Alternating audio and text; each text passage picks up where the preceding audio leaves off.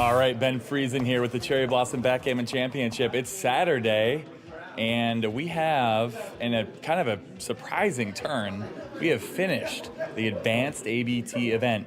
And that's because we had 32 entries, so there was always a chance, but that chance came in, and our 2025 champion, Yimbaum, congratulations. Thank you, I appreciate it. You came, what was your first event? Last year? Was it my very first event? Oh, or 2 years Cherry ago? Blossom event? It was No, last year. no. I mean your very first event overall. 2 years ago. 2 years in Minneapolis. Madison. Madison. Yeah. So what? A year and a half later, 2.5 years. you're winning the advanced. Yeah, it's crazy. Awesome. I've gotten stomped over and over again. Yeah, that's So, backgammon, it's been a long time right? coming. Yeah. So are yeah. you? I mean, you're practicing. You're gonna keep improving. You think? Yeah, I think so. Yeah. Only up from here. Only up from there. Yeah. I'm gonna take it easy on the studying, more playing. Or playing. That's good. Yeah. You've arrived. You know. You got your trophy. Arrived, Yeah. yeah. So for the rest of the event today, we continued on with the other ABT divisions, the championship division and the intermediate division. The championship division had 75 players. We are now down to just 18. Tomorrow morning on Sunday, day 5, our final day of play, we will break the threshold, which, by the way, we pay about 15% of people in this event. And those people will play on for the trophy. Currently, our leader, our undefeated player in the championship division, is, you'll be shocked, Victor Ashkenazi. Just a legend of the game. He actually won this event. It wasn't last year, was it? Oh, last year? Oh, okay. He won this event last year. He wants another trophy. I got a cool one for him. Hope to give it to him. Or one of the other one-loss players. In the intermediate division, we had 38, and now we have 3 people left that can win the tournament, along with a handful of others that will fight it out for 4th through 7th place. Our 3 finalists in the intermediate division are Farzad Moazami, John Che, and Rosemary Steffen.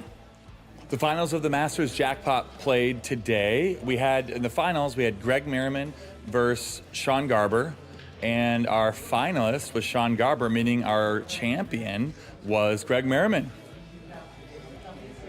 For the women's event, the finals did play. So I announced yesterday that Marcy Cusser won the consolation, and our 2 finalists were Laura Granger and Pat Knapp. And in a blowout of a match, I hear, Laura Granger is our champion.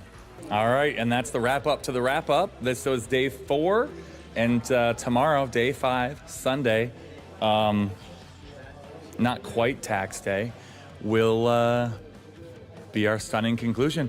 Hope you're going to watch all the streaming. We'll have commentary, and check it out at the USPGF YouTube channel. Otherwise, that wraps up the wrap-up, and we hope you'll watch the streaming, and we hope to see you next year.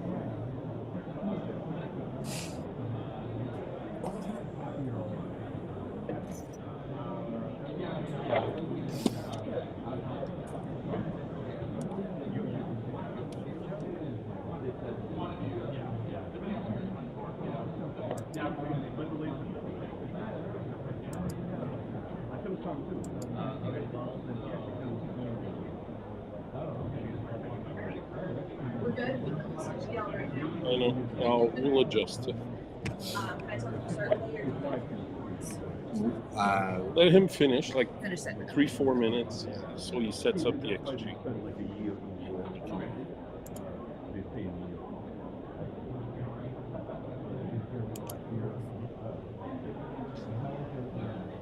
You'll have the XG on this, right? You'll have XG on this here.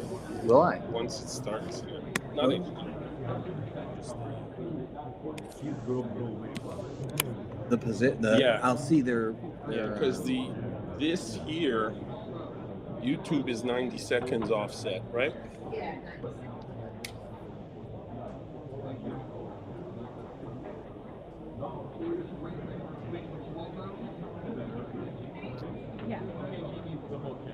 Oh, the whole thing.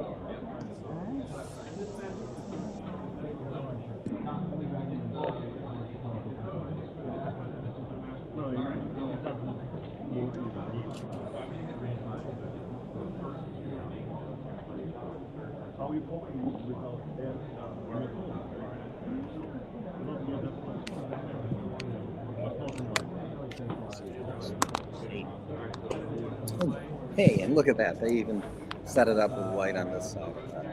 So that I was trying to change the colors to get the red on the bottom. And now I'm going to section.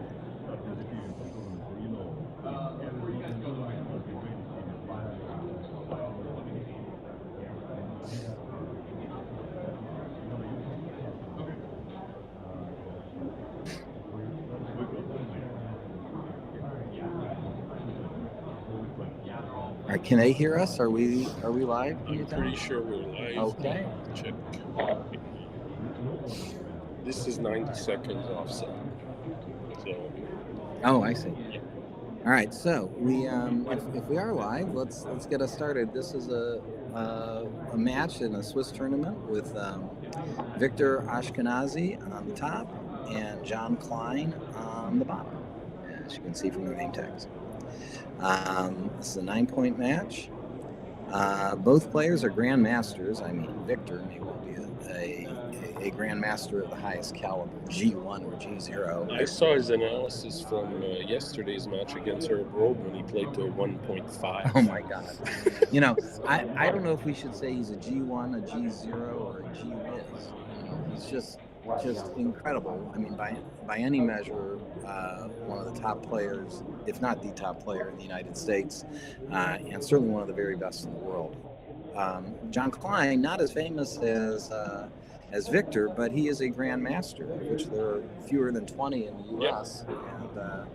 And John is a local player out here in DC. DC, and he knows his stuff. So we're going to have a great match here, and here we go.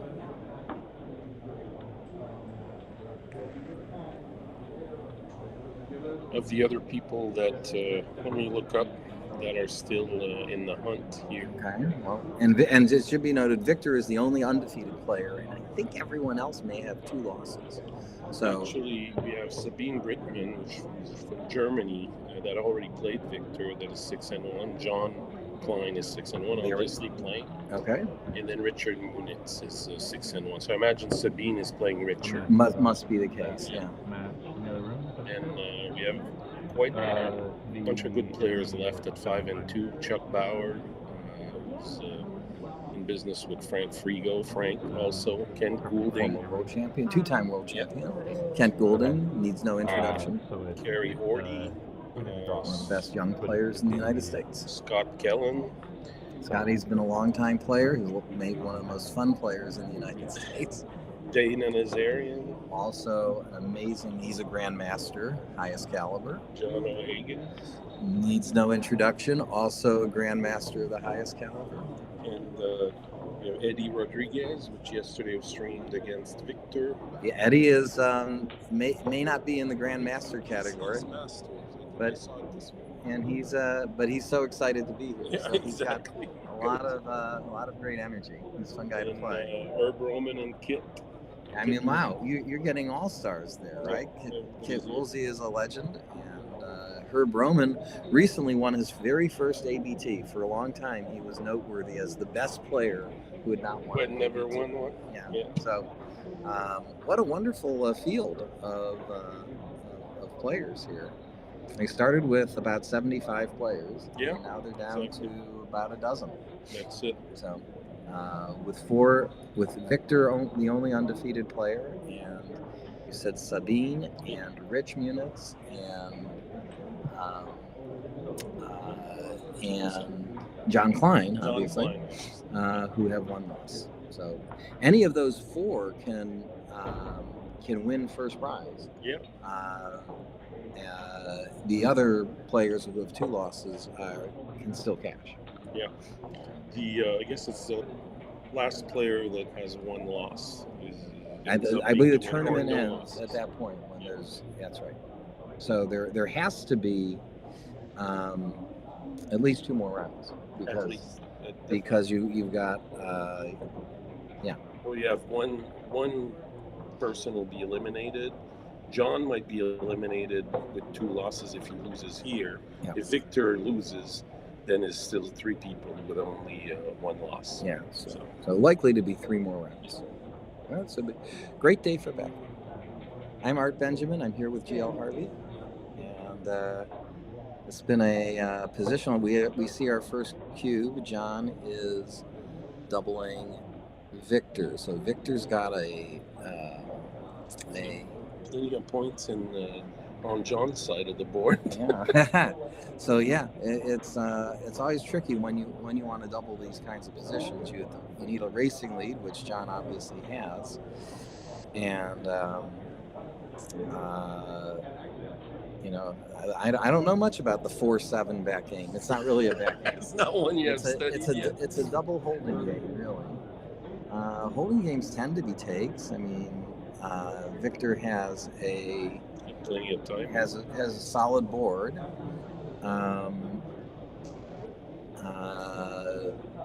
John's got a little bit of work to do getting that one checker home. So I think I'd be inclined to take this. What do you think, Joe? I think there's still a lot of backgammon to be played. It's the beginning of the game. Victor seems to have his home board's just going to improve. John would be unlikely to pull everything in without leaving at least a shot, if not two. The other thing is if Victor gets hit, buys him a little bit of timing. Mm-hmm. Yeah, if he's coming in on a lower point also to try to make John's life more miserable. So, a lot of ways to win here. Despite having six checkers back, it's not overly gammonish because of the high anchors. I talked about that yesterday. Victor tends to, I had a discussion with Ryan Rebello, where Victor tends to drop sometimes. I mean, if you played a 1.5, obviously, he's rarely not making makes the wrong decision. I think he just tends to do it right. Yeah, but he's not. He would rather not risk playing a high cube. To him, since he's probably a better player than most of the people he plays against, he would rather the game drag on and open his opponent to making more errors than him. So Victor takes. And true, but there's not a giant. I mean, Victor's better than most players, but John's no slouch. No. You just have to make the best plays, and I think there's a player factor. Yeah, his board. It's good. Two, just keep it simple. Yeah. Come on in. John tries to avoid a shot as much as possible. So he's going to be building his board.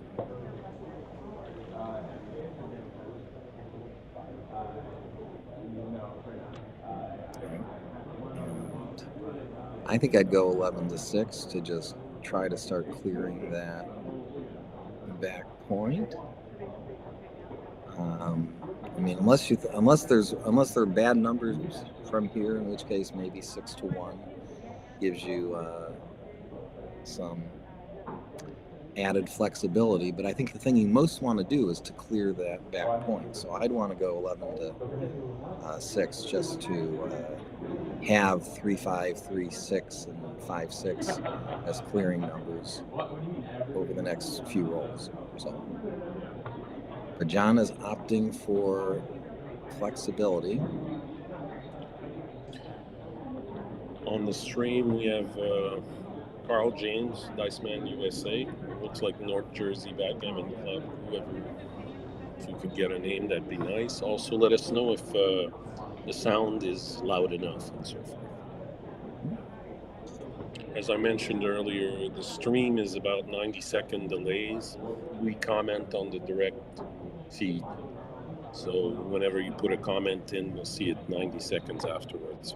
That's a 4-2. Okay. So. Move some freight, as Bill Riles says.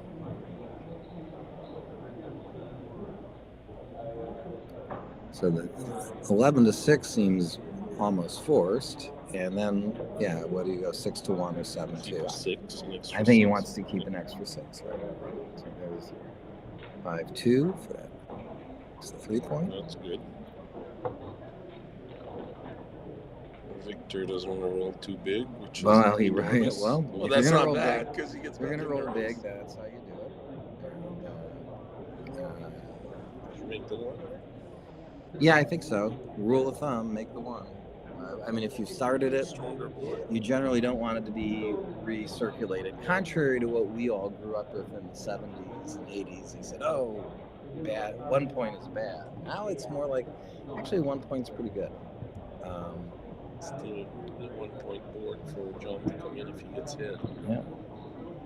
He's got, apart from 6s, he's got those 2 spares on the 6 point to So be patient with. a 4-1 here. I guess I'd go 8-3. Let's do a quick race count. We got 87 for white and 105 for red. Victor.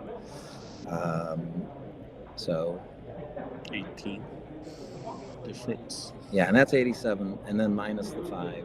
So after this roll, it will be 82 to 105. So that's 23 pip lead, which means that he can afford to do a little bit of wasting for flexibility. It's not, you can throw away some pips. The question is, he's maybe thinking about, do I pay now or pay later? I think you don't want to leave 6 shots. I think when you have about 11 clearing numbers on your own, you don't have to get that desperate. So he's leaving 4 shots here, and he pays for it. Wow. How soon is the cube coming back, Art? Pretty soon. Yeah. There you go. There it is. Well, he paid. And that's it. Yeah. That was one window, and Victor finds him usually. Yeah. Pete Jarvis says good morning. Thanks for the commentary. Thanks for being there. Yeah. I guess smash the like button, to use one of Mark Brockman's line. So it's We got 27 watchers right now. terrific. Terrific. Wow, this is going to be a great match to watch. Thanks for coming, everyone.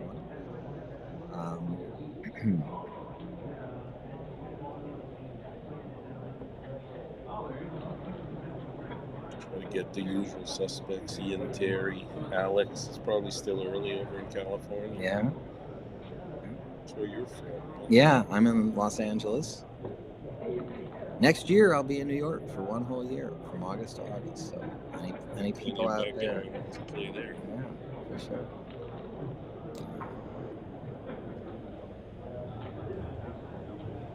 So, What does that look like? it looks like a 6-4 to me. It is. There it is. No. Yep, and it hits. 3-6. No, it was 6-4 from the ball. Oh, now that was played pretty quickly. I might have looked at making the 5 point. He just makes the safest play. Victor usually plays slower than that. Oh, it was John that made the quickly made the 7 point. I would have at least looked at the 5 point. I'm not saying I would have done it, but I would have looked at it. And now is it a?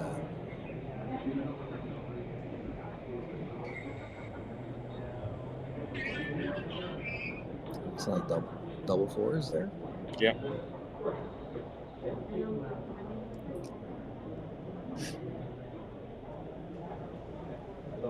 So let's see. Down to the 9. If that's double fours. If that's double fours, maybe he's getting a count on the race just to first assess the situation. So we have 164 for white, minus 16 is 148. And Victor has one's at 169. So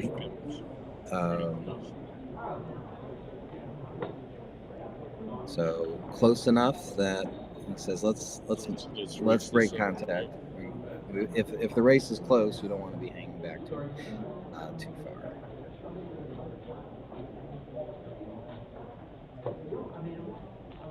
My son has the same reminder popping up hard. Yeah.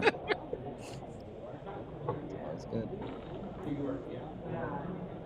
All right, so now 2-1.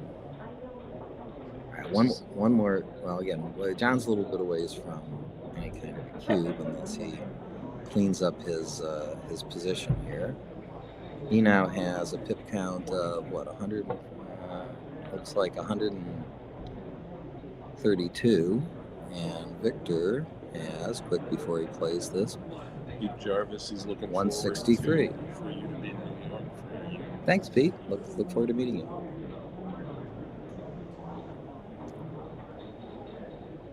So it looks like John's up about 30 pips, but he just can't.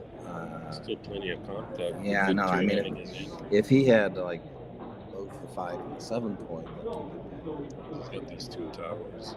so Victor is doing the best he can with those double 2s. Now with a huge racing lead and Victor having a not so potent board, what are the market losers if White if he rolls? I mean, the thing about holding games is that the position changes slowly from turn to turn.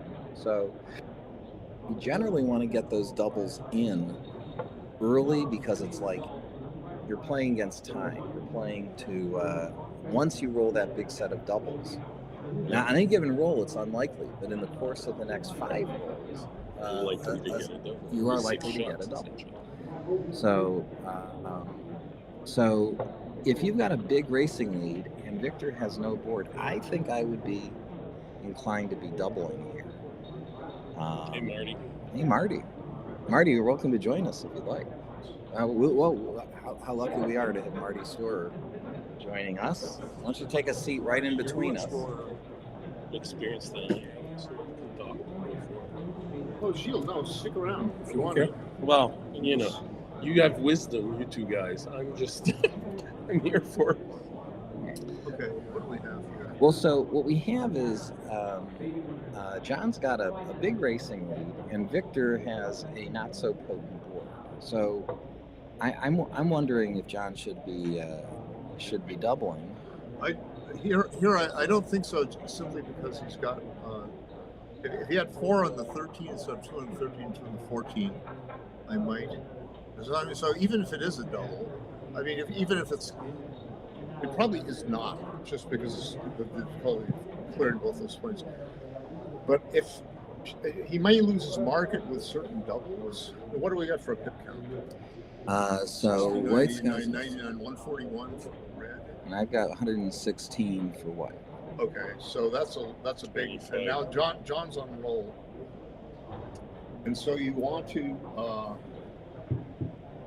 The question is it going to be okay? So it's going to be 24 pips. One less pip. 22 pips. 3 less pips, right? Okay, yeah. So So yeah, so. But maybe you're the saying, question is it going to be a market loss and there's not much of if one. You rolled a big double. let's if you roll something big like double 6, double 5, obviously. But if you just roll something like 6-1, it's just a good roll, clearing 14 point, then it's still going to be a take. But even something, or even a double. What did I call? I called it 6-1. Now but the thing is also the gaps on the bar and the 5 are serious weaknesses. Right? That's right. Well, that's what I'm saying. Even if White rolls like a double 3 or double 4, he hasn't necessarily lost his mark. Yeah. Or so it might not be by much. And now, so this is now Victor's are just snap take. And the thing also about what you mentioned before, Victor's lack of board strength. Victor is, Victor Ashkenazi. If anybody is going to be able to build this board efficiently, Victor, and with weaknesses in John's board. What is that? A box cut? Yeah, 6-6. So in the race, he's gotten a lot closer. He's already counted the race, and he's assessing that his shot equity plus race is going to mean he should stay back. He must have been behind in the race, even if he left. 6-6. So Victor, so he's slotting his 6 point. He's putting his spare on his 5. He's got builders for his open 2. John has rolled very well to make his 5 point, but this is a take right here, even with a significant hip lead, because of shot equity against it would be a bigger take if he had John's 5 points. It was 4 points. He'd have more shots against the outer point, and he'd have more chances to race later. Yeah. Here, I think if he clears the midpoint, leaves a lot out there, that's enough to make this a take. I don't even know the pip count, but it's for 34, 37, 39, 55, 81 for White, and 44, 51, and 40, 93, right? I agree. After the move, so this is the biggest of takes, and probably like a no double for White. Alex logged in finally from LA. Hello, Alex. 4. Says That was a double 2. Double 2. Yeah. And you notice that Victor. Now Victor hit that no indirect shot. hesitation in making this two. And there's a 5-number shot for John. It was a 4-3, I suppose. Yes. He had to do that. He had to break his 5, which is silly. And Victor has rolled a 4-3. Is that it? Yes. Or that was It's a 4-3. 4-3 for Victor. Oh, they got baffled. So, okay.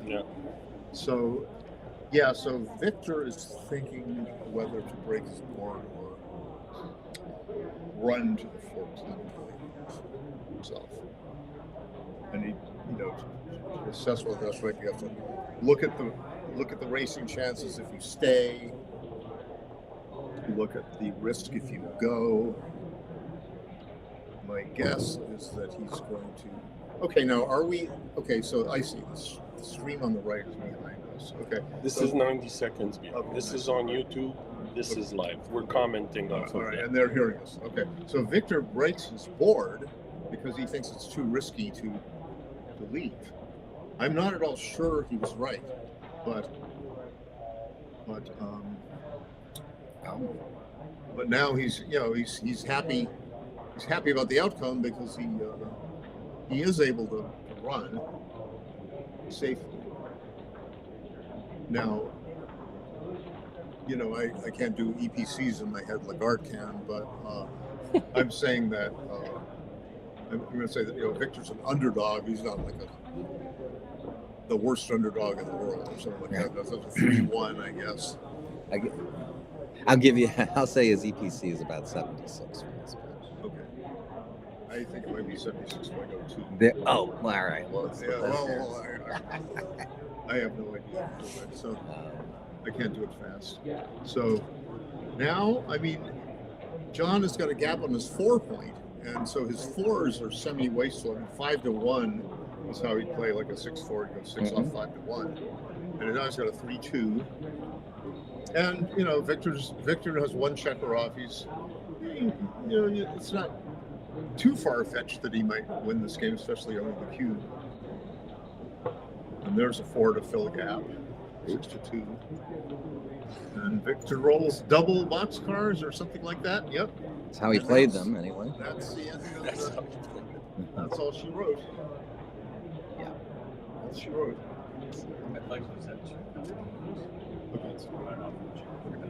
I'll head up. I mean, I don't really care. I. I No, it's what. I I don't- three voices I can't do. That's fine. All right. Replacing Thank you, Jill Harvey. GL Harvey, who's done a great job commenting yesterday and this morning. We have the Grandmaster Marty Storer. Welcome, Marty. Welcome, welcome. Thank you, Art. Happy to be here. I'm out of the tournament. 3 and out for me. And here I am, at least second. Babylon. Now this is just going to be a double drop. I mean, thank you, Marianne. Marianne Bones found my phone, which I left in her car. It fell out of my pants after she chauffeured a lot of us to a restaurant, and that was my biggest worry. And now I've got my telephone back. Now I can call my bookie and say, I really meant to pay you. Don't hurt me. But Victor took a little time, and then he called the problem. Right. And by the way, just for those listening, you might ask, how did the score affect that 4 cube? And the formula I use is on a 4 cube in a non-gammonish position like we had here.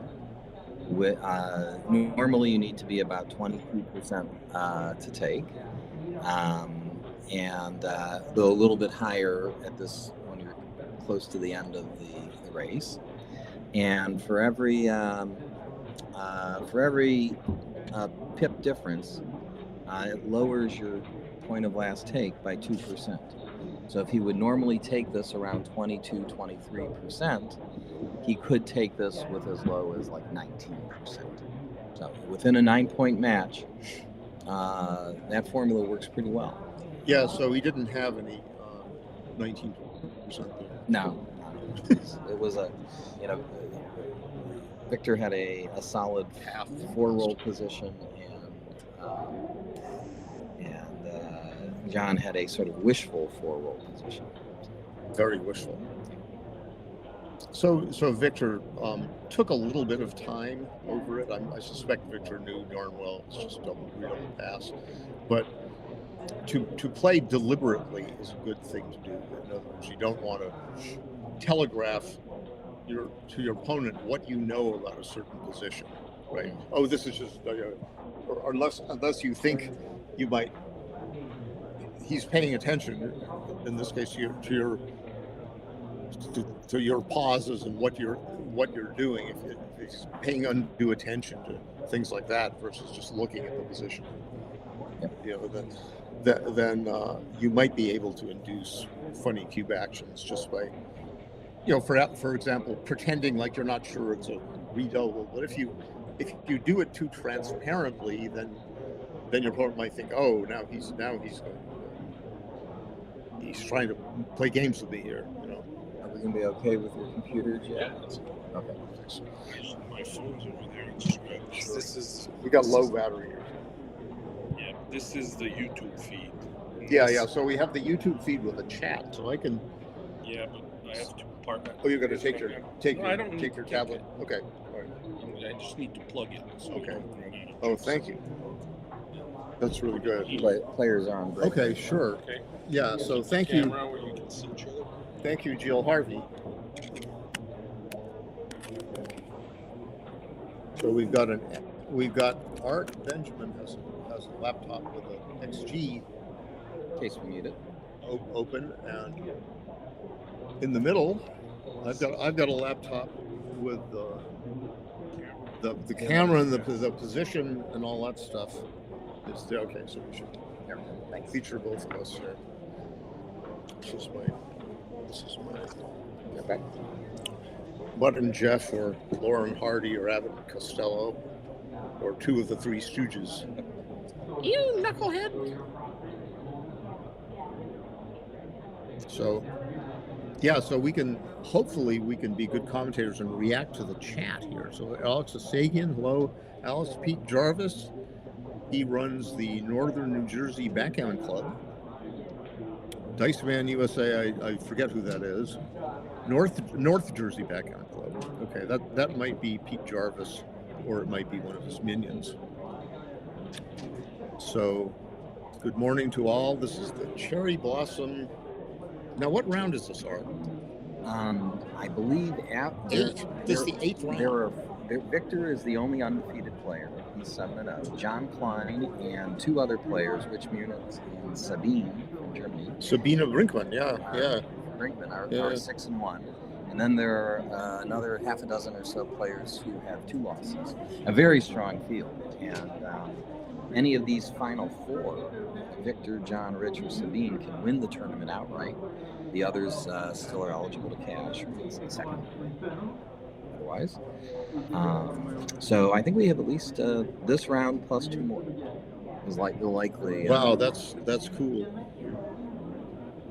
There will be at least 1 more player with 1 loss after this round. So, and plus Victor. So. Who is there? So you said Victor was the only 7-0 player? Correct. John, Rich, and Sabine are 6-0.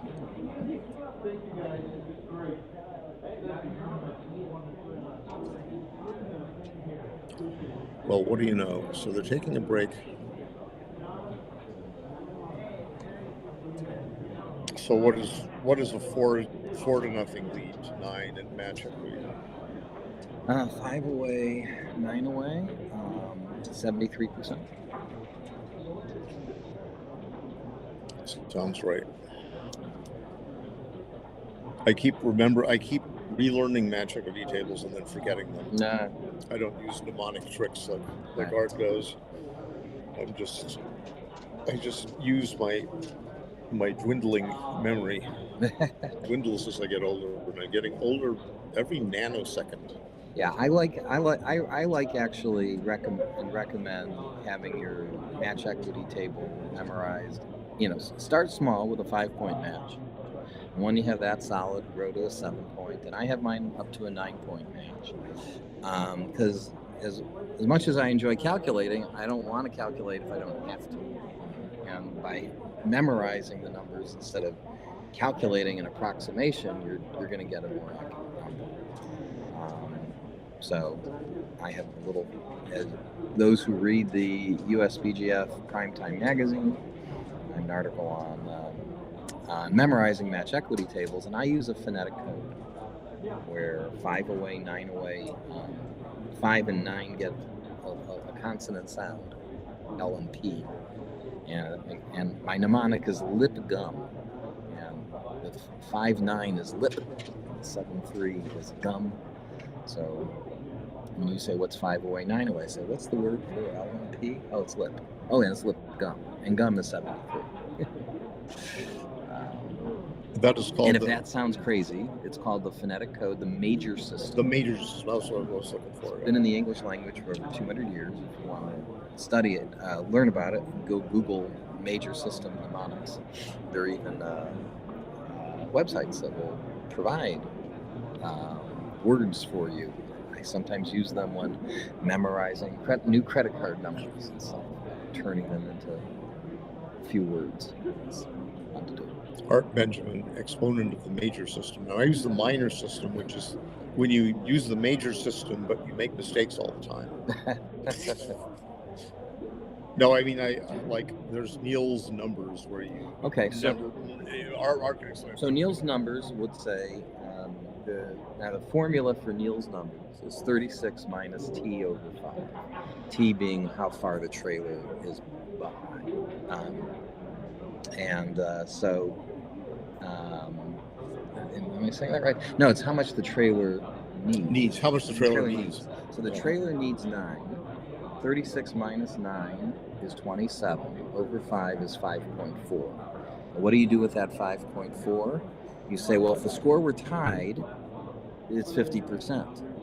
But with a 4-point advantage, you add 5.4 times 4 to that, 21.6, call that 22, to say that the match equity should be about 72. And it's 73, but yeah, and we don't know from off the top of our heads whether 73 equals 72.5. That's right. Because the default match equity table that is loaded into Extreme Gammon, they call it Kazaros Rockwell 2. Yes. Yeah. That one has significant digits, like 2 after the decimal point. And Neil knows them, by the way. Yeah. Neil knows them. Yeah, Neil. Yeah, he takes pride in knowing them. In his previous life, he traded options, and he said his advantage in doing so was that he was a quant, quote unquote. He could do arithmetic in his head really quickly, and he could integrate that with knowing the behavior of some of the people who would buy things. By the way, I looked up on XG, and it says 5 away, 9 away is 72.54. So, so my saying 73 is a rounding up of that 72.5. Right, and Neil's number. And I would also point out that these match equity tables are still just estimates, and if you're making calculations based on a 0.54 match equity table difference, you know, it might be better than nothing, right? But it's not. You know, what is the match equity table, the effective match equity table between John Klein and Victor Ashkenazi? Well, none of us knows. Okay, it's out there in platonic heaven somewhere, living in the ether. You know, it's you know, if we studied their matches and their record against one another, and if we had a multi-factor, you know, regression analysis or something like that, that I pretend that I know what that means, but I really only sort of know what it means, then you might say, okay, this is what I think the match equity table between Victor Ashkenazi and John Klein is at this very moment, and then I would still be wrong, you know, because it would just be an estimate. So you know, it's better to use a match equity table than not to use one, but really fine distinctions will often take a back seat to psychological factors. You know, the way I feel today, did I just lose a little money, not buying enough euros soon enough instead of dollars? You know, it might affect my mood. And well, by the way, they've started their match. So 4-3. So Victor, being ahead of the match, he played a reverse split. He split to John's 4-point, and then brought Builder's 9-point. John rolled a 4-3, and he hit loose on his own 4-point, brought a Builder, and then Victor hit him twice with a 6-4. And maybe he brought in two checkers, and Victor hit twice. And now John is hit back. Now we're getting a real rollicking, good, complicated game on our hands. So Victor has consolidated a 8-9-6 position, and John has got more checkers back. John makes Victor's 22-point. He's got a good anchor, and he comes up to Victor's bar. And he doesn't have a lot of checkers up front with which to menace or prime Victor's back checkers, so he concentrates on improving the position of his own back checkers. He does so by now he's got Victor's bar point as well. And he has a Builder on his 11-point where Victor can only hit it with, he's got 4 numbers from the 22 and 2. There was only 6 numbers to hit that thing out there. And Victor did not hit it. Victor came out to he rolled a 5-3. 4-3. Now, this is a 5-3. Yeah, I think he rolled a 7, maybe a 6-1 last time. He came out to John's 10-point to divert John from his prostitute building, and then John hit with a 5-3, which he stacked his 6-point and hit. You know, hitting was the right idea, and Victor probably stayed on the bar with a double 6, and now John is building some more. Victor's main project is to get his back checkers away. And he says to himself, how am I going to do that? I'm going to split my back checkers, but I'm not going to come up to John's 5-point in the direct range of his Builders, the Builder on his 11. And there's no other, once he stops on John's 4-point, there's no real other one. He could have slotted his own 5-point, but since he's trying to escape his back checkers, he doesn't want to create a diversion for himself by putting the blot on his side of the board, especially when it's dicey whether he can cover that blot. John will attack as soon as he possibly can, right? And then in that shuffle, Mr. Ashkenazi might not cover that slotted 5 point. Anyway, so Victor has Looks like a double. looks like a double 5, so he's played 2 of them out to his own 11 point, 21 to 11. Now he's thinking, shall I play completely safe or shall I stop and leave him a shot and make my 4 point? I suspect he's going to make the play that he's looking at, which is make the 4 point. But he might just say, I'm going to play completely safely. The trouble with playing completely safety is he doesn't have any spares. So right now I think this is a little bit stiff for the likes of me. But Victor says, all right, it's thematic for me not to be hit. I wish to escape my back checker, so it's principled. Victor's blot free play is principled in that respect. But what is he going to do for an encore is the next question. But meanwhile, I know what I'm going to do. I'm going to say hello to Marianne Meese. Nice to see you here, Marianne. oh, Marianne Meese, yeah. Art's, I'm looking at the board and talking up a storm, and Art's manning. Gives me a chance to look at the comments. Yeah. And, So what do we have? Our 5-2.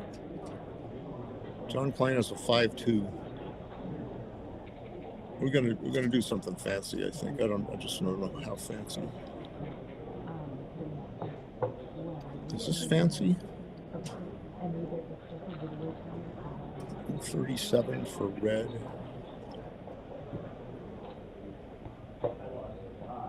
Well, it's not, the pip count is kind of close. So John, instead of slotting 2 points in his board or making his 5 point or leaving shots, he's just bailed out of the 22 point. Interesting decision.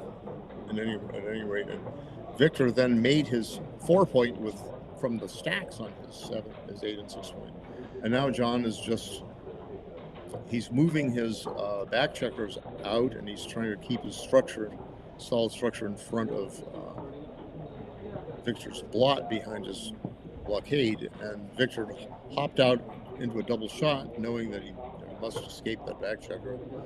And John rolled a very nice 5-2, which hit and continued on to 7 point and left no shots. the race is actually pretty close even now. So even now, yeah, that's right. So, yeah, so Victor enters on the 22 point, so he sees daylight. As the saying goes, he can get out with a 6. Get out of 6, a 4-2, or 5-2. The 5-2 is preferred hitting that blot. Now the race is swinging into Victor's hands. And now John says, before I do anything else, I'm going to enter. I know I'm going to enter on Victor's 2 point, controlling the most possible territory within Victor's board, wishing to hit a blot at some point later using that same checker. And Victor says, ha, I'm going to point on you with a 6-4. And John says, double ha, I'm going to get back even farther on you, but I'm unhappy about this sequence anyway. And I'm going to slot my 5 point and try to build the board as quickly as possible.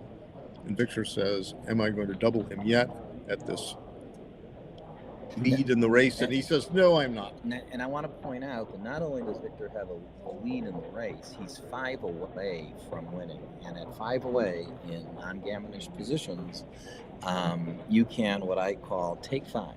That is, you can be a little more liberal in your takes when your opponent is 5 away. Intuitively, you don't want to freely let them get to 4 away, which is such a great score to be at normally. There's lots of advantages to being at 4 away. So, Victor's going to be, waits until he's got a better racing advantage than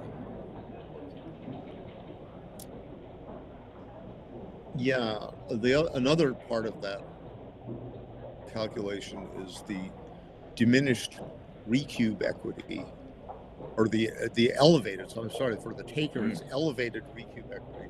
Sure. Well, and that comes, some of it just from the distance of being trailing 5 or 9, needing almost twice as many points as your opponent. But But yeah, I think people don't always appreciate that nuance, that at 5 away you have a little extra incentive to take. And the same at 3 away, obviously. If you're three away, you have. If you're trailing and your opponent beats 3, then similarly, right? No, not as similar. No, the 3 away tends to be a little bit more like for money. Like for instance, if it's 3 away, 4 away, you need to be 25% to take. If it's 3 away, 5 away, you're. Yeah, but 3. Yeah, so let's say 3 away, 4 away. You have to worry about the gammon. Well, but the gammons are normal. They're worth about, the gammon price is about the same as 0-0. Yeah, but the trail. I mean, the trailer has got the trailer at least has got big incentive to double. Oh no! When gammons. Believe me, when I'm talking about this, I'm certain. When we're talking about 3 away, 4 away, I'm certainly referring to non-gammonish positions. Okay, non-gammonish positions. Yeah, that's all I was saying. Oh, okay. When you bring gammons in, then right. everything changes. Right. Yeah, 3 away. 3 away can be funny if there's non-gammonish positions. That's what I'm saying. Yeah, you're right. So anyway, going back, John Klein had a 6-5, and he had a choice of staying back in Victor's board with a blot, or just coming out to Victor's bar point and putting all his hopes on a holding game of this type, where he's waiting for a shot. But Victor is, the decided favorite in this game. It's just that, John, by coming out of Victor's board, John was saying to himself, I don't want to get attacked from around. After this roll, John will have 94 pips, and Victor will have about 71. Well, good for him. Okay, that's cleared. And that may be it. Big racing. That lead. may be it. He's got a big racing lead, and will John break contact entirely, or breaking contact entirely looks anti-thematic to me. So after this roll, Victor's going to have has 59 pips, but let's add a few for wastage. Let's say 3 extra pips. So effectively, he has like 62 pips, and John is just so far behind. Yeah. So he still needs to be. He needs about 70 pips or less. Yeah. So right. So he had his pip count was not sufficient, but maybe 70 or maybe 72. Right. Because he has that extra. Normally an 8 pip. Yeah. He's got a few. There's a few block numbers: 6-1, 6-2, 6-3, double 3's blocked. Well, I wasn't even thinking that. I was just thinking from the standpoint being 5 away, he had a little extra incentive to take. Yeah, but he wasn't close. Yeah, I don't think it was close. But I think he made the best practical play to make the 1-point case. Victor's not going to make mistakes in positions like this. I mean, it just very, very rarely happens. And that's a common enough type of position that Victor just knows. All right, so how do you do the 4-5? I might make the 2-point. I would not. I would make the 3-point. Or the 3-point rather. Yeah, no, I would make the 3-point because you want to start creating a strong board. You're behind in the score. You want to steer this to more of a hitting position than a holding position. Yeah, no, it's interesting that John quickly made his decision. I think he quickly decided that the 20-point anchor was so desirable he'd do it, and then after having made the 20-point, he said, okay, what am I going to do with the 5? Am I going to go 13-8, double shot? I'm going to go 7-2, fewer shots, but badly positioned checker, and no, and so what's left but the hit? I bet that's was John's thought process. But maybe in positions like this, especially when you're behind in the match, and you might be frustrated to be behind in the match, which I'm not saying John is excessively frustrated. John's a pretty chill guy. He's a pretty chill guy. At least outwardly he is. Yeah. You don't know what his emotional state is, right?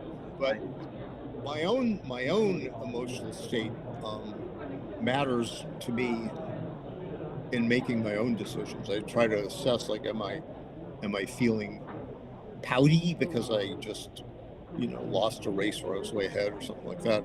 And if so, I have to reboot my emotions and really think about every single move, right? Really, really think about it. And sometimes it works, sometimes it doesn't. Now, Victor has just rolled what did he roll with that? A 6-2 or something? What was that? A 5-3, a 6-2? Not a 5-3. He rolled an 8. Must have been a 6-2. And he decided he'd break his 18 point. Looking for simplicity. This is an easy position to count. 6 plus 8 plus 13 times 5 is 135. Yeah, I would have gone 70 plus 65. That's a good one too. That's the way I do 14 it. times 5. I know lots of chunks. 5 on the 8 and 5 on the 6 is 5 times 14 is 70. So now Victor has simplified. Now, if that was a 6-2 last time, or can been a 5-3, you would have pointed on John on 3-point. He could have played safe 8-6, 8-2, or somewhat unsafe 8-2, 6-4. But instead, he cleared the 16 point, and that is a decision that I would question in myself before even if I wanted to do it, I'd try to think hard about it and say, well, that 16 point might come in handy for a little while, and I might not get safe next time even if I do. But Victor has successfully cleared his 16 point, which was a problem point, and now it's a holding racing position. And John's going to keep the checker back on the 22 point. And what does he have? He has a 4-3 now. He needs not. Well, yeah, maybe I would go 6-2 and 13-10. I'd happily leave that checker on the 13 because of Red's blot. I think having a little bit of an outfield presence. Yeah. Now I agree with you, Art, on that. You're duplicating a bunch of ones. If he hits you right with a 1, even if he covers his blot and his board, you might get a double anchor. You might come back with a 3, and then you increasing your shot equity vastly. All right, so Victor's thinking about the cube here, and so let's see, Marty, why don't you give us a count? Oh, okay. Too late. He's rolled 109 before the roll for Victor. I'll say 120 for white. Yeah, so now it's 99 and it's 114. So, but there's a lot of shot equity in this position for example. Yeah. It's stripped outside, and potentially a blot coming up on the midpoint. That's an excellent roll. Blot schmott. Yeah. Those two for sure. And now lots of decisions here, right? You could hit on the 3-point, and you can bring your checkers a little closer, give them 2 safe landing points with 13-12. You may be looking at the race here to see, well, if you hit on the 3-point, you're hurting his racing equity a bit. So if you had a big racing lead, you might play the safer 13-12, when the race is still kind of close. Yeah, this is a standout to me because if it's so horrible, especially if John's chasing the bar right now, and Victor immediately doubles. And by the way, let's point out again, a lot of people don't understand this concept. They say, "Whoa, isn't that brave to double at 5-0?" If it's a non-gammonish position, then it is in fact, John's take point is slightly elevated. He has to take like 23, 24. When the leader is an even number away, you need even more to take by about a percent or percent and a half. Right. So so you shouldn't be afraid to double. If you would double it for money, again, non-gammonish position, if you would double it for money, you should double it at that score. Now with 3 away, 9 away, that's a different story. Yeah, three away, 9 away, I would point out is a lot better for John, the trailer, than 2 away, 9 away would have been. That's true. That's one of the reasons for why it's an elevated take point. I mean, so even in a non-gammonish position, John can take with like 16% here. Right. So, that's a huge change. Oh, Kit Woolsey, come join us. In fact, Kit, I'm gonna step out for a few minutes. Why don't you take this? This is Victor Ashkenazi. This is John Klein. There is another room if you want to watch that over there. So this is. Otherwise, we'd be getting feedback from the big screen. Yep. So now Victor has got a 6-4, and he's thinking, shall I hit with a 4, or shall I just consolidate and remain with an advantage in number of back checkers? And this, the safe play, which was just considering making a 9-point, is, to me, it's quite attractive at the score partly because John Klein has a blot on his 14-point and a blot on his 9-point. And if he makes his 5-point, say, with a 4-1, then Victor can hit with a 2 outside, or he can make a point, or he can run away. And it's just a good idea especially if you're 3 away and you're 9 away or lopsided score like that, to steer for simplicity when possible. Now, if Victor hits with a 4, then okay, what's the right 6? He might come out to John's bar point, or he might slot his own bar point, hoping to be missed. But if those tactics go wrong, if he gets hit back, then John is happy to have a nice, complicated position, right? And with a lot of big swings going on, a volatile position. So I myself would go tell him. Go tell him. Is it that way? I'm sorry. Yeah. So Art Benjamin, the mathematical guy, is going to step away in favor of Kit Woolsey. So Kit is the winner of everything. So now we have it's plugged in. Yeah. So we have our streaming stations selling us a little battery. So I'm going to close that indicator if I can't even realize mice work. Okay, so Victor is thinking, he's got a 6-4. Victor's red on top, and John Klein is white on the bottom. And Victor's ahead 6-0 to 9, and Victor's a 6-4 here. He's thinking he's got the full roll, so he's thinking whether to hit the 4 and then find a 6, or whether to just make the 9. And I'm arguing in favor of making the 9-point. What are your thoughts? I would make the 9. And Victor does. All right, so. It gives him a good solid position. Good solid position. I can't see the dice. Oh, the dice. Okay, I can call them. It looks like a 5-4. There's some glare on the dice, but I'm pretty sure it's 5-4 for John. Now John splits, which has the advantage of also safetying his 14-point blot making. Victor makes his 3-point with 5-3. No thought of attacking while he is way ahead in the match, and while he's probably ahead of the pip count and has an advantage in the number of back checkers. And Victor says, I must get away with my back checker. That's my highest priority, so I'll step up the 3, slot my 4-point, and John Klein says, no, you're not getting away. I'm going to point on you with 4-2. And Victor says, well, I might still get away, but at least I can make my 4-point, even though my ball on John's 3-point is vulnerable. And John says, well, I will attack you if I can, but 4-1 or white.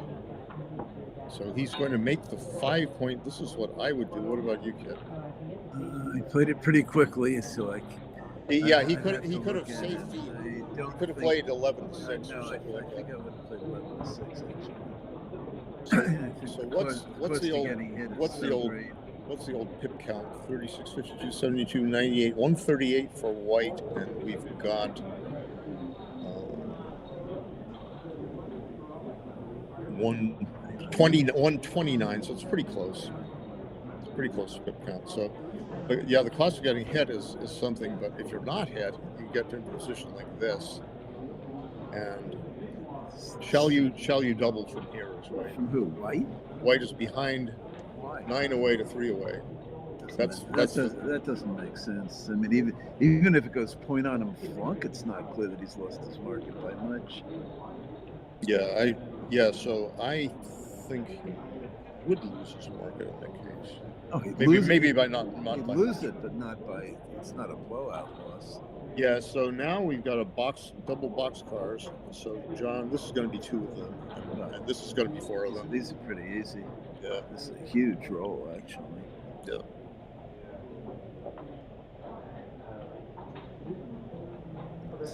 He's going to think I about. don't even see what he's thinking about. What other play is there? Well, he might be thinking, shall he make the 2-point and. No, he can't be thinking that. He might be thinking. He's got to be thinking something. Yeah, he might be thinking of running. Making the bar point looks 1,000% to me. To me too. It's a 5-point prime. I mean, if you don't get hit, you're basically gin. If you do get hit, you're still a pretty good position. Yeah. But you needed that 3 pretty badly. Victor needs a 6 pretty badly, or failing that, a 2. Gets neither. Must play 8 to 4. Yeah. I don't think he's going to break his 9-point. No, John can attack. And John attacks. What's that? 6-3. 6-3. Yep. Here we go again.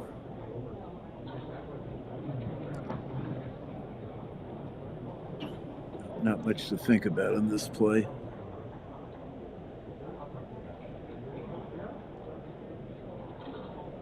I suppose he's thinking of coming out with a 6, but why? I mean, you want the builder to make full prime. You don't want to expose yourself on the other side of the board. Oh, I can see why Victor's 6-0 or whatever his record is. Yeah, 7-7. 7-0. That's the old joke. The old joke about people late in the tournament in the finals. Or I think he has. What's he got? A 4 to play? A 4 to play. Yeah, he has to play 13 to 9. I mean, 8 to 4 is just too ugly. Yeah, 8 to 4 is ugly. It's blot free, but does that mean much? The future is just awful. The future's too awful. This is a very smooth position. Yeah, I like this as well. I would like to make that ugly feature of the stripped outfield points and the stack on the 4-point. That's a 5-1, so he's going to hit again. There we go. John is continuing his attacking ways. At first, you don't succeed. Keep on. Well, I can't say that. It's a 3 Stooges line, but I can't say it. Mixed company. Victor's cleaned things First, up. you don't succeed. And Victor has, and now, again, it's a 6-4, and he's going to run. He'll run instead of breaking his structure. It's clear. Yeah, and she's not going to even probably look at anything else. So now Victor hopes for 2, and he gets it, a 2-1. Now he's very happy to have a spare 1 to play outside instead of inside. And John says, well, I should hit you with a 2 at least. So he's double 1. Double ones. So he instead of breaking his 5-point prime and he's way behind in the race. I think he's right. I think he's right too. Now, what do you have to say about the funny tactic of going 3 to 2 here? Not very much in this position. I don't either in this position. Other positions it might be right, but this yeah, you really need your 3 points so badly you might as well get it slotted. And there's a 4-1. So we can come out with a 4 and slide it play an ace, I think. Yeah, I think it's valuable to come up with the back checker. You don't want that checker back on the 24-point. If you make your 3-point, that's a little bit flaky because you're letting him out with the 6. If you break your 7-point and don't leave any blots, that's a little flaky. I don't think this is the right idea. I don't like this very well. For example, you might roll some funny number like a 3-2. It also decreases the number of ways. 4-1, it worked perfectly. He's got a 6-1 prime. Now he's actually glad he's back 3 to 1. He's glad he's back there. even a double three. Well, that's bad, but he still can play it. He plays the whole roll and keeps his prime. I guess it wasn't necessarily bad. Now he's got a spare 6, and he's got to play. He's got to leave a second blot, and he says, "I'm not going to leave any more blots after that." Maybe he was right not coming up with that far. Sure worked well. Yeah, I tend to think he should have come up because for a couple of reasons. One, but he, it worked out very well because the spare checker on the 8 point made the 3. Well, I just didn't like leaving the blot, which could get attacked. Yeah, I know. Also, there was scared me. The checker on the midpoint is well placed. Yeah. It's also outfield coverage. So now we've got a 2-1. Now John attacked so that he could try to win a gammon. And he keeps a 5-point prime, and then I'd have to see when he attacked. He put 2 on the bar and hit on his 2 point. So and then Victor came in with a 2-1. And then he hit back with a 6-1, and then Victor rolled a 2-6 from the bar, and now Victor still has a checker behind the 5-point prime, not at the edge. It might have been dicey if John had stayed on the bar with that 5. Yeah, the problem is that John doesn't have the ammunition to, carry out the full blitz. Well, when it works. Well, yeah, I think he was still right to. I'd have to look at that more closely. Yeah, I think he was still right, but because it all depends on the equity after. I would pick up that blot on the 2 point, or whatever. Oh, it's a 4. He came in with a 5, and he had a 4 to play. So. Yeah, okay, just pick up those blots because that's the danger here is getting attacked. Right. So now Victor safetied his outside blot to the 8 point. Now 4-1 for John. He can't do anything with the blot on his 2 points, so he moves to cover one of the escape points. 20 to 16 might have been better. It might have been better, but I'm not sure. It's not many ace application. Yeah, that's true.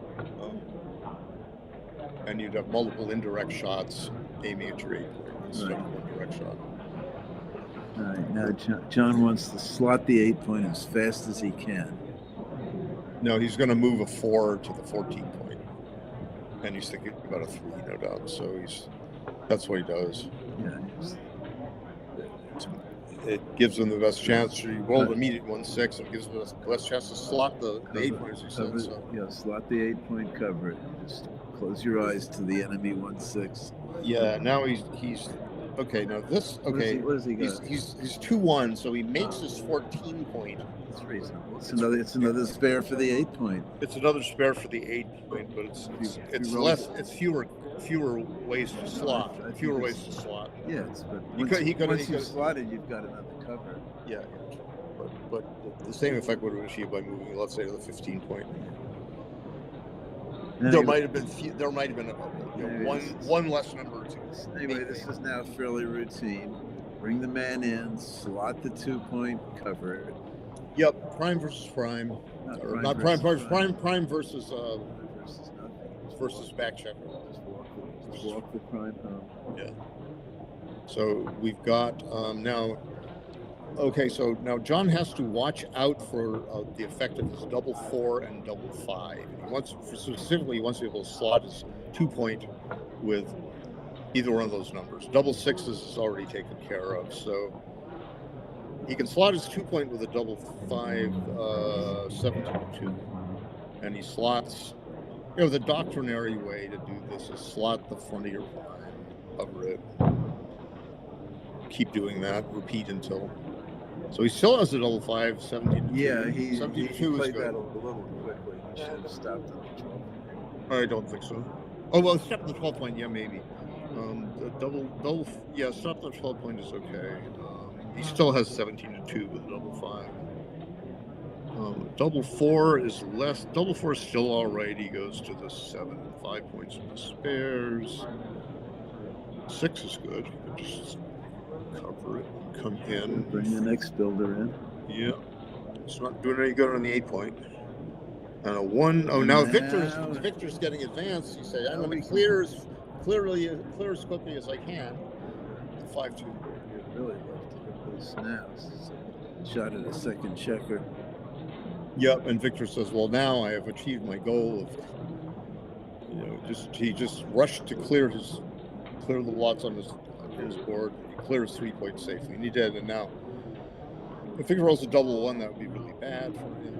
The second lot would be open, and John says, I am not going to take any chances. I'm just going to make my closed board. There's no blot numbers here.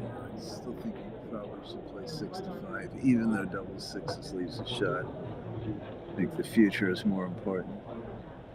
And probably not. It's probably not critical. No, it's certainly not. The question is, critical. you could play 7 to 6, which is pretty good. That's not. Because if you look at it, but it's better than the 6 is valuable. So I think I would have played what John did, and now I should pair up 3 checkers. So the point being that you still are semi-vulnerable to losing the race. He can easily lose the race after a boxcar. That's just 6-1.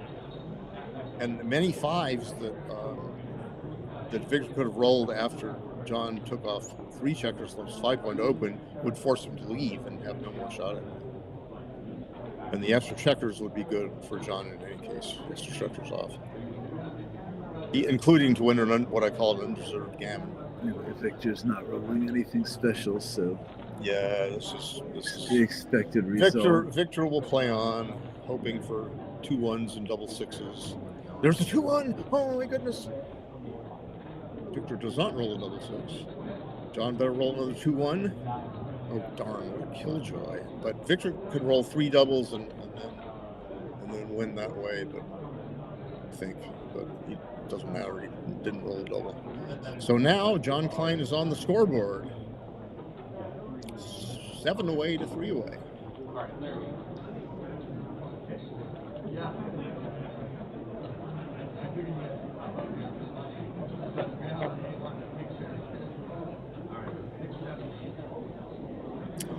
And John opens with a 4-1, and instead of slotting his 5-point, he's made a normal conservative play of just splitting his back checkers with 1 and down with a 4. Victor responded by making his 4-point. John made his 4-point in turn, and now Victor will double aces. A great shot. Makes his 5-point. I think I'm going to just make the bar point too. I'm not sure about that. I think that structure is so strong that I would just love to have it. Now the alternative would have been what? Would you have some kind of split? Yeah. Well, you could split the 22-point. You could split to the. You could make the 23-point. Yeah, which wouldn't be a split. Not bad here. But I like. He's got good timer. I like that structure though. Yeah. I like it so much. Don't we all? Yeah. What do we got here? That is a 3-6. So John makes the 5-point. He made his 5-point with 3-1, and Victor rolled 3-6, and he can escape. You figure I'll escape maybe before I can get primed, and John responded with a 4-3 to hit. John should be looking at the cube here in every one of these rolls. Yeah. Has it? I don't think he has it quite yet. He's been close. I don't think he has it quite. What has Victor got? A 4-3? That is John with a 4-3. Victor came in with a 4-1, and now John is a 4-3. So I suppose this almost looks like time to break the midpoint, or do you not break the midpoint and do something like this? This is a little bit, you're sort of giving up on your priming chances somewhat, and just putting most of your eggs in the escape or hit something basket. And that's what is that, a 6-5, so he can run. That's a great roll. Victor escapes 1 checker. And now John says double 3s is the roll. So fantastic roll. He can just make his bar point. He can, no. He can make his 3. Make his 3 and attack. This is clear in my mind. I mean, yeah, he's losing the priming battle. He's losing the priming battle. That's an argument for not trying to play in your opponent's game, not trying to play a prime battle. And John did indeed made a 4-point board and put Victor on the bar. Victor stayed on the bar, and now shall John double? And he says, no, I'm not going to double. But 4-2, he's going to step up with a 2 into direct range of the block. He's going to double next roll if Victor flunks. Flunks, right? He better double if Victor flunks. So John breaks his 9 point. He could have broken his Didn't want to break the midpoint. could have broken his midpoint, but that leaves more. Here it more comes. shots. This is a must cube at this score. Absolute must. Yeah, but I don't think John is going to hesitate too long. Just- Well, if he's hesitating, then he's just making sure in his mind. So he doubles, and now will Victor take? I think Victor's going to take this.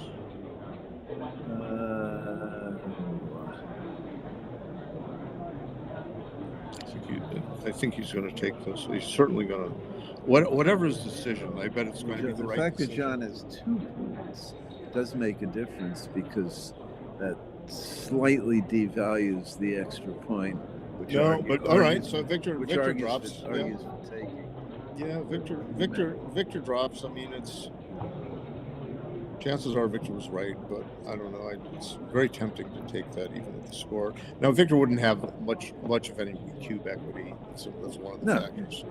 Just be sitting on the And cube. you say, okay, if John hits me and then I enter one checker, not 2 or not 0, then how would I feel about having taken the cube? That's a good kind of proxy for what the decision should be. So John splits with a 6-2. Victor hits with a 2-1. John hits back with a 6-4. Victor hits back with a 6-2. And a 4-3 for John. Now everybody's hitting on what I call the people's point, Victor's bar point. The people's point is not attacked anymore, but John has a beautiful double 2 to make both 4 points. John will have a cube on the next roll. John will. Unless Victor rolls very well. And he has not rolled very well. He's rolled an icky little 5-1. And that means Victor has to pass. I believe Victor's just going to pass. This is not a real 2-1 back game. This is a 2-1 lose game. Yeah, it's a 2-1 pseudo holding game. And John says, I'm cashing. I'd be very surprised if Victor took this.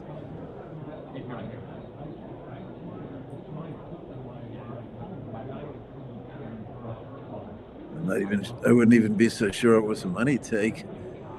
A money take would be dicey. I would not take it from that, unless under certain weird circumstances, having to do with playing against my opponent or something versus the board. So Victor just passed because he had a crummy position, and John wins a lot of gammons from there. Now Victor again plays with a 4-3, an opening 4-3. He plays a reverse split. He splits with a smaller number and builds with the other one.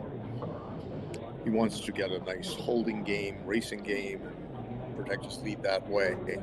John hits that blot he hit the blot with a 5-3, I think, and now Victor enters with a 6-5, and he says, all right, I have 3 checkers back, but my opponent has only 8 in the attack zone. Now 4-1 from John, a double tiger play where he hits both checkers. Now the score, I think I'm doubling this.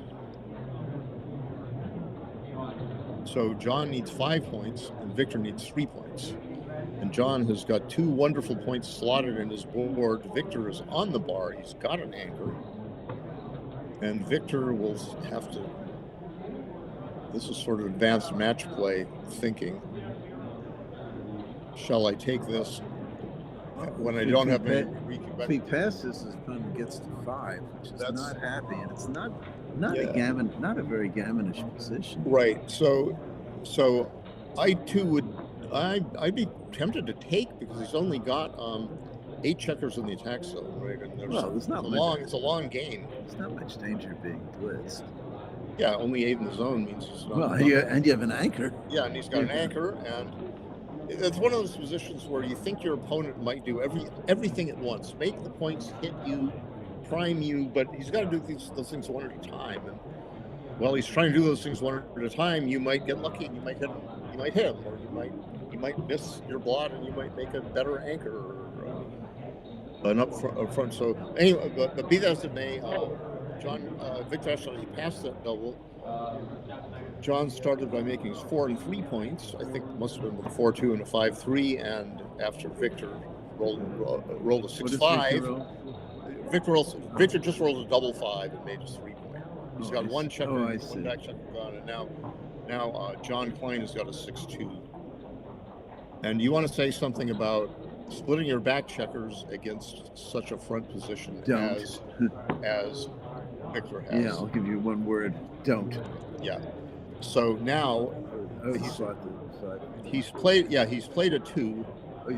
He's played a 2, and now he's going to slot the 5. He could have slotted his bars as well. That would have also been strong. Victor got? He's got a 1-5. And he just John could be looking at the cue. He could be looking at the cue. His score of doubling this sort of position is really dynamite. You might lose your market pretty quickly here. You've lost your market, I think. Now it's must. It's a must. So I have a hard time taking the score. I drop like a hot potato at this score. Yeah. Now if John. You know what? John might think, I'll play for Gammon. That's a little too optimistic. He might miss the lot, and Victor might escape, or might pop a double one. So not close to play. I mean, your opponent might take. Let's start with that. He might. Yeah. Victor almost certainly not going to take. I don't think he will. This to me is a lot less attractive than the previous game, and the match score is worse for it. Oh my God! So he took. No, he took. No, he took. He did take. And someone on the chat said Victor will also never take this one, but that might have been. I think that applied perhaps to. So Sagan said that was a big take. That was the previous cube, I think. Yeah. A .229 take. So Victor. So the previous cube. The previous cube, like Victor's, like Kit said, and like I strongly agreed. I would have taken in practice. Victor passed, and now we've got now Victor also took that one. Yeah, Victor might survive this, and so he is. Victor might survive this. What do we got? 3-1. 3-1. So he's going to play safe. It's more thematic than making a 5-point. Yeah, I don't play defensively. So Victor is, Victor took that last one. I would like to ask the chat folk.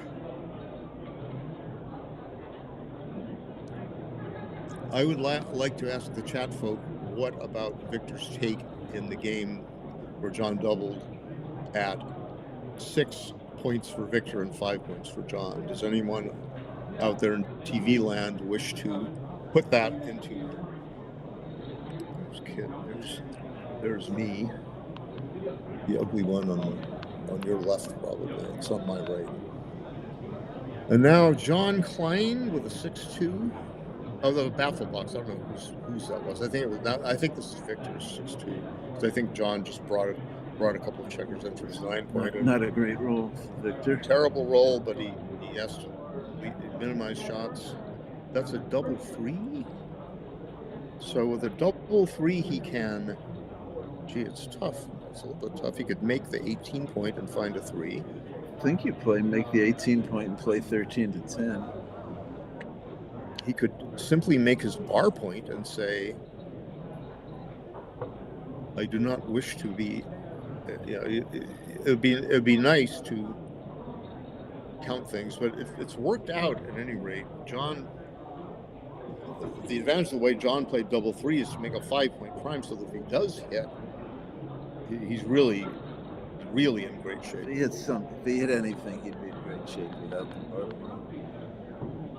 But not nearly as good. What has Victor got? A 5-1. So he's just got to play 13-8 and 3 to 2. Just make the 2-point. Make the 2-point. Yeah, it makes the 2-point. Yeah. Yeah, I mean, if this, it's hard to. Yeah, you're right. This, yeah, it's hard to cover. It's hard to safety. Right? 13-8, 3 to 2. How hard is it to safety? Well, this is a miss. Pretty messy. Yeah, I would make the 2-point. But at least 4 fewer shots, which is something. Something, but I would still make the 2-point. Now what do you do? I guess you break the. I guess you break your 24-point. No, this. You could come out with a 6 and slot your 2-point or something like that. But you just run all the way. It's okay. What's wrong with this? Oh, that yeah, the running. Yeah, that was my first suggestion, was to break the. It's not like the race is gin here. The first suggestion was to break the 24 point. And I was looking at alternatives to break 24 point. Now there's a double 4 hitting number, but he rolls a 1 and a double 1, so he makes his 2 point. And there's a 4-1, which Victor may play completely safely by making his 12 point and putting a third checker on his 2 point. He had a big stack on that 6.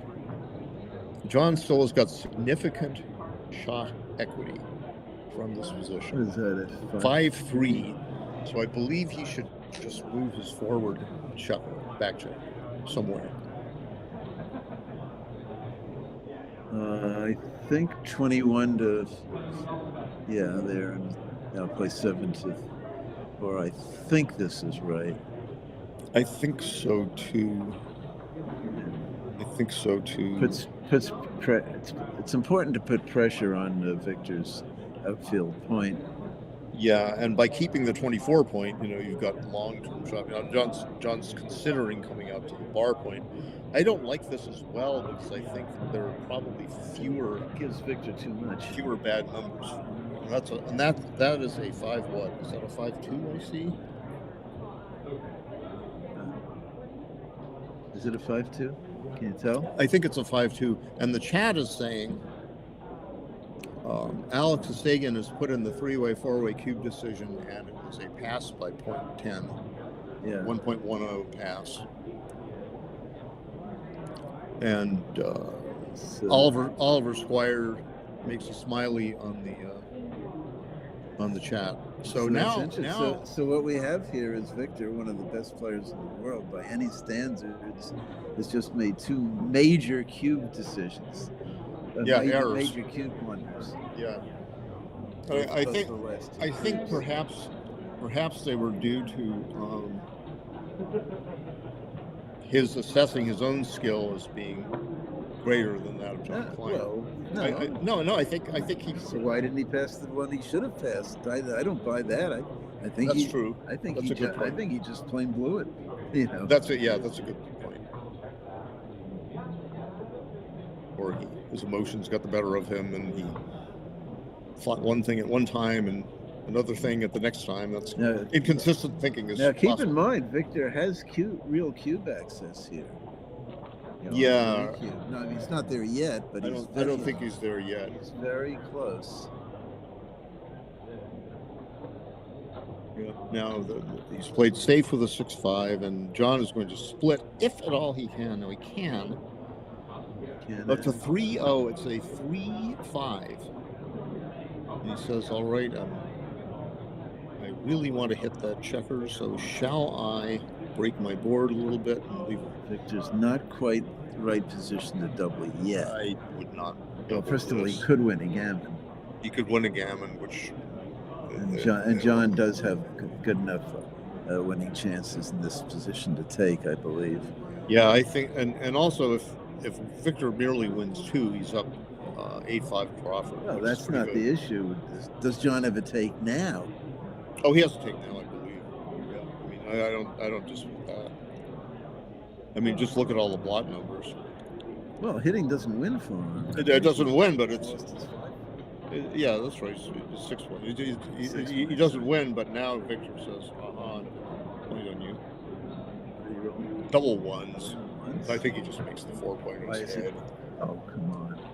He's thinking, what the hell kind of play is this? Can I get him to drop after this? Yeah, I would just make the 4 point on his head. I'd just 4 point gammon him. Go for gammon match. I mean, this is probably safer anyway. I would think so. I think it's just, if you're going to play the game to the end, this is the way to do it. And John enters with a 3-1. He's going to keep his 6 point slotted, I believe. He could. There's a variation where he lifts. He could lift it. I would lift it. He could lift it. Lifting it would have the idea that I'll kill a 5. So if I don't roll 6 or 4 with it, and I won't leave a blot if I get an immediate hit. Yeah, I mean you're not gonna really it is a long shot. You're not gonna want it slide in. This is the best now what's going on? I think you just roll, basically trying to win a gammon. John does not have a take here. I don't see anything where he has to leave a direct shot. Well, I mean, first of all, John, do you agree John does not have a take now? I do agree he doesn't have a take because I don't. There's no direct shot number this league, and Victor's obviously just playing on, so he's going to leave no blots, and John does run away. If he rolls a new cube decision. Again, the only blot numbers I see double sixes for blot number. And he says, with only double sixes for a blot number, I'm going to. Now he could. What has he got? 4-2. So he's played a 4, 6-2. He's looking at the 2. He says, all right, I have no blot numbers at the moment. I don't think he does. And so he takes another checker off. I mean, his position's actually fairly comfortable. The gap on the 5 point is not that bad because what it means is you don't have to play a 5. Right, and so John's going to have some decisions around breaking the back point, and he says, well, now he's got some 5s to leave a direct shot. He's got 6-5, 6-5, 5-4, 5-3. I think it makes the right play, and the cost of not doing it is pretty high because you have to bury and you might have to run next time anyway. So no, the only problem with this, you get pointed on, but there aren't that many pointing numbers. Yeah, and the pointing numbers just make it even more probable Victor's going to win. And meanwhile, assuming John does this, what's Victor's cube action? Yeah, I suspect. I in practice, what would I do? I don't know. I might if. I think it's a pass, probably. Oh, I'm sure it's a pass. And then, given that, I would try to figure out. Now our what do you call it? What do you call that thing? The chat feed. Oh, now Victor has rolled what are his bad numbers? 5-3, 5-4, and 5-6. Well, Victor did not cash. Victor did not cash, and he did leave a blot, and John has hit it with a 1. That makes it exciting. Now it's at least the spectators are getting their money's worth, and John is still wants to get that last back checker out if he can. Yeah, and so he's playing. He should just assume that Victor is not going to roll a 6. Play appropriately. Victor did roll a 6. I suppose what do you do with 6 this? What? A 6-2. 6-2. So you're going to hit. You have to hit. Yeah, hitting will win more gammons. You just have to hit. Fewer shots. Fewer ways to get hit back. Simple as that. Yeah, if he comes out as 22 shots, 3-2 plus a double 4 from Siberia. This is only 5-4, 5-5, and yeah, so it's only 14 shots. So 7 shots is significant. But the idea is okay when you do get hit, at least you don't have 2 blots. I don't know. And you might skate by if he misses you and rolls 5x. You still might skate by, but. There was that double 4 from Siberia. Yeah, and now this is now. Oh, Victor doesn't have any checkers off, right? There's 1 checker off, I think. I think he rolled a 5-4. He didn't get anything off. I don't think so. Let's see. Oh, he's playing with a checker. Yeah, somehow he got a checker off. I guess he might have rolled a 6 or something before. So yeah, he's got to check it off. So it's just going toward the end for John Klein. Shall he make this 10-point and avoid blot numbers? I guess so. What do we got? 3-1. So I make the 10-point. 3-1. Might as well. Blocks 6-4. forces him to break his 6-point with 6-4. Okay. Well, he says. He says, I'm going to play for a 6 without a 5 or a 4. Now he says, all right, now I won't. make the 9 point instead of keeping the 10 point. He's going to avoid all shots and get in most quickly. Victor obligingly fans again. Does not want a 6-3, which would be, it's a 4-2. And now Victor points out the illegal play, and John plays it legally. And Victor rolls a 5-2 long 7. Double 5s for John. Now that's all she wrote, I think. This game looks like history. Now, the trouble is for those of you out in YouTube land, that Victor's now in. He rolled a 6-5.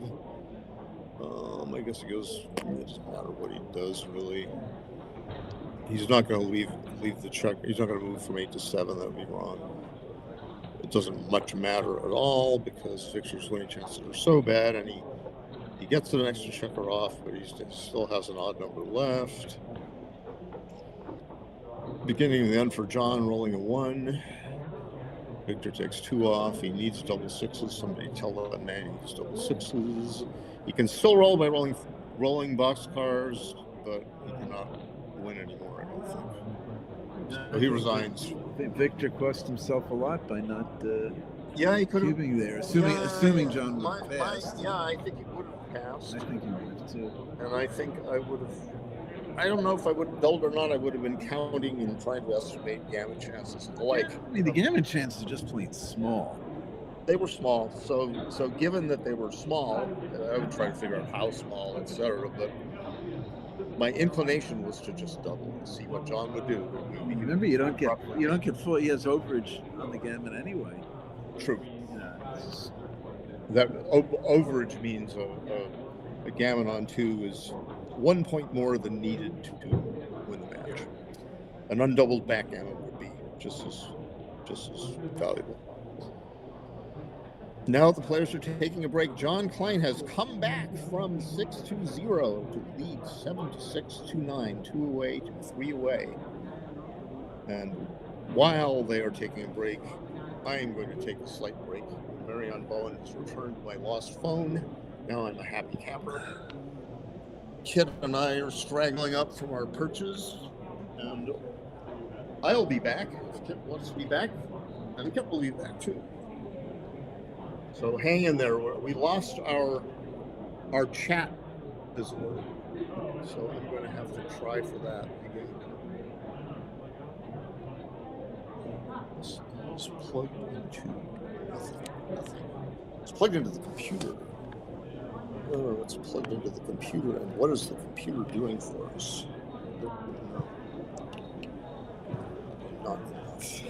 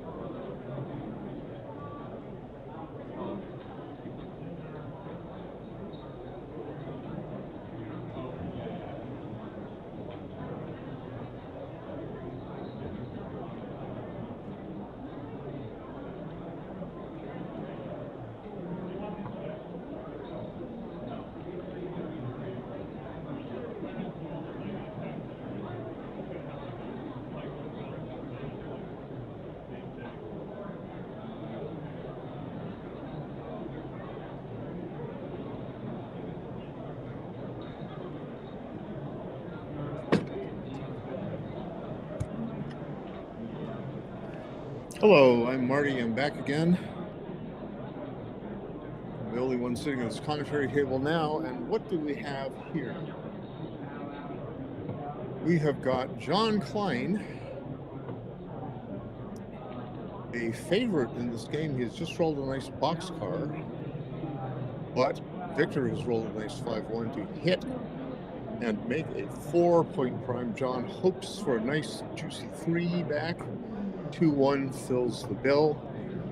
Now Victor can stay alive in this game for quite a long time, especially if he hits that blot out there with 5-6, which he's just done. And John is back. He's surviving. He's rolled a 3-2. He's anchored on Victor's 3-point and spread spare checkers 6-4. Now, Victor has got nice control of the outfield. He's rolled a 5-3 and he can't get one of his back checkers out fully, so he simply moved into a 6.53 safely. He still has more outfield control. John, it looks like John has rolled a 2-1 and he had no blot free play.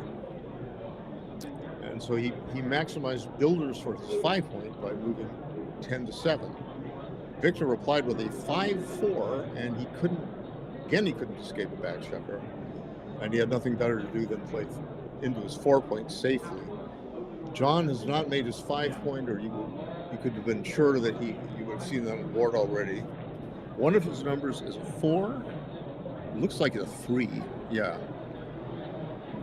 So he lifted the blot on his 10-point to a 6-point, and instead of removing a builder from his 7-point and gone 7-4, he just puts the spare checker on his.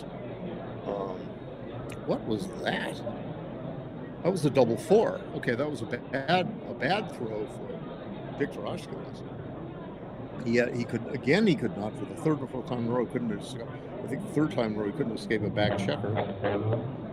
And he had to play with his double 4, 13-1, 6-2, putting 2 checkers behind John's anchor. Now John has got a 5-1, so he's got to be thinking, shall I play safely and hit on the 2-point and cover the 1-point, or shall I make a break for freedom now? And he says, I'm going to make a break for freedom. It's going to take a long shot for Victor to hurt me on his side of the board. 5-3 does not qualify much. So Victor just brings the back checker out and keeps his 4-point prime. John does not turn the cube. He's 2 away and Victor is 3 away. And so if he turns the cube to 2, not to say that he should do it even for money, I don't know, but at this score, he certainly won't do it. He will not give Victor the chance to automatically redouble and win the match with 4 points. Now, the choice here looks very clear. John is just going to escape, make the 16 points safely, and find a 1. He assesses that the best one is just to go 8-7. And Victor says, I'm going to keep contact no matter what in the outfield. And escaping the spare checker on John's 3-point is a very valuable thing to do. And that is a double 4. There goes the contact. The only contact remaining is with Victor's anchor. Victor rolls a 6-4 and he brings the spare checker into his 6-point.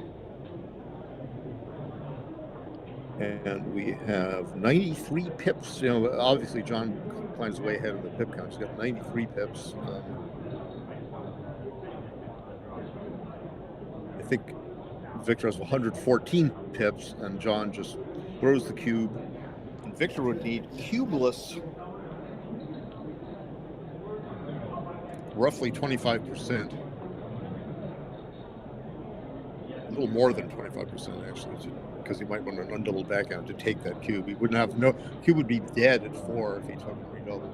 He had no cube over at all, and it looks to me like he's shy of anything like 25% cubeless winning chances. So now they didn't update the score. The score is really 8-6 Crawford for John Klein. It's showing 7-6. maybe somebody will correct that score. Hello, out there in the world, correct the score, please. 6-3 for opening roll for John Klein.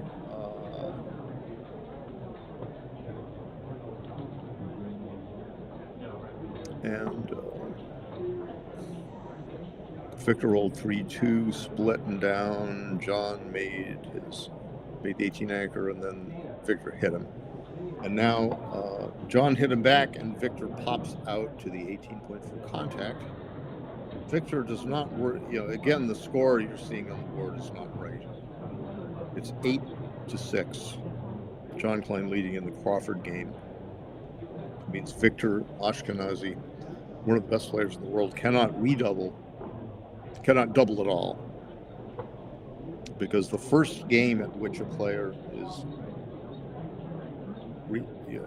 has reached match point, the cube cannot be used. That's named after John R. Crawford, the backgammon player of yore. Victor makes his 9 point, and John rolls a 2-1. He's trying to play it illegally, but this is a legal moves tournament, and Victor, of course, points out that it was illegal. He wants to be able to hit that thing with a 6-3, for example. He rolls 6-3 and hits. John is now at a disadvantage in the game. Slight, and he has rolled a 5-4. Nothing very good to do with it, but keep Victor off balance, hoping that Victor will not roll something like is that a double 3? It's either double 3 or 3-2. I suspect it's 3-2, so he hits twice. Victor is trying his best to win the game. He doesn't, an undoubled gammon is not very much better than a normal win, but John Klein replies with a double 4. And he thinks, shall I move forward from the 14 point? To the 14 point from the 18 point. And that is a nice contact achieving play. Victor rolls a very bad response, the worst short of staying on the bar, I think. 6-5, and he says, all right, I have all those blots there, I'd better put John on the bar so he doesn't have the full roll to attack him with. John continues to roll well. He hits him with a 6-2. It's 2 blots. And Victor wants to anchor, and he anchors with a vengeance on John's 5 point, brings the other checker in as well. And John replies only with a crummy looking 3-2. So. Oh, it's not that crummy. He can hit both checkers. I think he's absolutely right to do so. At first, I missed the fact that they've corrected the score on the board. Okay, it's 8-6 Crawford. Victor has entered with a 5-2, and John has a 2-1. So I think he should. Is that a 2-1? Yeah, it's a 2-1. So he can hit and make it a 1 point, thus getting that liability and blot as 1 point. Making that particular liability go away. Now 5-1, he cannot hit the blot, but he makes his 7 point. Now it's just a battle in the outfield. And Victor rolls a 6-1, and he makes another outfield point, and with a 1, he just minimizes shots by going to the 12 point. John rolls very nice number of double 1s, hitting and advancing his anchor to Victor's 5 point, a much better position than to be back on the 4 point. A 2-1 for John. He says, I'll bring my spare checker up to where you can see daylight. And Victor Ashkenazi rolls a 4-2. What do we have for race? 166 for red.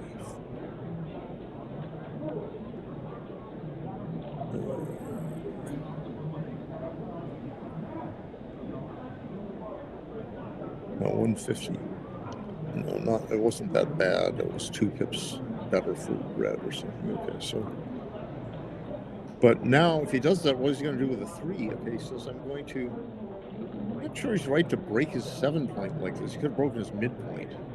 I guess he assessed that breaking the midpoint is more valuable than 7, and so I had nothing better than to leave a shot in the outfield, double shot, 3s and 2s, duplicate 2s, leaving a blot on the 7.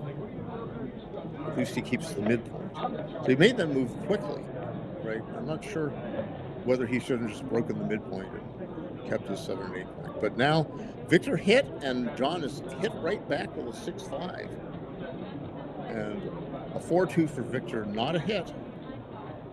Not a hit, but now Victor says, all right, I'll minimize shots. He could have kept communication between the blot on his 14 point and one on and his own anchor on John's 5 point. He could have played 13 to 9, leaving a blot on the yellow colored 14 point instead of 14 to 10, which he did. John hits and puts 2 checkers on the bar. Victor stays on the bar on the 3-point board, and John Klein covers his 2 point. What shall he do? The remaining deuces. I mean, the remaining ones. He says, I'm just going to move closer. Stepped into the way of double 5s. Joker from, but he says, all right, now he brings both back checkers out while Victor is on the bar. And Victor stays on the bar again. It's very bad for Victor staying on the bar. Now it looks like John is going to make his 10 point. He doesn't have to make his 10 point. He can bring another builder to the 16 point and not make a 10 point, which might be a liability for clearing. Now, okay, so John is free to build against the open 3 point. So he puts a builder on his 9 point, and he safeties in the outfield. Now this is sort of a hybrid play where he can build his 3 point if he's lucky, but he's consolidating blots in the outfield. He's rolled a 6-2. That's a very good number. He's now he doesn't need to win a gammon to win this game. And I suspect he's going to just clear his 8 point safely and hope to clear his 12 point next turn. Victor is very happy to come in, and he's thinking about whether he should come out. No, by coming out, he's duplicating a 3, and he's putting direct pressure on John's 12 point. I think he is right to have done so, because now Victor has a chance for a double anchor, which would be a significant defensive improvement. That is not a double anchor. He stays on the bar. John hopes to bring this game home. And he thinks, shall I leave him a direct shot, or shall I give up the chance to give him a double anchor? Because if he did hit the direct shot, John might have significant trouble escaping. So, but Victor Ashkenazi has made a double anchor, and John Klein had better not go 4-2. No. 7-4 is reasonable. 4-2 is crummy. He should clear that 7 point as soon as he ever can, right?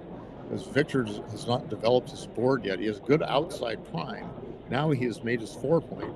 Instead of keeping the outside prime, he's slotting his 5 point in case he needs it later. And there was a nice double 3. John clears his 7 point safely.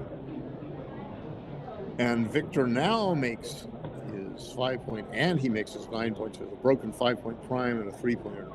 4-3 for John. That is a 4, 6-2. 3 from 4-1 is forced. So 6-2 is desirable. So that was the 3-2. Now Victor has a solid 5 point prime with the back of the prime slotted. 5-2 for John. John is just going to prepare to clear his 6 point. Good technique, and there's a 6-5. Victor's going to keep both anchors, and he's going to advance his prime. He could make a 6 point prime, but he does not do so. He wants to block John's 6 point. No, John clears the 6 point safely. Victor is going to try to make the 6 point in the prime, hoping that John leaves a blot soon. John has got he's got maybe 12 blot numbers from here. 6-5, 6-4, 6-3 is 6, 5. Yeah, 5, 4, 5, 3 is 10, and 4, 3 is 12. So there is one of the 12. Victor can stay alive in this match by hitting this one shot, and he misses. This could be the ball game. He's going to keep the 1 point prime in front of John's blot, and roll. It's a 2-1, and Victor concedes the match.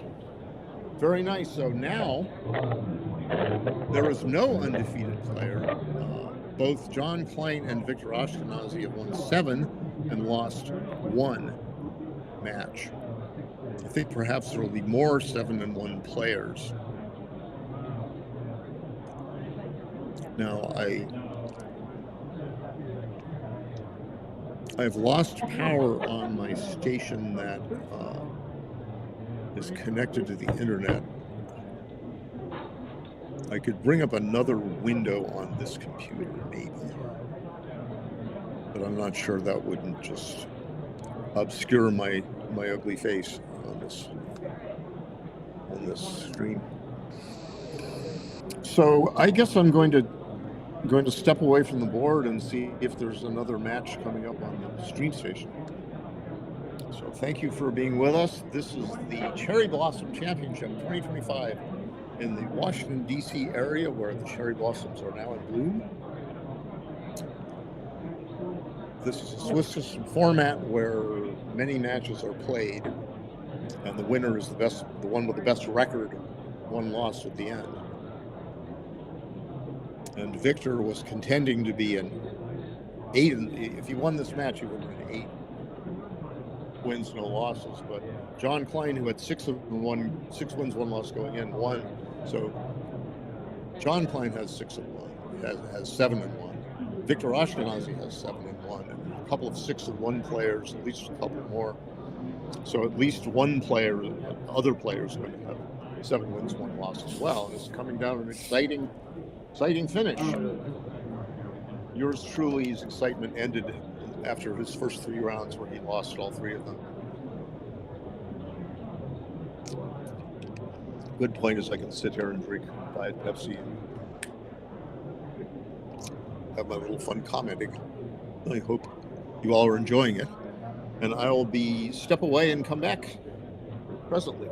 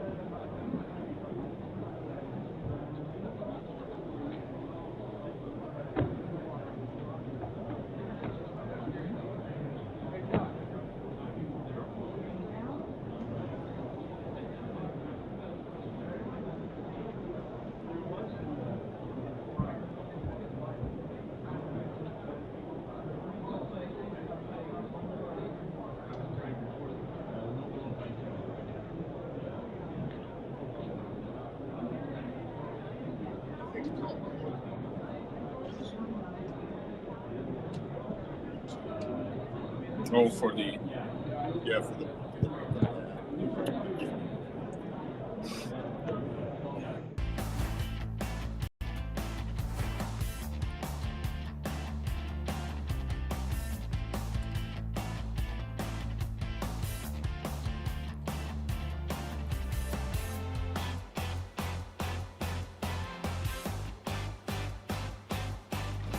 All right, Ben Friesen here with the Cherry Blossom Backgammon Championship. It's Saturday, and we have, in a kind of a surprising turn, we have finished the advanced ABT event. And that's because we had 32 entries, so there was always a chance, but that chance came in, and our 2025 champion, Yimbaum, congratulations. Thank you. I appreciate it. You came, what was your first event? Last year? Was it my very first event? Oh, or 2 years Cherry ago? Blossom event? It was No, last year. no. I mean your very first event overall. 2 years ago. 2 years in Minneapolis. Madison. Madison. Yeah. So what? A year and a half later, 2.5 years. you're winning the advanced. Yeah, it's crazy. Awesome. I've gotten stomped over and over again. Yeah, that's So, it's been a backgammon, long time right? coming. Yeah. So are yeah. you? I mean, you're practicing. You're gonna keep improving. You think? Yeah, I think so. Yeah. Only up from here. Only up from there. Yeah. I'm gonna take it easy on the studying, more playing. Or playing. That's good. Yeah. You've arrived. You know. You got your trophy. Arrived, Yeah. yeah. Yeah. So for the rest of the event today, we continued on with the other ABT divisions, the championship division and the intermediate division. The championship division had 75 players. We are now down to just 18. Tomorrow morning on Sunday, day 5, our final day of play, we will break the threshold, which, by the way, we pay about 15% of people in this event. And those people will play on for the trophy. Currently, our leader, our undefeated player in the championship division is, you'll be shocked, Victor Ashkenazi. Just a legend of the game. He actually won this event. It wasn't last year, was it? Oh, last year? Oh, okay. He won this event last year. He wants another trophy. I got a cool one for him. Hope to give it to him. Or one of the other one-loss players. In the intermediate division, we had 38, and now we have 3 people left that can win the tournament, along with a handful of others that will fight it out for 4th through 7th place. Our 3 finalists in the intermediate division are Farzad Moazami, John Che, and Rosemary Steffen. The finals of the Masters Jackpot played today. In the finals, we had Greg Merriman versus Sean Garber, and our finalist was Sean Garber, meaning our champion was Greg Merriman. For the women's event, the finals did play.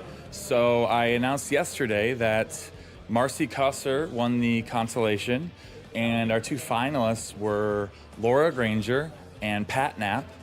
And in a blowout of a match, I hear, Laura Granger is our champion. All right, and that's the wrap-up to the wrap-up. This was day 4, and tomorrow, day 5, Sunday, not quite tax day, will be our stunning conclusion. Hope you're gonna watch all the streaming. We'll have commentary, and check it out at the USPGF YouTube channel. Otherwise, that wraps up the wrap-up, and we hope you'll watch the streaming, and we hope to see you next year.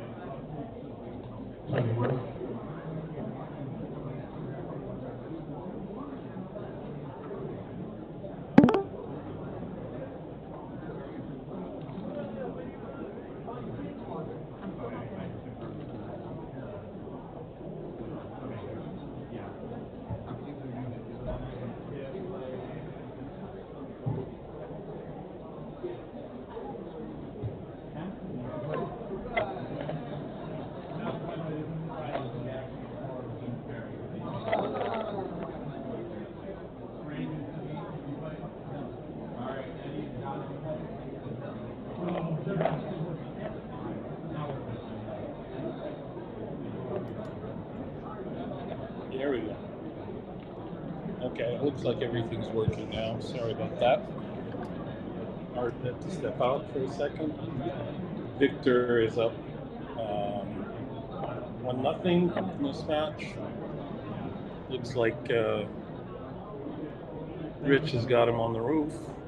1 point open only.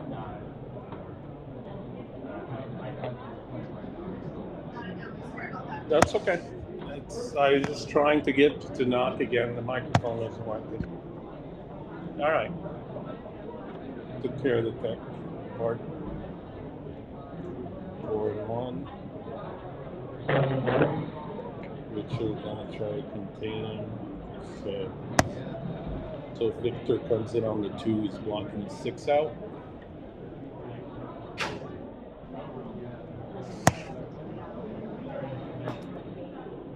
No.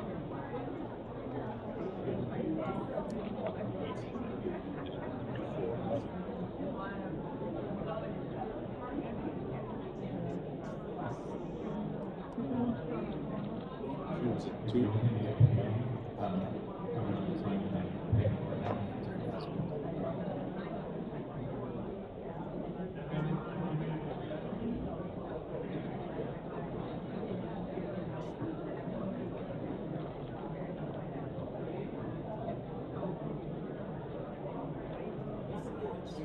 Make his board.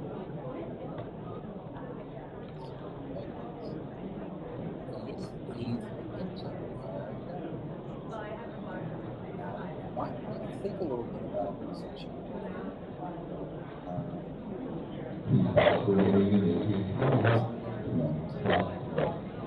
Should put him on the roof again. Yeah.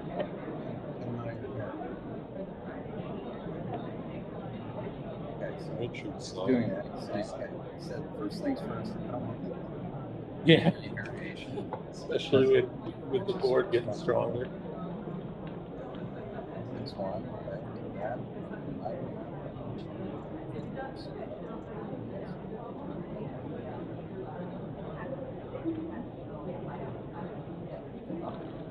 Less than.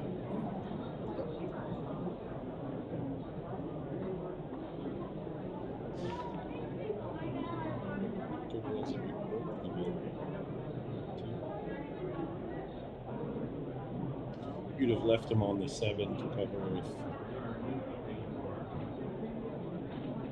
better coverage to do his 1 and 2. See, he thinks he has enough Put in the race. and maybe this is why he's doing it. Which runs 1 and 2. He's wasting on checkers. Right behind the race, which is slow.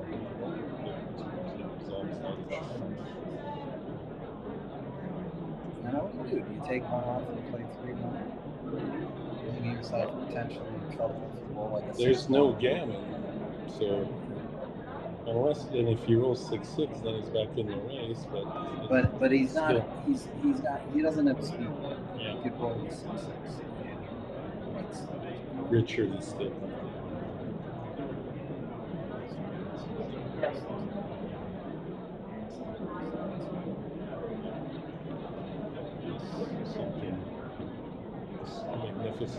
Magnificent sequence happens. I don't think there's gonna.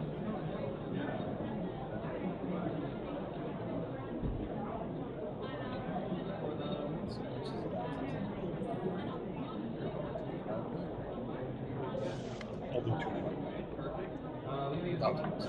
That could be 2. Yeah. There's 3 players that are at 7 and 1. There's not one got a bye on this. And it should be pointed out that people might say, "How do you give a bye At to this someone level? into the finals?" And the answer is the payoff. These players are getting a certain amount of payoff for having the players. So in addition to one of them So getting there's a second, form of equity into the payoff structure. so that the equity for being in this round is the same as the equity for being in So there's no advantage technically of being the one that receives except for this bye except for like a trophy advantage. I got you. There's no for the hardware. yeah. 6-2. Yeah. And in fact, that was involved with setting up the phone. Which Who better? That's fine. Who better to set up the formula than our little 2s? Rich coming down, making his 4. Block's gonna stay one than another, so probably make 11.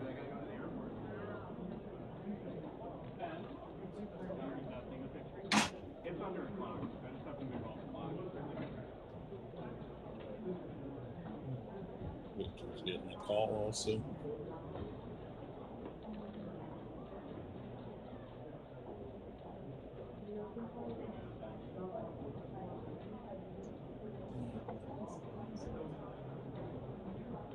So Victor's got a block back out. Same with Richard, but Victor looks like he's got a little bit of a better structure containing him. So that conveys 4-3 currently. Victor contemplating the running or bringing down some more ammo to try to extend his prime. 3 and 1 hits him, so looking out for that. There's a 1. 6 will open him up a little bit, gives more numbers for Victor. They hit him back. 5-4. Does not, but there's not much to do with the 4. Malfunction of the baffle box. 4-6. Richard's got plenty of ammo to extend his prime. So, 6. This might be a cube. There's a lot of combination that makes Richard lose his market, especially if it's the cover on the 5. Didn't have enough hits. 5-2. bunch of numbers at the 7 and the 9. Victor's Hope. 5 is still containing. Victor's timing's a little bit better now that everybody's holding. Richard's gonna. I would think Klein, but that's interesting on hitting. Yes. On the side of the Klein, so Victor makes him pay for it. 3 double hit time. It's like it. And Richard needs a good answer, which is he does. Hitting back. Having a guy on the edge of the Klein. 2 down. Double 3s from Victor. Hit on the 4. Then 1 down. Now we move 7 to 5 from 8 to 5. 5 and 1. 5 and 2, sorry. Victor's got some numbers back. And double 1s, hits.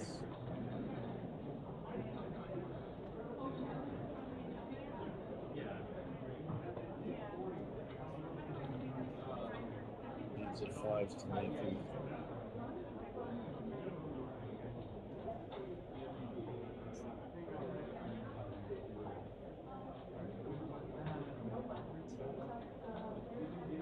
Victor's contemplating the double. Understandably so.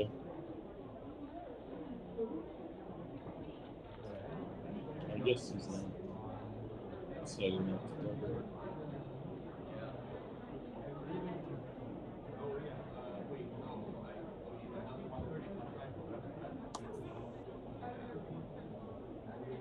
It's good for keep going with this guy.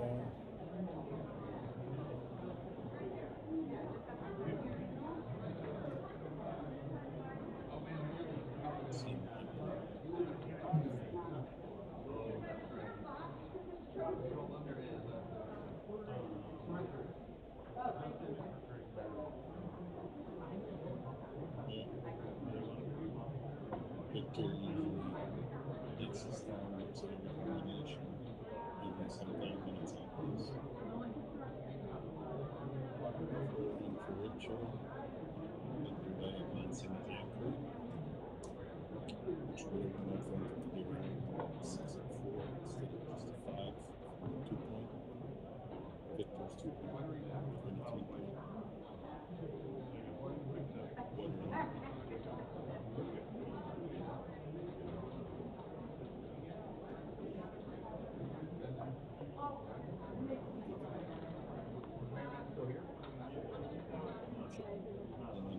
Back. Second ankle for Richard. Start running on 4s.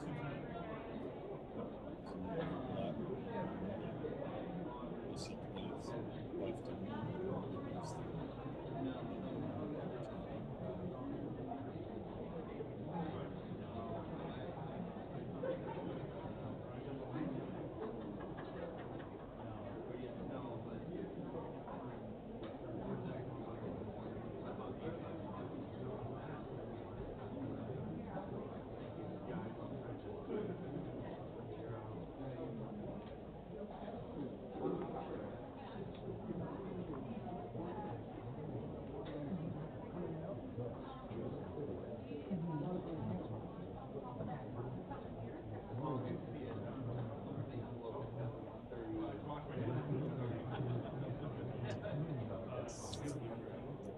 Hope everybody can hear us properly at this time.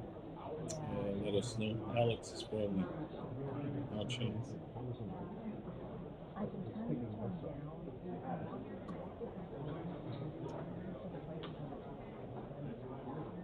There's a bunch of good matches. I watched Frank Frigo against Rory. That went every which way. Frank was up 8 to 1, and Rory came back, almost beat Frank, ended up 8-8 in a barn burner, a bunch of matches where the equity swing from one end to the other.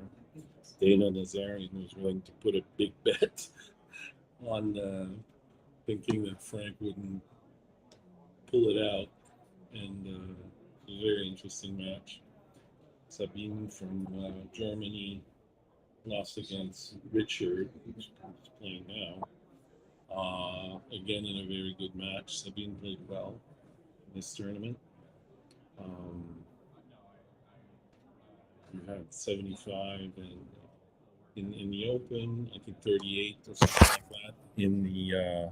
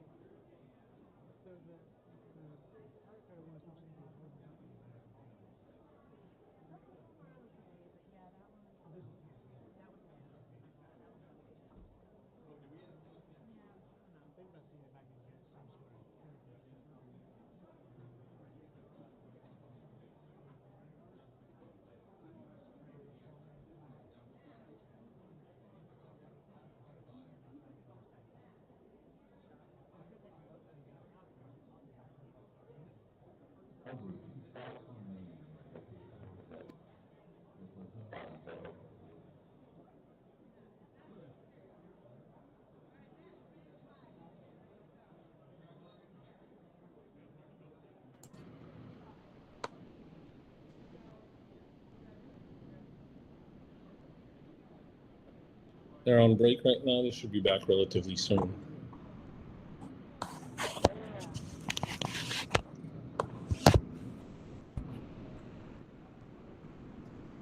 There's Richard sitting back down.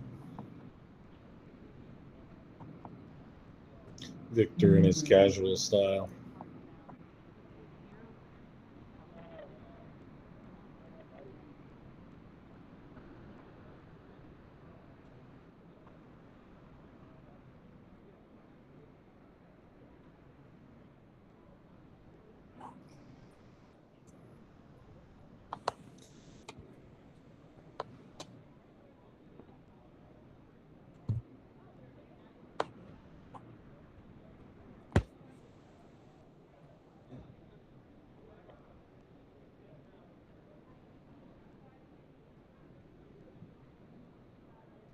There's Victor again. We're about getting ready to get going.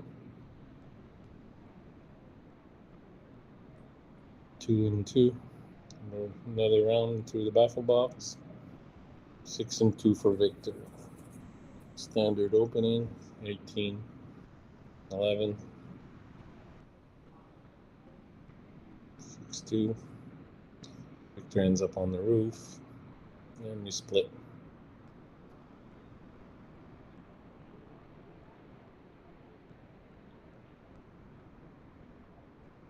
Slugfest on this one. Everybody's going back and forth. 2-6. Richard consolidates by making the 7-point. 6-3. Victor could cover on his 3-point. Could come out. 3-point would seem logical with the backmen split. Using too much numbers. 6-4. Victor's going to get hit on the 14. 1-3. So Victor's got 2 men back. Richard's got 2 men back. Both have anchors. Victor has 1 more point made in his own board, and Richard's got a 7-point made. So it's been a back and forth, but nobody consolidated anything outrageously significant to have an advantage. Victor doesn't get hit here. 4-6. 1-3 to get hit again, but he's got a block. Victor's got a block. So he covers his blot. Now Victor's got better structure. He blocked the 6 for the blot out. Blot comes out. Now Victor's a little bit ahead, especially with that 5-5 that he just rolled. But he can't move his back men. So, as Bill Riles says, moves a lot of freight. But he still has his 2 guys in the back, thanks to Richard's 7-point, 3-point prime. Richard 6-5 comes down. A lot of ammo. A lot of numbers hit, however. It's 3 and 6. Victor is going to take advantage of that. Now we've got 3 points made. Yeah, Richard took care of that.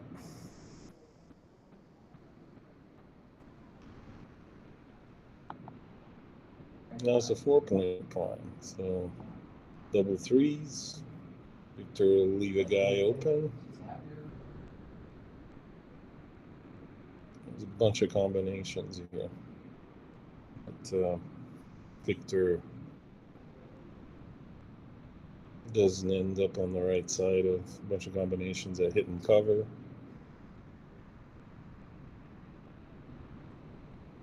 There's not much that Victor can do with those 2 3s he's got left. Came in with a 3, moved from 24 to 22 or 21.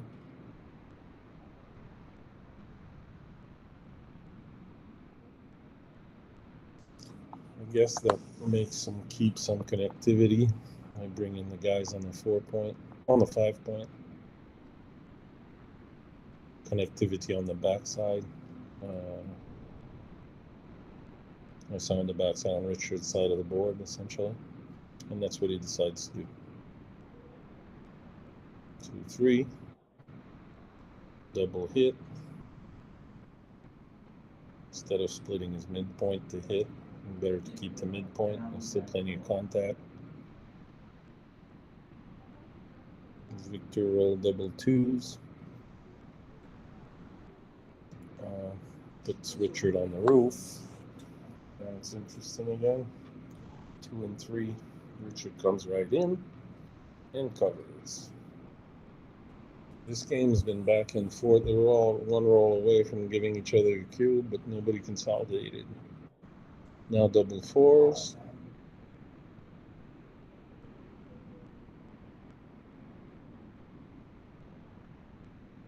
Victor, if he runs one of his back men, switching. Then he's got 2 more. Come down, bring it on the 7. Leave it open. Can't do anything with his back man. There's no duplication because Richard needs a 3 to hit him on the 15. So he's just bringing ammo down to try to curtail Richard. That's 2 of them. Richard, great roll. He's gonna run all the way with it.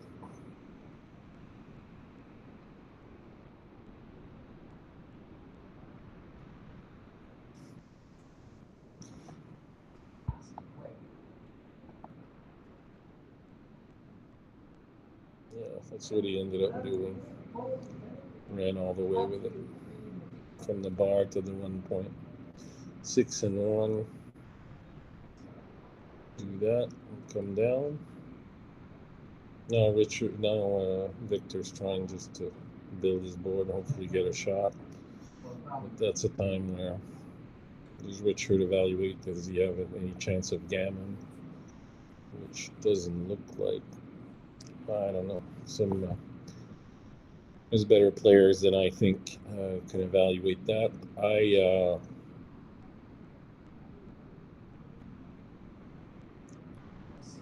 I'm not sure there's a gammon here, so because Victor will keep bringing his guys in. I guess Richard thought to move forward with that. He can make his 5 point with 4-3. Leaves a few things open. But even if he comes down from the midpoint, he leaves a guy open for a long shot. At least that makes his 5 point inside his board, makes it harder for Victor to get out. He needs a 2 and a 5 to hit. Victor building his board, and now Richard saw that, gave up on having any gammon potential. Too many chances. Victor probably has the count already. Not too complex a count to do. If Art would be here, he'd tell me in 2 seconds. I'm a lot dumber than Art, so. There's plenty of contact left also, but more than likely, Richard's got plenty of timing. Victor's going to crunch his board before he gets a shot, any shot. Victor's evaluating all that. What do you guys think? Hey, Rob, I'm missing you here. You're supposed to come around. Ian, thanks for that. Sorry, guys. I wasn't looking. I was trying to make everything work here. I'll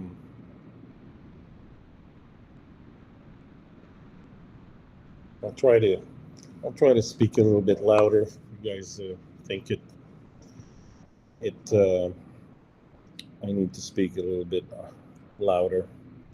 Rob Grace calling me the captain is a joke because he's been driving stuff around all his life. I merely do it for fun. All right. All right, we're back. I'm back. All right, to take care of the most important things. You know, you do. Yes. Good yes, for you. It was definitely the right decision.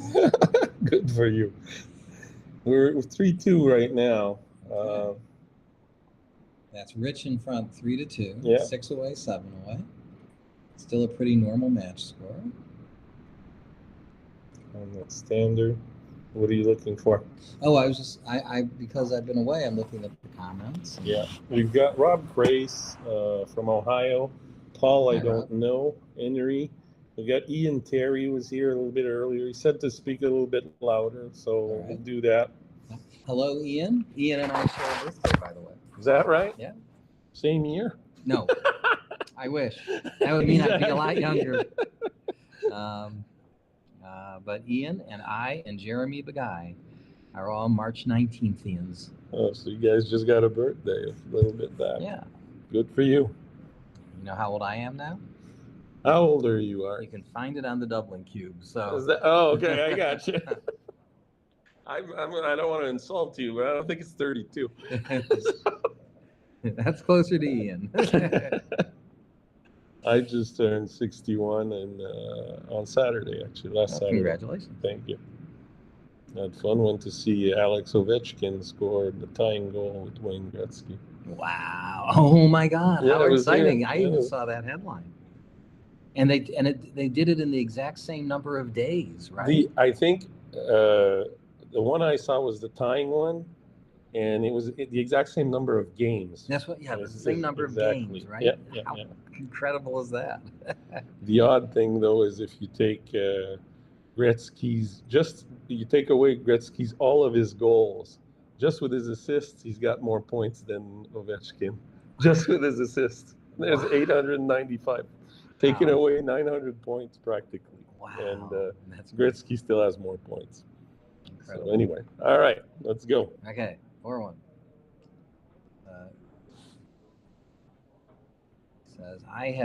He says, well, I already own 2 points in the backfield. I want to keep Victor off balance. So hit away. Go for those. Make those points in order.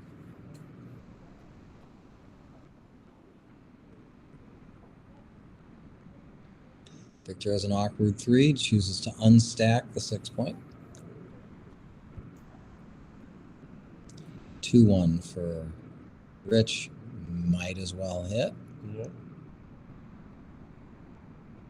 What other 2 is there? I don't know. The question is, are we so committed to a back game that we just want the extra timing? I still think it's always good to have an alternative to the back game until it's really the only option. So, Yeah. if you can potentially win forward, go forward. Also, it's not the best points for him to have during to do his back game. So. Mm-hmm. Well, the 2-5 game is underrated. It's not bad, and I'd put it close to the 3-5 game, which is, notice he has that option of upgrading from the 2-5 to the 3-5 with a 1. Yeah. But he also says, yeah, but that building even the beginning of a prime is good for his long-term strength. There's no point in having a great back game and an undeveloped board where you get your shot. So, is that a double 2? I'm saying. Looks there's 1, 2. There's I one. don't know if the other one's a 1 or it's a 2-3. Okay. Yeah. All right. Well, it's important that Rich has enough checkers on his 5 points so that he always has the time. It gives him air. It's his air supply. Yeah, if he rolls a 6 or something like that, gets him out. 4s and 6s. Yeah. Okay. So Victor says, "I'm." Okay. Richard's comfortable with that. Yeah, and no need to. He's got plenty of timing. All back games with the right amount of timing are takes. He doesn't have any burnt checkers. Even at this score, this is not one of those scores like it's not like 2 away, 4 away where you'd say, "Oh dangerous. gosh, I can't risk the gammon." 4-3. So Rich is going to give himself a little bit of cushion. Says, "Okay, let's make the point that's 6 away from him. Maybe we can get him to roll double 6s and hurt his timing." Oops. All right. So 1. You can choose 3 and 4. He doesn't need the 4 to come in. boy, these positions are so tricky, right? I mean, you could spend hours on every roll and still get it wrong. So it comes in on I the was 2. saying yesterday, Victor played to a 1.5 against in his match last night, yesterday evening. No, when I watch Victor play, I just assume he's making the right play, and then I'm just explaining. It's like when XG says, "Okay, this was the right play." It says, "Oh, okay, let's now try and figure out how to why it's understand right." why Instead XG of says it's challenging it and saying, "I don't think so, Mr. X." I say the same with Mr. V here. right. You don't call him Victor for nothing, you know. Appropriately named Victor. Absolutely. Victor Victorious. All right. Victor almost has the 5-point prime. That's a Yeah, hard but- one to do. Well, yeah, and it's not maintain- one, and it's not going to last too long because he's got the. Rich has so much timing. Mochi once came out with a table that said, "How much timing do you need for the various Type of back game. types of back games in order to take a double?"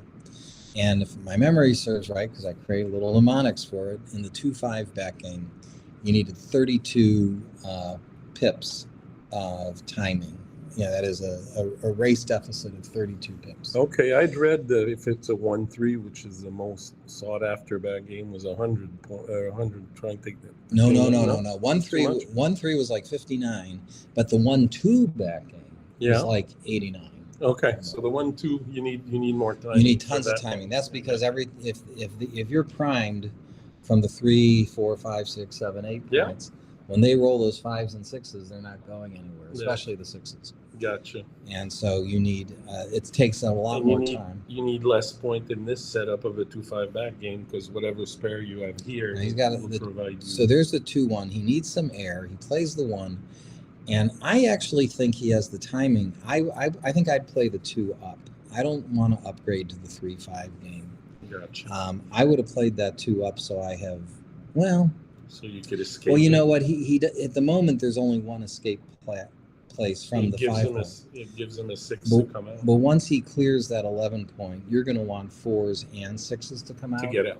That without having to leave the 5 point. So I would have walked. That's up why to you would have put a spare instead. Right. So. There you go. What's the other one? 3. So no, must have been 1. So Now there's you the would one. come up again? I would definitely come up. I think first of all, it's not Plus, even he's worth. not, he can't make He's his not five or trying to anything hit like that blot. I think you just come up, give yourself the Some timing. breathing space. Yeah. Yep, it's air. I mean, that hole on the 9 point, that's the air supply, and Victor's soon going to be creating another Some more point of space. air Yeah. supply. I mean, he has to choose between maintaining his 5 prime, which I'm not sure I agree with this. I mean, heresy to go against Victor, but Yeah. but Rich has plenty of time to hold, so that going 6-3, you lose some flexibility there.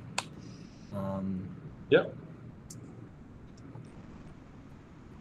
Another thing Victor will look to do, I mean, wow, so Rich just rolled doubles and he still has great timing, right? So there's the 3-1, and now Victor's clearing that point. See, I think now 6 I think and if he 4. had cleared it earlier, he'd have a spare on the 6 point instead of the 3. Okay. Richard's trying to build. There's a 4-3. Now it's not impossible. Well, that's a good place for the spares. But the thing to watch out for is anytime your opponent owns the 2 point. And Kent Goulden said this in his lecture. Your Achilles heel is the 7 point, because all the checkers in front of it when you roll a 5 are coming off that 6 point. So against the deuce point, you're trying to clear that 7 point pretty quickly. Now, look at this, where because of Rich's big doubles earlier, he is starting to run into some timing trouble.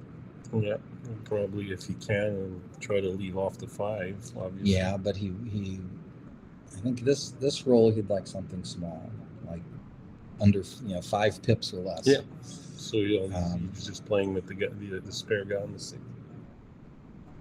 Now, if Victor makes this play, it means that he won't have as much attacking ammunition on that 5 point. Yep. Not like having a spare on the 7. So that's what he's looking at right now. He says, well, just play the ace there. So that he runs this turn, and he is from the 5 point. Better There's the spare to be attacking able chances. to try to cover on the make All right, the 5 so this point is an important roll. It's a 4-3, and it's awkward. There's the 4. Slot. Yeah. Gives a little. All right, so now Rich is feeling better. It's like he has a pseudo anchor on the 5 point. Yeah. Right. He's got his timing back. And there is a 6-2. 6-4, I think. It looks like a 6-2 to me. Oh, you're right. 6-2. All right, so here it is, Rich. There's a chance. He hits There it. you go. 5-4. Comes in on the 5. Runs with the 4. He owns the cube at 2. Now, when you own the 1-2, he's not going to double here. When you own the cube at 2, you're leading by a point. You have to be a little more careful, especially when there's still gammons in the mix, right? Yeah. So normally the opponent can take, in a non-gammonish position, a little bit, instead of needing 22%, they could take it 20%. If the difference is 1, it drops your percentage by 2. If it was 4-2, he could take it 18%. Gotcha. Right? And that works until, let's say it was 5-2, then a different calculation comes in, because because it's 5-2 and you take it at 4, then you're playing for the match. Yeah. And then he just says, "Oh, what's the equity if I drop it at 5-2?" You'd say, well, if I drop it at 7-2, oh, I have a 16% chance, so I'll need 16%, because you can put the match on the line. Kazaros always. What's your take point? It is. All right, so he's challenging Rich. Rich says, I know I wouldn't. He's challenging Victor. Rich is saying, I know I wouldn't be taking this for money. Yeah. And he does have some market losers. And not only does he have market losers in the form of white's position getting better, red's position can get worse, even if white does nothing. Looks like Victor just took a picture, so he's not sure. no. Well, it's always reassuring. Yes. He's still going to get it right, Yeah. but he says, I want to study this one later, and it's a 4-cube. Rich is also taking a doing picture. the same thing. By the way, I understand there's policies now about taking pictures. Ben actually talked about that. Ben mentioned that as long as you declare your intention before, then you can take a picture. Now does that include people in the streaming room? We just saw both players take pictures of the position. Yeah, I mean, everyone should be declaring their decision before they take a picture. Before they take the I picture. think in practice it's not widely done, but that is the rule. Okay, so or maybe it's the best practice, but either way, I would enforce it as someone. okay. You know. Yeah, so one there'd be a of conflict. the players is still deciding on the cube, but it's a 4-cube. Yeah. Taking a picture. Yeah, I suppose if it's the other person's turn still and you're taking a picture, it's. No. I'm hard pressed to tell somebody they can't take a picture on their opponent's time. No. But it's his time, and he's still thinking about it. So he hasn't declared it. I'm sure. The reason for doing that practices are theoretically there are apps you can make that. That could tell you the solution. Right. No technology involved, basically. That's right.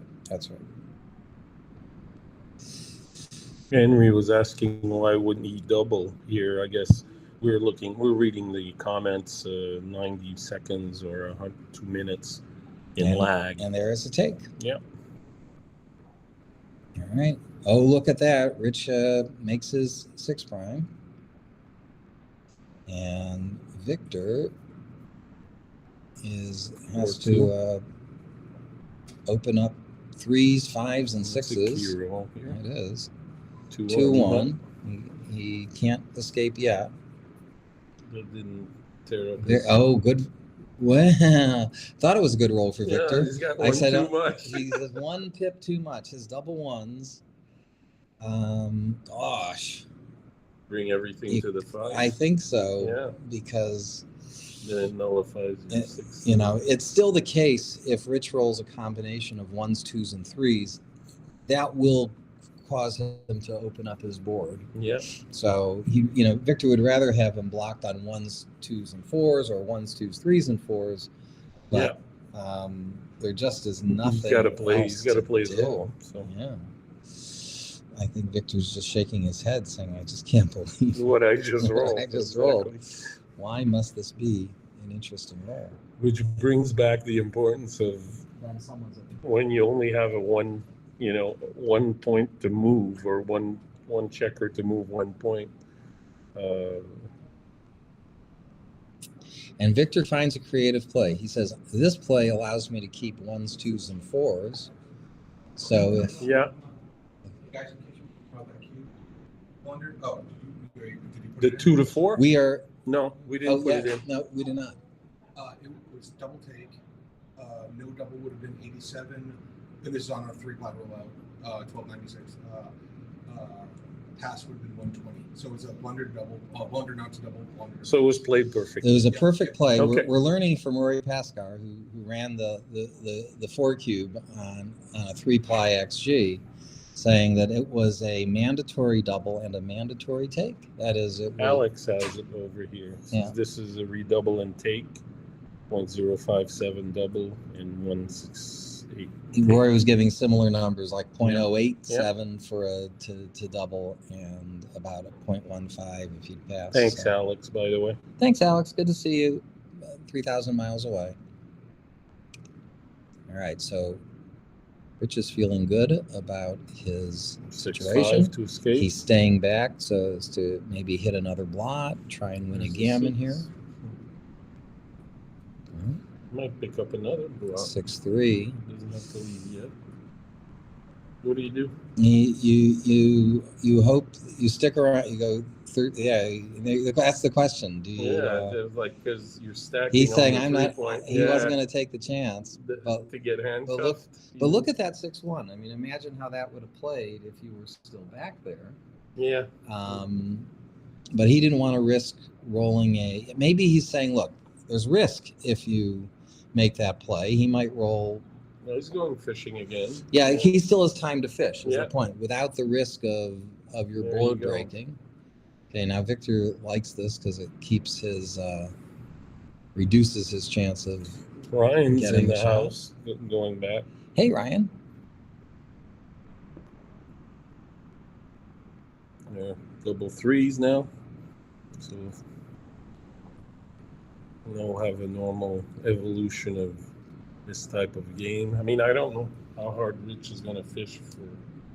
At this point, it's hard to get another need checker. A bunch of twos from Victor. Yeah. Now, note that he has a checker on the five. That's 5 away. You always want to have that. In case you roll double fives, you want to be able to use it.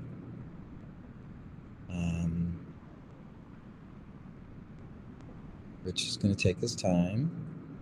If enough time passes, another blot may appear on the 3-point, but not for a long time. Okay, Yeah. 1, 2, 3, and four. 4. It just says, Same thing. same thing. Same principle. It can go on for a while. It could. Mm-hmm. Rich doesn't mind. No, In fact, he kind of likes it. that's what he There's wants. no speed advantage to having a 3-point board versus a 2-point board. No. So let Victor crunch away, and maybe in time another block will appear. Will show up. Now, all that said, keep this in mind: it is a 4 cube, and the value of winning the gammon is not as high. He's not using all 8 four of those his points. Yeah. If that happens, That still makes him win the game, though. He Oh, goes, well, he's going to, this is interesting. He actually wins the game more often against a single checker than maybe an anchor. That is, the anchor. that would be more dangerous for him on his barrel. So, If Victor's got right, because with a single checker, you're going to close it out. If he has an anchor on the ace point, they don't get closed out. There's always that chance of escaping with the double 6 and and pulling then out catching a up miracle since race. he's got a speed board. Yep. So Rich is not really fishing so much as just like he might cover here. 3-2. Right. Right. The 6 or a 4, and I think will cover. Dice are teasing Obviously. him. They're saying, They're not working with us. That's right.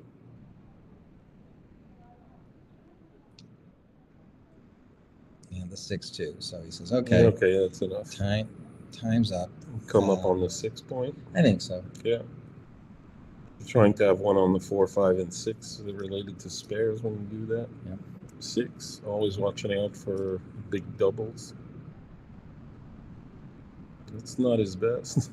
Oh, it actually is pretty It's good not because bad. it does let him go a lot forward. Now, he could think about the other play. Because it leaves 0 shots. I'd be thinking about if I knew that he was 6-1 and 5-1. Yeah, if I knew that Victor was rolling a double 6, what would I have liked to do? I would have taken the 2 off the 4 because he just can't sit on the 4 point. If he rolls 4 anything, Yeah, because he's obligated to move forward anyway. Good point. I like that. So I think he's just trying to reduce immediate shots because until Rich has a critical number of checkers off, getting hit can set him back a lot. So there's the forced play, 3-2. All right. Can 4-3. Okay, so 4-3. So I think he's going to just take the 2 checkers off because he's Victor's one practically forward. Yeah, the 1 checker off. Anything He's practically with the forced 4, to leave. he's forced to go You on. wouldn't do that if he had time I understand. to stand Yeah. back. Yeah. So he says, okay, look, it only leaves a shot if the guy's there to hit it. So we have 4 more points coming to Rich Munitz, which will give him a 7-2 lead. That is a 84% chance, according to the tables. That's why we have you, Art. Yeah, For all these you just need me numbers. for charts and pip counts. That's all. Exactly. Otherwise, I'm just spewing nonsense. Full of logic, though. No, it's fine. No, this is good. You bring to the game what you know. Yeah, right? exactly. 708. What you really need is someone who could have told you exactly why that 4 cube yeah, was a exactly. double on a take. I mean, that was the... Just an interpretation of the percentages. That's right.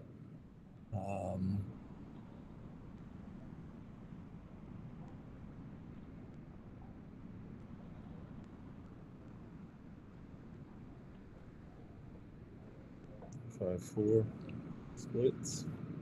All right, so it's 7-2. So 2 away, 7 away. So Victor is going to be looking for an opportunity to send a cube if it's a gammonish position. If it's not a gammonish position, then all bets are off.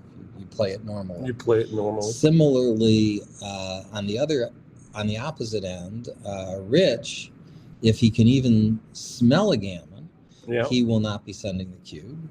But if gammons are off the table, then he actually can send a cube, believe it or not, just as easily as you would for a money game.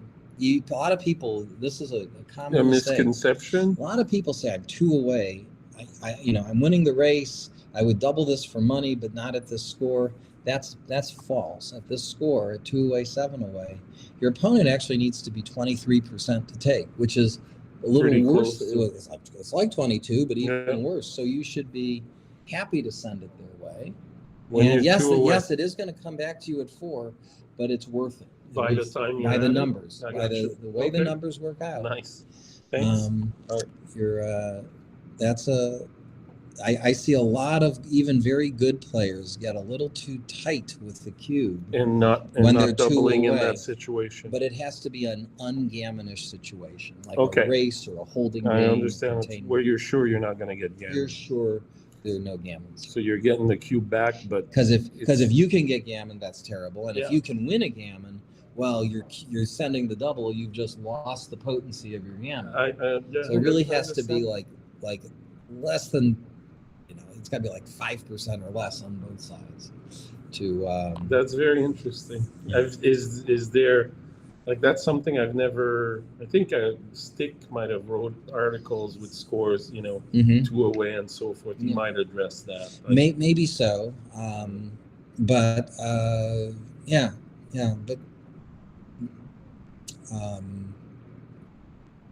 that's how the math works out.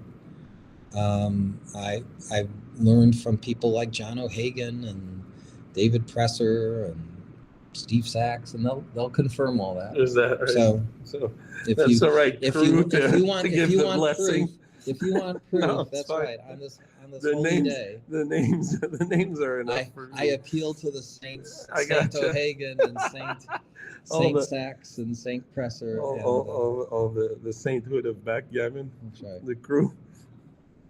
5 and 2. There you go. 4. So Victor makes an anchor on the 4 point.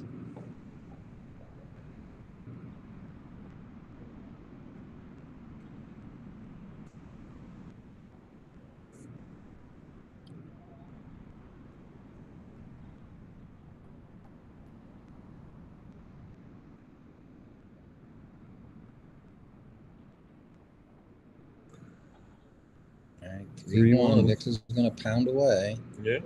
He's looking for an opportunity. If Rich dances, fight for the golden point. That's right. This was an awkward roll here. There's the 3. And what is the 4? What for? Exactly. As they say. What for? He says, let's keep all the checkers where they belong. 4-2 there. Not the roll that Victor was dreaming of. You can't even cover the guy on the 5 point. Yeah.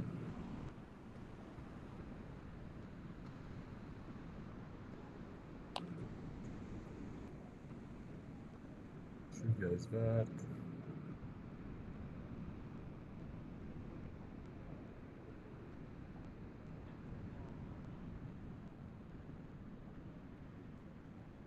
I have the right guy to do something creative with this 4-2, though. He's just gonna let go of one of his points. He just went from 10-8 to 10-6.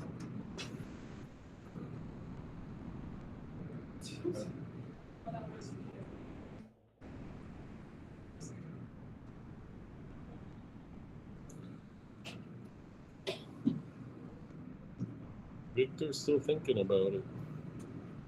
Oh no, it's Richard then.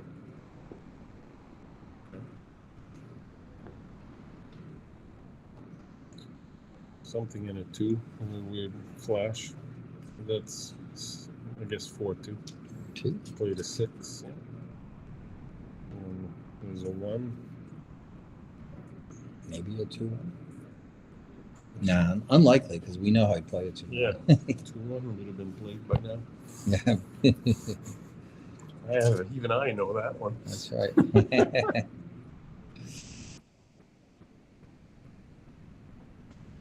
It's 3-1.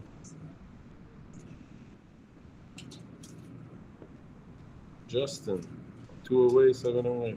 Take point at the score. Take point. Is like 20. He's saying 22% in races and holding and it, holding which is it. what he said. Basically, you know. So don't be tight with the cube. You treat it like you would at a money score. Thank you, Justin. And Alex says, Ryan just memorized all the Take points. Well, and that's not a terrible thing because those rules of thumb weren't coming from a mental math calculation because these are calculations that you sort of have to do because you'd have to do them all the time, and they're very general. You may as well just know those numbers. Just know the table. But with the exception being with 4 cubes, the 22 minus 2D formula is great, and it gives you pretty much the numbers that you'd otherwise memorize. So. Richard's on the roof here. What do you Rolls a get? 2 and something. Is that a 5-2? I think I'd make the 5 point. I mean, he's got some choices, right? But I think I'd make the 5 point. Just at this score, he just wants to have stability. He doesn't want to be put in a position where he dances on a 3-point board. And then he can. And Victor happily sends a cue. Exactly. But now you're thinking, I might even get gammon. Right. So much more exposure. That's right. So this is an example where the score is influencing your checker play more than most scores do. You know? Yeah.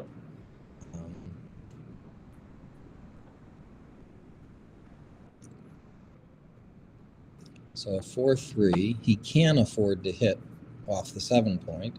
He's more reluctant to hit off the 5-point. Gotcha. Right? You want to keep your anchor as long as and I think he's going to keep that checker going because it's 7 away from Victor. From Victor's anchor. Yep. A 4-6. See, Victor needed a 4-7 to hit that, which is much less likely. It's harder to roll. Much harder. And now, interesting question, right? How off balance does it set Rich if he hits on the 7? I mean, look at all those blocks. Victor also has to worry about. He's not like it's a score where gammons don't matter. Exactly what you said. Yeah, he's just gonna. He just ran with the back guy. That's it. He doesn't want to get gammoned.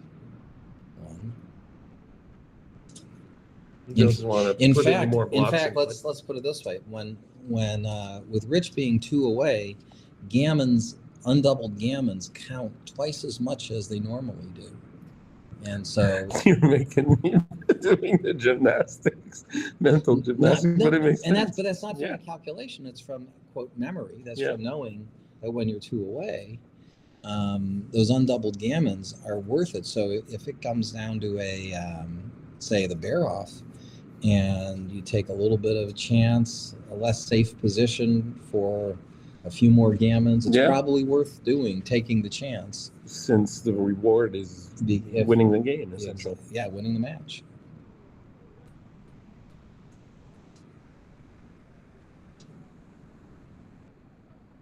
Richard's got a long way to go.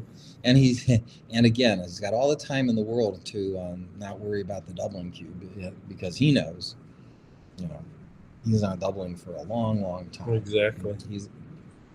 We got to be like all the checkers escaped and it's just a holding game. Yeah. Yep. Watch that battery. That's good.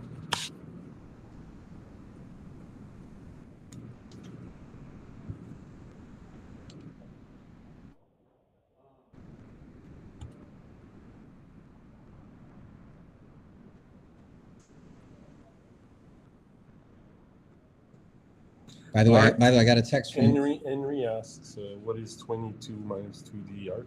Oh, okay. So if you're this is for a 4-cube decision. If you are trailing and you're D pips behind your opponent, D points behind your opponent. And it's like, say this is a 9-point match and the score is 3-0. Okay, so you're 3 pips behind your opponent. You can, D here is 3. You could take a cube in a non-gammonish type position. Your take point is 22 minus 6, 16%. Yeah. All right, which is a lot, a lot more liberally than when it's 22%. So yeah, definitely. You can win an ace point game practically, 15%. A well-timed ace point game wins 15% of the time. So you could take a lot more loosely. And I want to again preface: this is for ungammonish type positions. I understand. Yeah, that's always the percentages you got to be careful about. Yeah. So.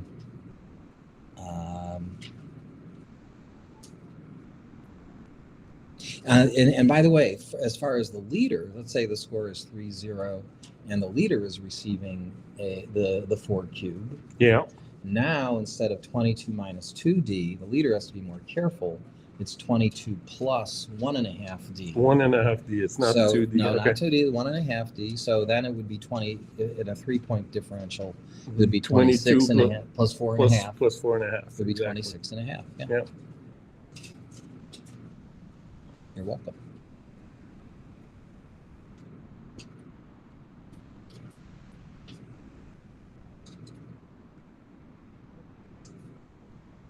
All right, so where are we here?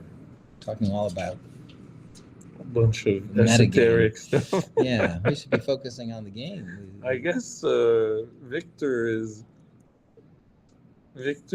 trying to get hit. You think? Getting some time. He hasn't hit his clock yet. I guess yet, he's decided that it's... even I can spot that, Art. Yeah. Now, by the way, speaking of clock, he has 4 minutes left on his clock, and Rich has 6.5. I mean, these people manage their clocks well. Yeah. But he's still 7 away. He's still 7 away. So if he's going to win this, he's going to have to... Now, we know Victor as well as anybody knows how to use his clock. Yeah, definitely. Everyone remembers when he was playing in Monte Carlo, how he would, practically use all his reserve time just shaking the dice to say, I can make the right decision with almost, needing almost no time. Exactly. But this is a double ones that can... Victor in his usual Russian warmth, when I talk to him about that, he's always, well, GL, I'm thinking when I'm shaking the dice, I'm looking at every possibility. So he's not wasting time. So he's looking at all 21 possible rolls. How am I going to play this? How am I going to play? See, I save my energy. I roll the dice. You just roll the dice and then and decide use all which your one on one roll instead of exactly. 21. But I think that's great. I think we need people who play with style and grace. He's a character. Yeah. It's phenomenal. It's very, and it's enjoyable. Plus, it's class. It's not done. It's done very. And you've got 2 very classy players playing. Yeah. Rich, Richard's a gentleman. Also, a pillar of the backgammon community. So Rich says, "Okay, you want spec game? You got spec." No. Exactly. So now we're looking at a 2-4. He's going to come up with the other 2. Is he going to bring it up to the 4 point? And even here, he's got to be. He's got the 6. He can come out with a 6. That's a good question. You don't want to lose all the timing if those checkers get hit. On the other hand, I guess he's got, Victor feels he has just enough timing with twos and mostly sixes to run that checker off the two. I guess it takes care of one of his sixes, whereas if he'd have brought it forward, he wouldn't have been able to go off with the six. Yeah, now if memory serves, in Mochi's table, to take a 2-4 back game needs a 43 pip Lead? deficit, if you will. to have You a need good 43 pips of timing. All right, now Okay. that's assuming it's two checkers back. With 3 checkers back, yeah, Victor just realized he doesn't have the timing for the back game anymore, so he's got to. So he decided to roll 4-4? And he'll win forwards. Yeah, that's right. It was a good choice on his part. to roll the number where he could hit.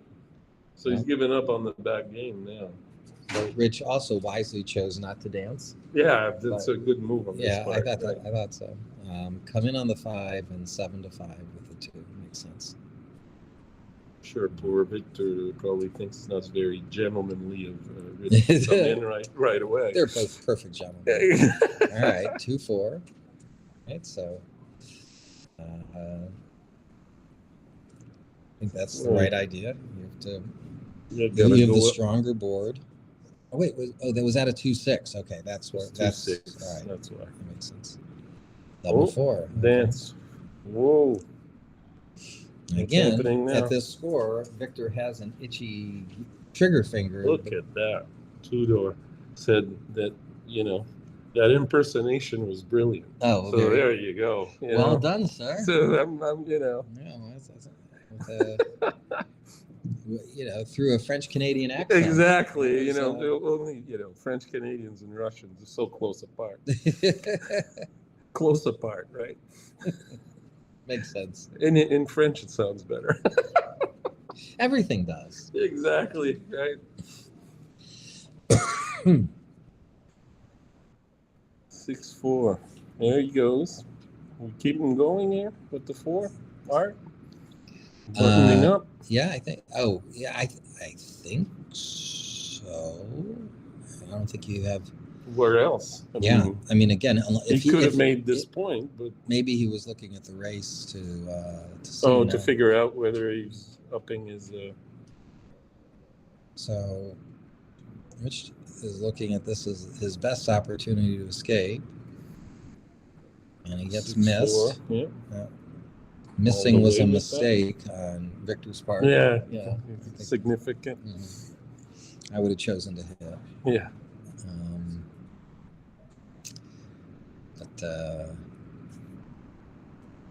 What do you think of that split, Art? Oh, that's gutsy. Yeah. I mean, you make the split after you've hit them. Yeah. Because now it's the time to. On the other hand, but keep in mind, Victor has a stronger board, a very strong board. When you're thinking bold versus safe, you're going to make the bolder play. Plus, Richard's got a block, on the 1. So he was considering the play because he has the stronger board. If there's some kind of exchange of hits, he wants to be, so there's the 1. And now 5 will come off the 13. Keep in mind, Victor does not want to get gammoned. He might have made the other play if it had been like DMP or post Crawford, but so these are the sorts of decisions that Rich has to face. I don't think you hit here because it doesn't look like he wants to hit. You don't want to, because of your block. Risk it, yeah. Because of your block, you can't. And the better board on the right. Victor's side. Victor has just enough timing to keep his board. And that's 6-6. That is a forced move for Rich. I would have played them in the other order. I'd have gone 16 to 10 twice, then 7 to 1.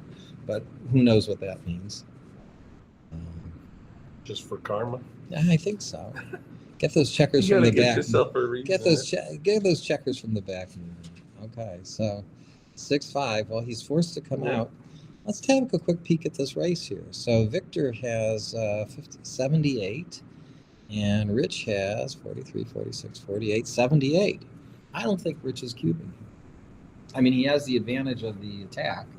Well, he's got contact. Contact value is much higher than. Oh, by the way, I said 78. Someone might say it's 76, but I automatically penalize that third checker. For the third wastage. checker on the ace point. I count that as if it's a 3. In Keith count, they say that on the extra. It's similar because it's just saying that's the wastage that you're going to incur. 2-5. Okay, so now things are coming gotten out? a little. No, because I think you're behind in the Behind by race. now, yeah. So unless he thinks he might, I don't think I'd want to be hit here.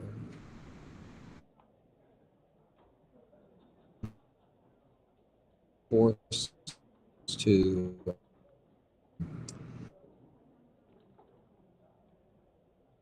one with Victor's decision, where I'm happy to say Victor agreed with my suggestion because you trust that he's right. All right, 5 and 3. Yep. Only 2, 6 and 3, 5. Yeah. 2, 3. 2, 3. Oh, it was cocked. It was cocked. Okay, 6, 4. 6, 4. So now we have a race, folks.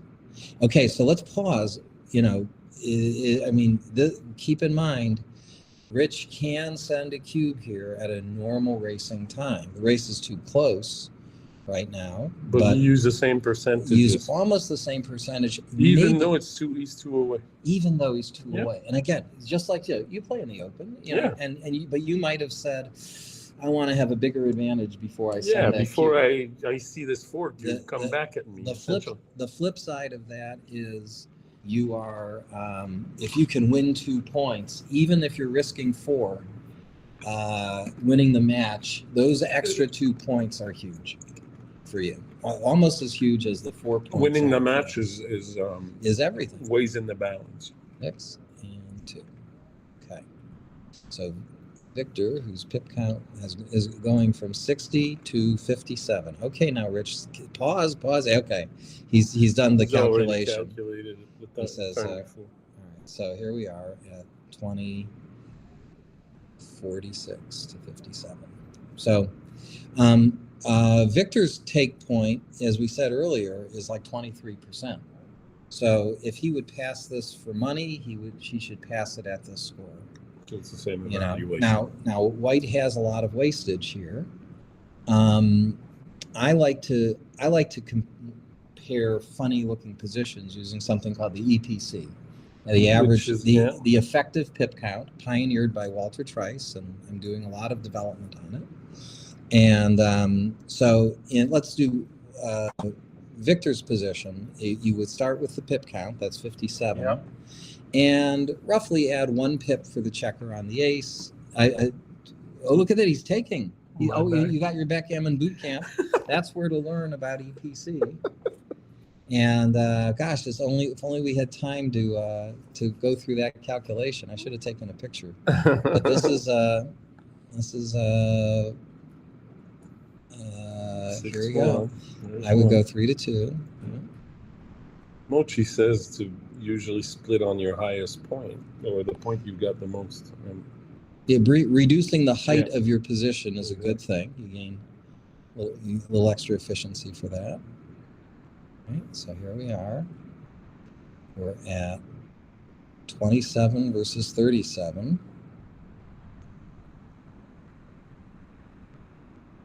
4-2. Okay.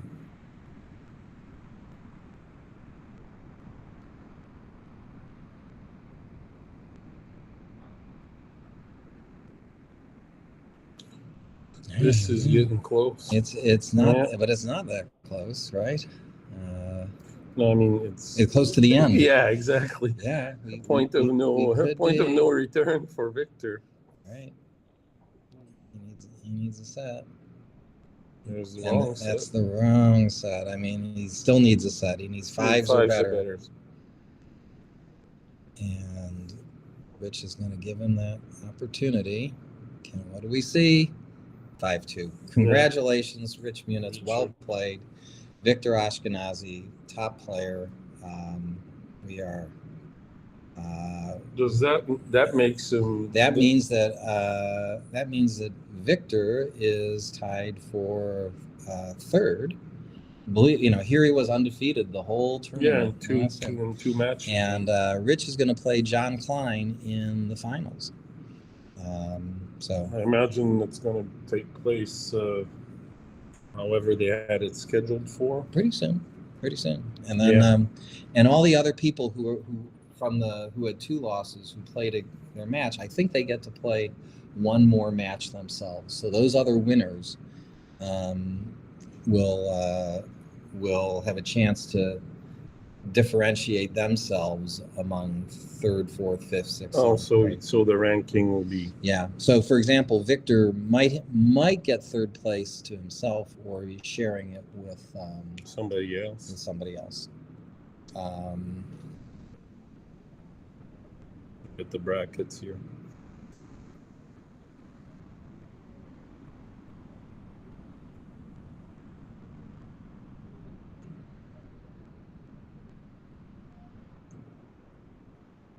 I wish I had more time to have thought about the take of that 4 cube. Somebody said here. It didn't. We could go back and look at it, but it didn't look like It a says take. this is a 1.418 pass. Alex said that. Yeah. It didn't look like a take to me. But, Okay.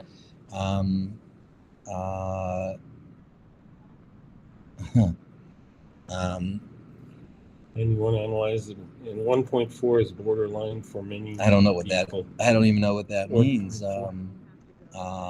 That's a huge pass. That's giant. That's very un-Victor. Maybe Victor's tired. I mean, honestly, he's been playing. Yeah, he's he's been playing, streaming everything. So, I guess Marianne says we lost the audio, but according to this, looks like we're working. We're still okay on working. it. Okay, we're still have on audio. it. Thanks, Henry. Thanks, Henry. We can set up that position from before. Well, I can turn it back here and you can put it in your. Let's do it and let's talk about it. Yeah. If people are still here and You're listening. talking about the 4 double. cube. Yeah. Okay.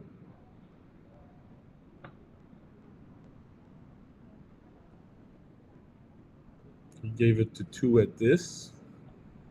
You want to enter that one? Or? Yeah. So That's the 2 one. Let's go to other one? the 2 cube. You're right, because it is a 2 cube that then gets sent back at 4. Okay. So I'll set it up here, but then we can talk about it and how to approach this over the board, because that's what I like to do. I like to think about races. You're a professor. Yeah. You're supposed to analyze everything. Okay. You have one on the.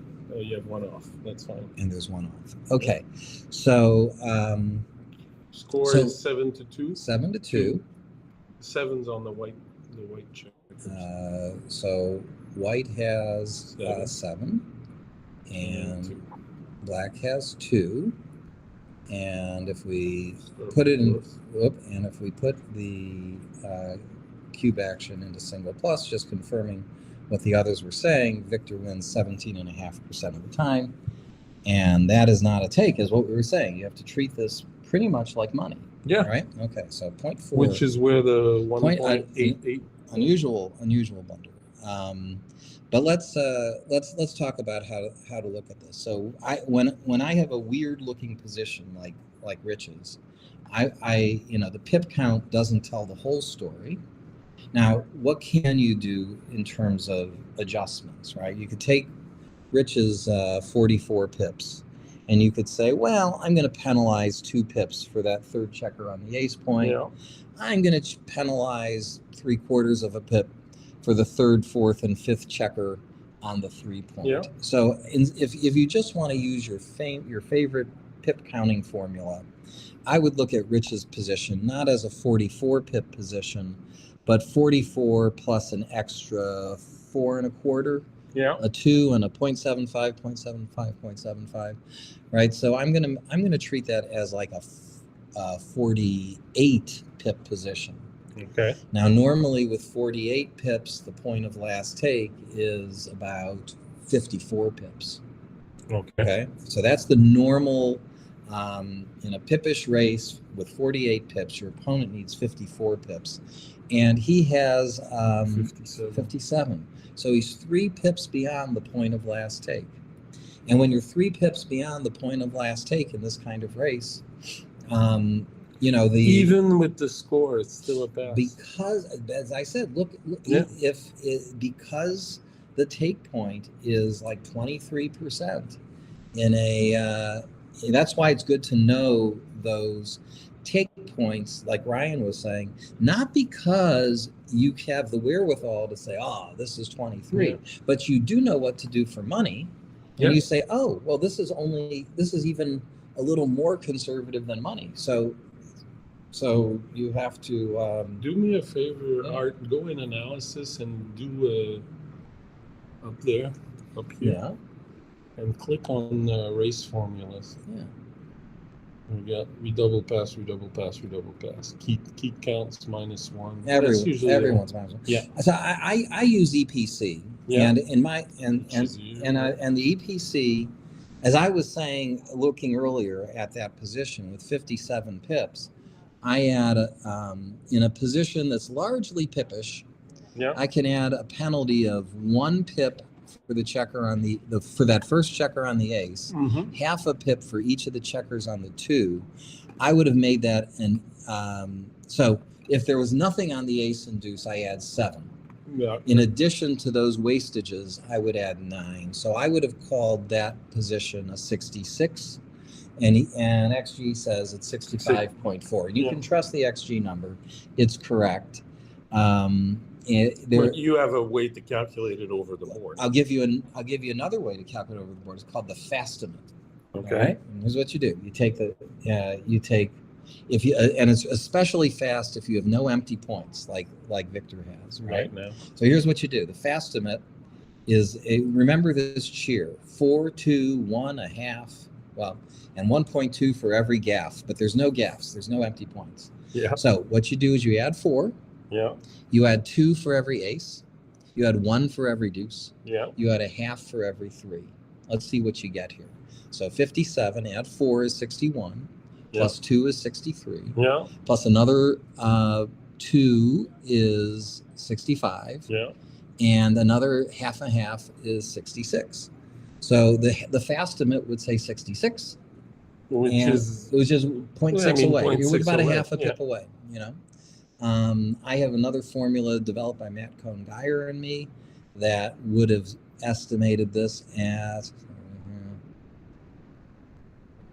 at about 65.2. To very, very accurate. Okay. Now the harder one to estimate is White's EPC.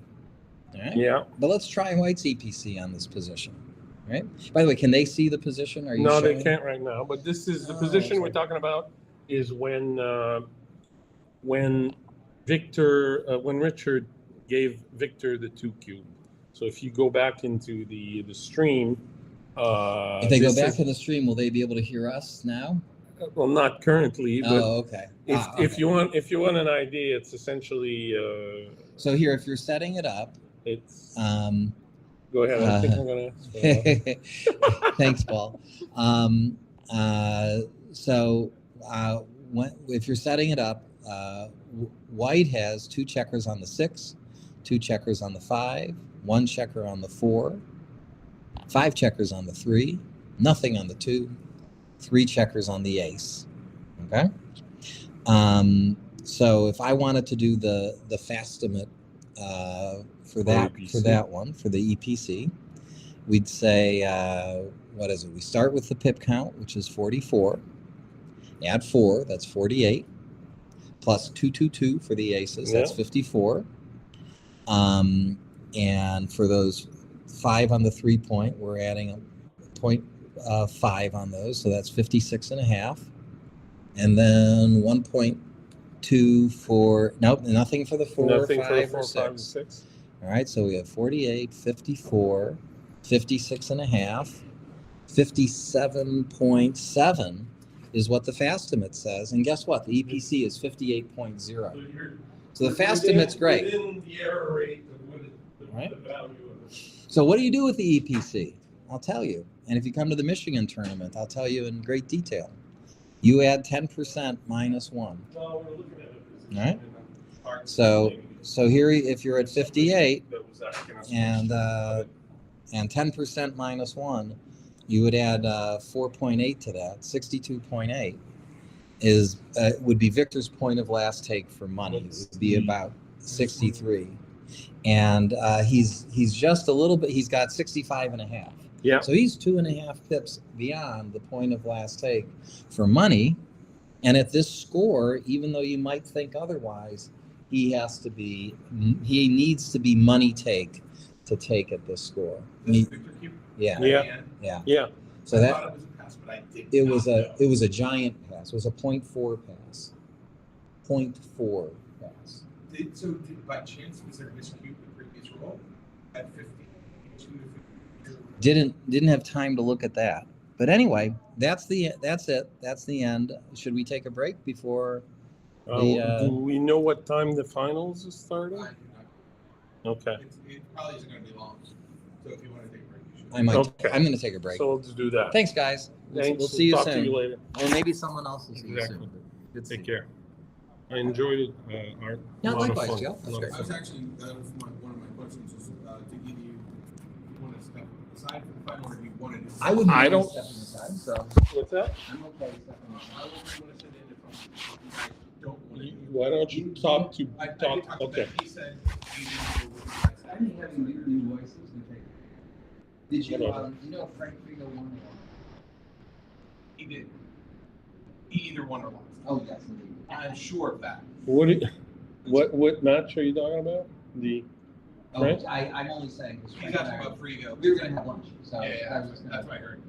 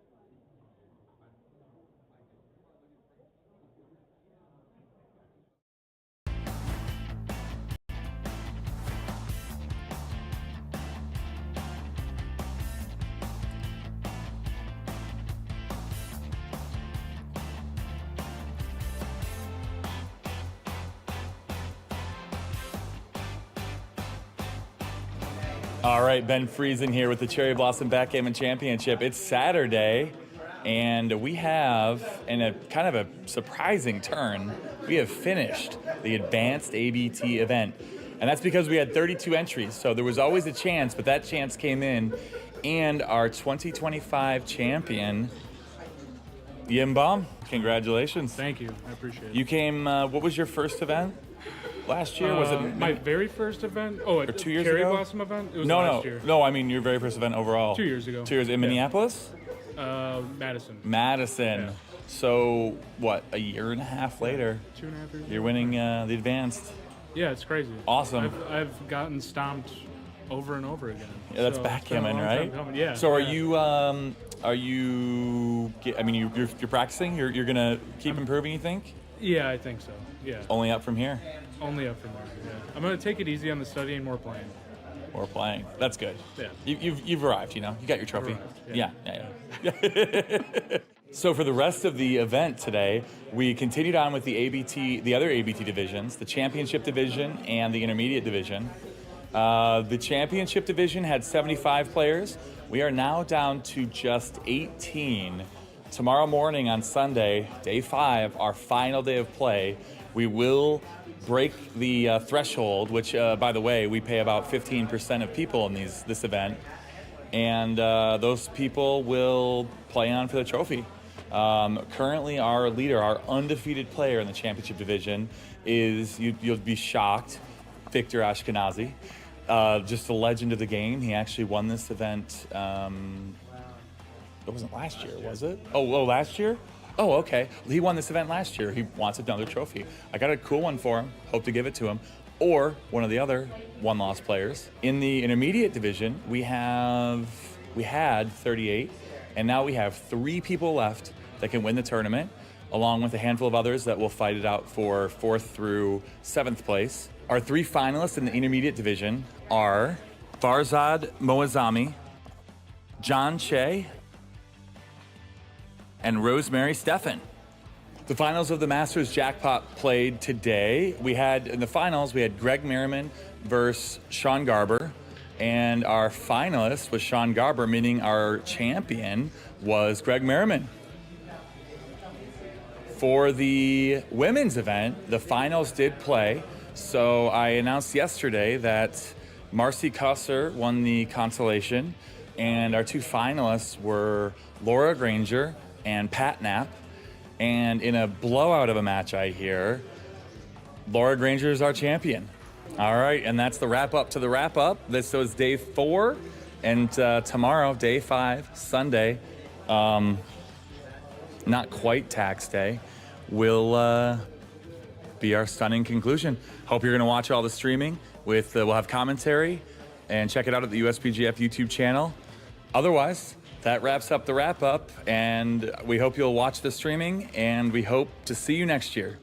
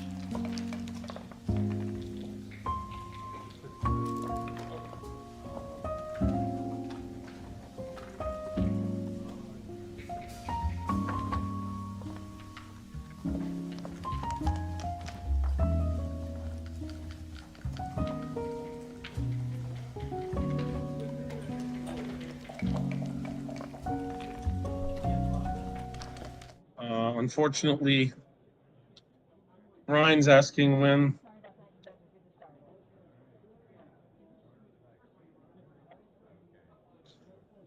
this is starting. It's starting moments from now. I'm just playing around a little bit, messing with the baffle box, who's Rory is a big fan of it. I am not. I use a cup. That's part of the beauty here. I guess they just started.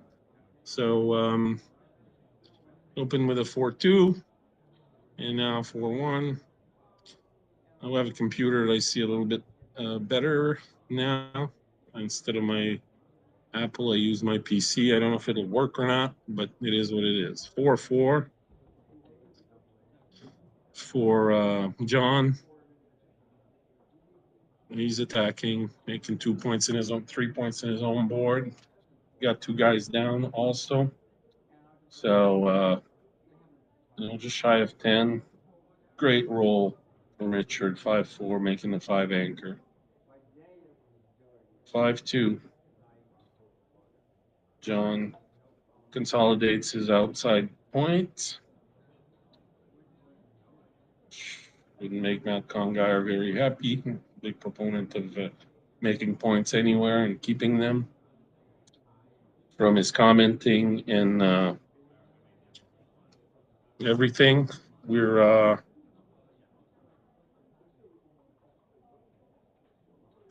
this is the finals. Whoever wins this wins the main thing, the main deal. So 2-1, John decides to make an anchor, makes the butterfly anchor. 5-1. It's a little bit awkward. There's no 1 easily. Might stack it on the 8 point, which is what he does. Richard drinking apple juice, I'm sure. Rarely seen him go off the reservation while playing.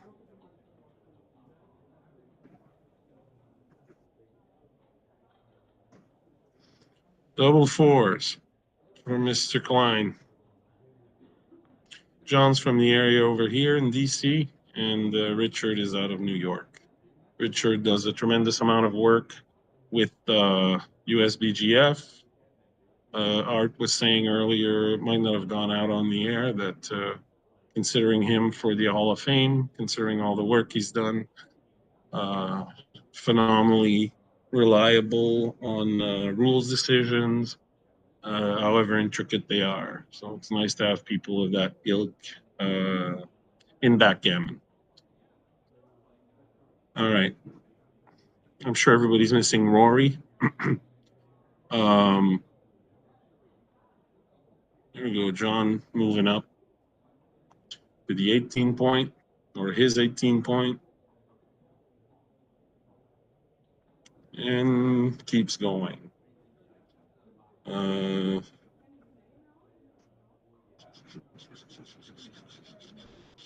That puts him a little bit ahead in the race, which is the way to go. He's still assessing it, whether he wants to stay back or not. This is a good roll with so many possibilities. Paralysis by analysis, like a friend of mine says. 3-1, beautiful for Richard. All he needs to do now is hit a blot somewhere. So he's ready to hunt, but you have to shoot at something, right? All right. John steps down from the midpoint, gives a shot. 5-4, hard to play super conservatively, and he doesn't get punished for it. So 5-3, coming down off his 8 point. 6-3. That makes a 3 point. Nice and beautiful. I'm going to start considering getting off the 14 point. 5 and 2 is going to slot on the 2, make the 3-point. Richard getting ready. The old getting ready for my close-up, Mr. DeMille. And all he needs to do is hit one. John slots the 1. Hoping that Mr. Munitz will roll big. There's 6-1. That's one he could use effectively. Now 4-2 or 4-3. A little bit of glare here on this. Yes, Tudor, it is the final. So let me know if you guys can hear me properly. Maybe some of you don't want to hear me, which is fair by me. But we're having fun doing this. So we're looking at a 4-3. Johns has to decide what he wants to break. He could play safe off his 6, but that would lack a certain amount of imagination. And still doesn't resolve. Well, he might be waiting for, if Richard plays a 6, rolls a 6, he'll have to break something up. That leaves, by leaving a blunt, that leaves the least amount of shots. We'll see what John decides. I guess that he went that way. Least amount of shots, most conservative way. 5-3 doesn't get hit, so it worked for John. John might be considering the cube. And where do we go from here? Mr. Munitz is probably has his computer going in his melon and figuring out if it's a take or a drop. What do we have here? We need these math professor and doctorate to count this race in 2 seconds. Never mind 12 seconds. I can almost do that. I'm surprised they told me that Rory would be here with me, and Rory never wanted to pass an opportunity with a microphone. 1. That's one of his 4 threes. He's probably going to come down. There we go. So all we need is a 9 now, Richard, right? That's easy enough, usually. Stepping up. So if he getting ready to make, there we go. Mr. Munitz isn't going to touch that with a 10-foot pole. So we've got to start. Thank you very much, Tudor. Yeah, usually, Justin, what happens with the glare is Tara and Bill have a coating they put on these black dice that doesn't reflect, so they have a good one. It's very room sensitive, location of the board sensitive, but it's fine. Well, it's fine. It needs to be improved, as you mentioned. There's always a work in progress. 6-1 makes the 7-point. And then John, great answer. Double ones makes his 4 prime. He's got the golden point. Now Richard decides to attack. That's usually the way that it happens, right? Point on a guy, you cover, you get hit on the 7. 3 and 5, gonna come down. Have another spare. 9 men in the zone this time. Got a solid prime coming. There we go, Johnny boy. That was enough stuff. How do we evaluate that? You know, priming potential, racing potential, blitzing potential. 9 men in the zone.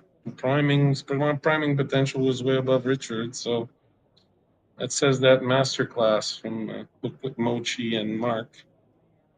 And we reset 2-0. John, good start for John. We can go either way. We both rolled a 2. Let's try it again. 4-3. All right, down with the 4. Oh, down with the 2. Because it might have something to do with being down, and he gets hit for it. He would have gotten hit if he'd have done the typical thing by splitting. That's usually where we bring the 4. Now he makes his 5 point, unless he wants to hit, and he does. So bring in a builder also to make some point in your house. 6. This guy's life expectancy is going to be minimal. And there he goes. Make the 5 point, and then what do? Move that one forward so he doesn't have a direct. I have to use 2 rolls to get to him. And that's a great roll for Richard. His opponent didn't perform a ton here. He's going to consider, and here comes the cube. And the cube has been spinning. Let's see what John's looking at it. Snapped it up. No problem. Ever forward. Right? 5-3. What do? Come down. Get off the bar. Get off the midpoint. Come down. Have 12 guys. Well, we're making another point in our home board. Making it more complex for John to get out. 2-4. They're not moving in the back. He's got a chance to roll a 4 to make his anchor. No, 6-3. Come all the way around. We do that. I'll leave 3 guys, but only, there we go. Come all the way around. That leaves 1 shot out of 9 to get hit, either on the 10 or the 9. 2-1, that doesn't do it. We'll come down from 13 to 11 and split. There we go.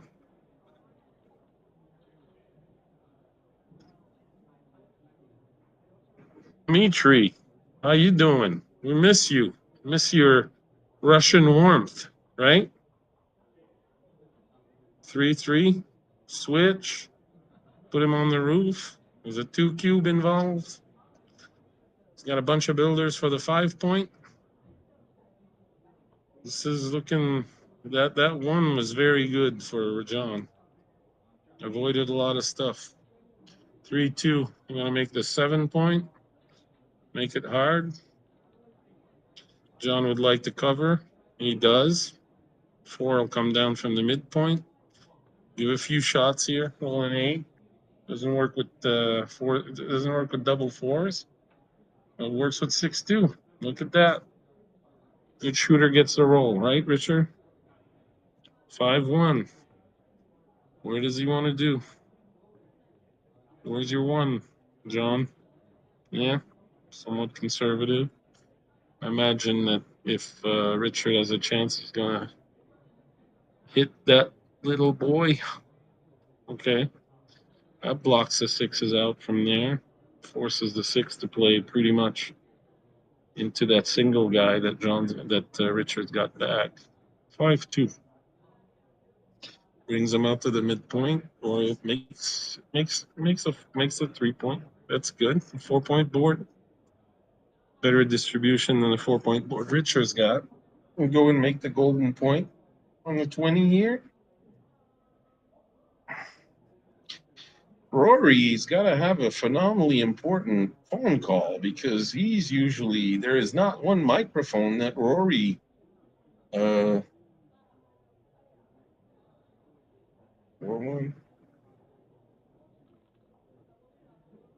Rory hasn't jumped for in his life.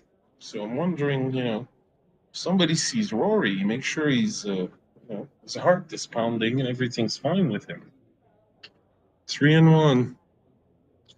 We're gonna come up with the 1 there from the back. Give yourself 5s to get out.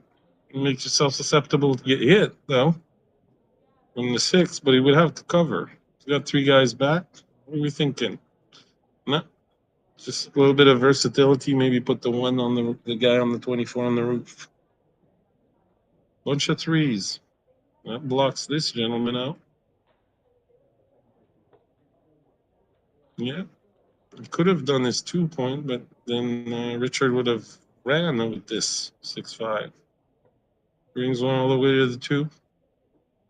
This, you might see, I would understand Jam fully to give that at 4. It's tough. Apart from a 1-6, there's not many windows opening for Richard. What are you guys thinking? Thanks, Dimitri. I appreciate that. Eric, man, you guys passing the love. Appreciate it very much. I don't have the technical, but you know, try to inject a little bit of humor. The French Canadian stuff, you know. It's humor with a 25% tariff, obviously. You know, Canadian. You know how it goes. Maple Leaf, all that. 4-0. 5 away, 9 away. Okay, throw us the equity. Justin, love it. Montreal accent. It's French Canadians, hockey player accent, guys. That's what it is. When you watch these hockey players get interviewed on the TV, they usually speak, you know, the French Canadian, they speak like me, you know, complete ineptitude. People look at you sideways. Every now and then some ladies like it, so that's sort of a plus. Anyway, so we're back in play here. John, off to a strong start. 5-1. We'll have a lot of blots. And Richard's already split, so what do we want to do here? Yeah, I guess John thought twice about leaving all these blots. 3-1. Are we covering it on the floor? No. Making them in order. Richard's a protocol guy. 6-4. He could have made the 7-point.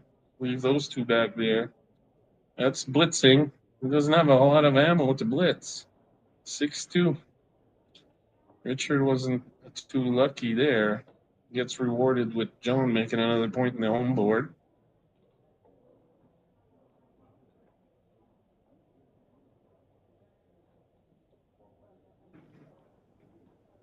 Yeah, love this this board indeed. Everybody's talking about the board in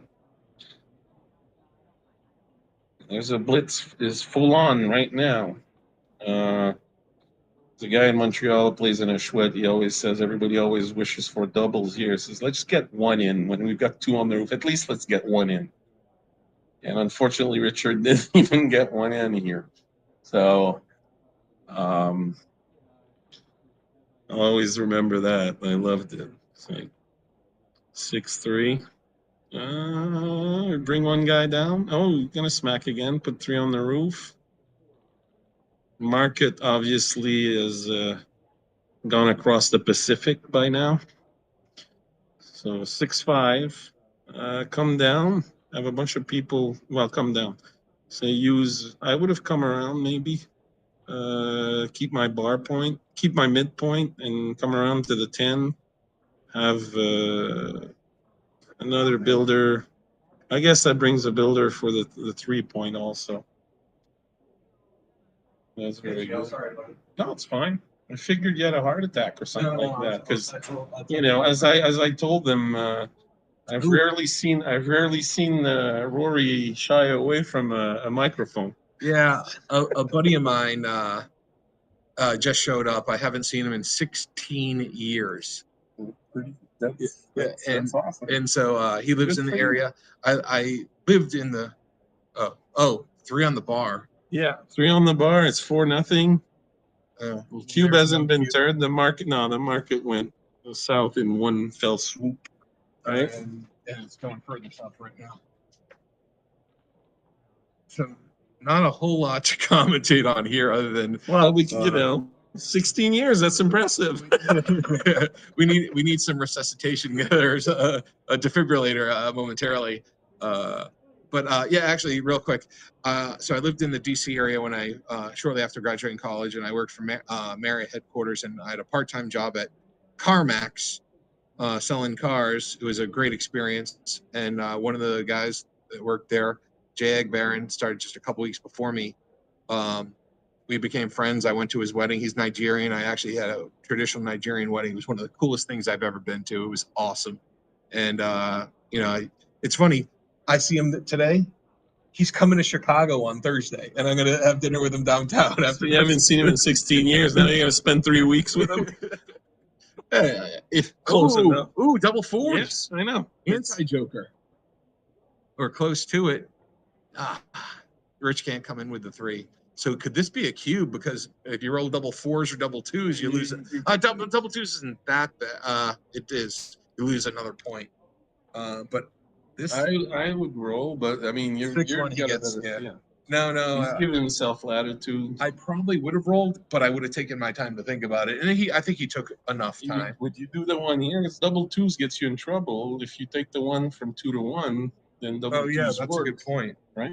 Yeah, you're probably right on that one. Nice. I Rolled enough anti-jokers in your life? I might say something. That doesn't mean I'm right. It's No, just, it made sense to me. That's the way I would look at it. I followed you. So actually, I just want to say one other thing. I spoke to the players just before they started and asked them if there was, I told them I was probably doing commentary and was there anything they would like me to mention? And Rich said no. Nope, nothing. He's like, the less I talk, the better, probably. But John Klein actually said, yeah, if you don't mind, tell people that I'm playing in memory and honor of the great late Edelhoffen. Yeah, they a friend of Ed. Yeah, they traveled the world together, if not just the U.S. To many cities playing backgammon. They would often room together. That was his good friend. So he's trying to win this one for his buddy. Yeah, he was a character. He was a great guy. Came up to me when I had some success in Atlanta, and he looked at me. So you just decided to start play open and then to win. Just made the decision. Just you think it works like that? Like, I looked at him. I said, "You've won enough of them. Leave some from others." For crying out loud. And in case you're not familiar or aren't familiar, I think it was like 5-6 years ago, Ed had a run that was like nothing, nothing ever in the history of backgammon. In like a 12 or 14, 15-month period, he won something like 12 events between Masters jackpots and ABT events. It was one of the sickest runs I've ever seen. He was just completely unbeatable. And he won another ABT title at that time, and it was absolutely the most impressive run I've seen over a short period. It wasn't that short. It's like you said, just over a year, and he was just dominant. And he was like 80-some years old, 85 years old, doing it, which means he still had the ticker was still working. At least the mental acuity. Yeah, absolutely. Yeah. Also, you talked here about Bill Davis, so I'd like you to talk about, at least say, recognize what he's brought forth for. Absolutely. For those of you who never heard of or didn't know Bill Davis, and for those of you who did, he was the founder of the American Backgammon Tour, and he's as responsible for all of it. Ooh, there's the hit. there's a possible. I'm just getting this out of checking the chat. Absolutely. Thanks, Eric, very much. So Bill Davis was responsible for all of us being here as much as anyone. He founded the American Backgammon Tour back in 1993 and did an amazing job over a period of time. That hits, and it's all forced. And if Rich doesn't hit back, it's back on the G wheel. Oh, and he fans. My God, there's some possibilities. Yeah, no, don't talk about that. We don't talk about that. we don't say. You know exactly what I thought it before you said it. So, we don't talk. We don't talk about. We don't talk about Fight Club or. We're talking about Fight. First rule is don't talk about that. 2-1. This is terrible. No blasphemy. Come on. He's coming in this role. I feel it. There we go. Okay. Off the BG. I just said not to say that. Well, I said off the. You can say off the BG. Oh, you can't say there might be some possibility. Yeah, right. Exactly. So as I was saying about Bill Davis, he was the founder of the ABT. He ran the Midwest Backgammon Championship for 30-some years, I believe. And then he also founded a publication called the Chicago Point, and created the website. That's still where I check my calendar. Yeah, You the know, Chicago Point calendars. Carol still updates it Yep. and everything. They're in the SBGF calendar. And 6-0, my friend. yep. So what's the match equity at 308? I'm sitting beside a grandmaster, dude. You're the one that knows that. Yeah, stuff. but you won Me? Atlanta. I know, but I didn't use match equity when I won Atlanta. I just used luck. That's a much more reliable gainer in backgammon than match equity there. Sunshine. Of all the grandmaster of the world, I might be the least knowledgeable. Mathematically inclined. I play a field game.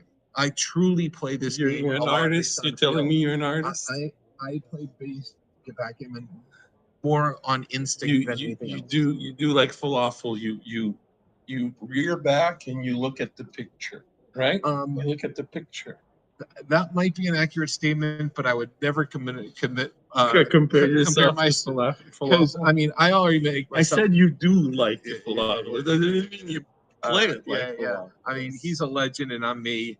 So you're a legend. Not necessarily for the same reason. Thanks, GL. Appreciate that. Get the one you like, you love, or whatever. It's not confused. It's not. No, I'm not saying. Okay. I'm not saying. Come on. Don't put me in such an awkward position. So that went a quick little double pass. So Rich gets on the scoreboard. Yeah. Although I'm not so sure about that pass, but I understand John's apprehension to take a cube. That's potentially getting with a big lead. John's going to be very, very careful about getting anything that's going to have a big swing. Okay, so let's do a little concentration on the commentary and see if we can get some good analysis here. I forecast a simple run with this 6-5. I like that 4-3 split. So Rich wants to mix it up a little. So he's thinking about not running all the way and just bringing the 5 down and creating contact and more variability. Absolutely. More so 5-2. Oh, I think he's supposed to just make the 4-point here. He's currently outboarded and he can attack twice, but that doesn't seem like the right strategy. I think making the 4 points the right play. What do you think? You like the 4-point, or would you be hitting twice? That's, to me, Kid Woolsey always says when you're veering between 2 points, check the race. And usually, where you are in the race, it'll clarify your decision making. Fair enough. He's referred to that, it's always, it's amazing when you play Kit, he says things under his breath that are like nuggets of wisdom. Like, yeah, people underestimate the race. I always remember when he said that, and I'm like, and he says it when he's made a decision that it related to it, Okay. So it's very, it's poignant. It's very, and ever since then, whenever I'm like between 2 plays, should I do this? Should I do that? Just as John was doing here, I'm like, let's look at the race. And most of the time, it'll clarify it. It'll clarify your decision, where you're heading. Yeah. If you're behind the race, you don't want to necessarily run. Yeah. 6-4. Run and hit at the same time and take the race lead. It's good.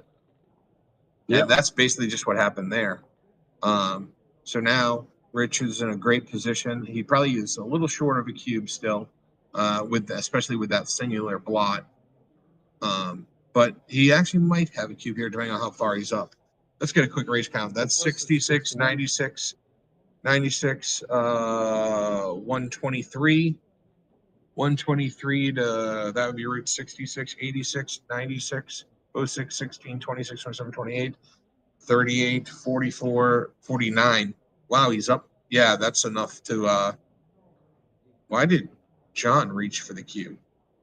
That was just OCD'd himself to put it straight. Rich is on roll and thinking about a cube, and John reaches and maybe I wonder what the ruling is. I mean, the guy would know. Richard would know. Changed it from 8 to 32, I think, is what he did. I'm not Which sure. is still a strange thing because we can Rory's looking at the 90-second buffer. I think that's what he does. Though. We'll see in a second. Okay. And I think this is a good cube, and I think it's a clear take. Let's see. Oh. I'm pretty sure Let's that's what he figure it did. out. Nobody, I mean, we've got a 2-minute delay on the commentary, so we'll see it a little bit. If somebody, I know Ian was there earlier, so it'll, well, it's called YouTube. That's how they pay the rent. I generally don't see him when I. Maybe you pay for YouTube. Maybe I it's can't tied to my afford Google that. account. Maybe it's tied to Okay. my Google account. I'm also. Oh, he passed. Wow. Can You someone thought- put that in? I thought that was a clear take. But maybe he was down too many pips. If anyone's out there putting in single positions or transcribing. If Ian was here earlier, he might not be there. But anybody that can put that double in would appreciate it. Yeah, that cube's interesting. I would have just. 2-1. 2 down. Why did I try to commentary? Never trying to read. Thanks, Will.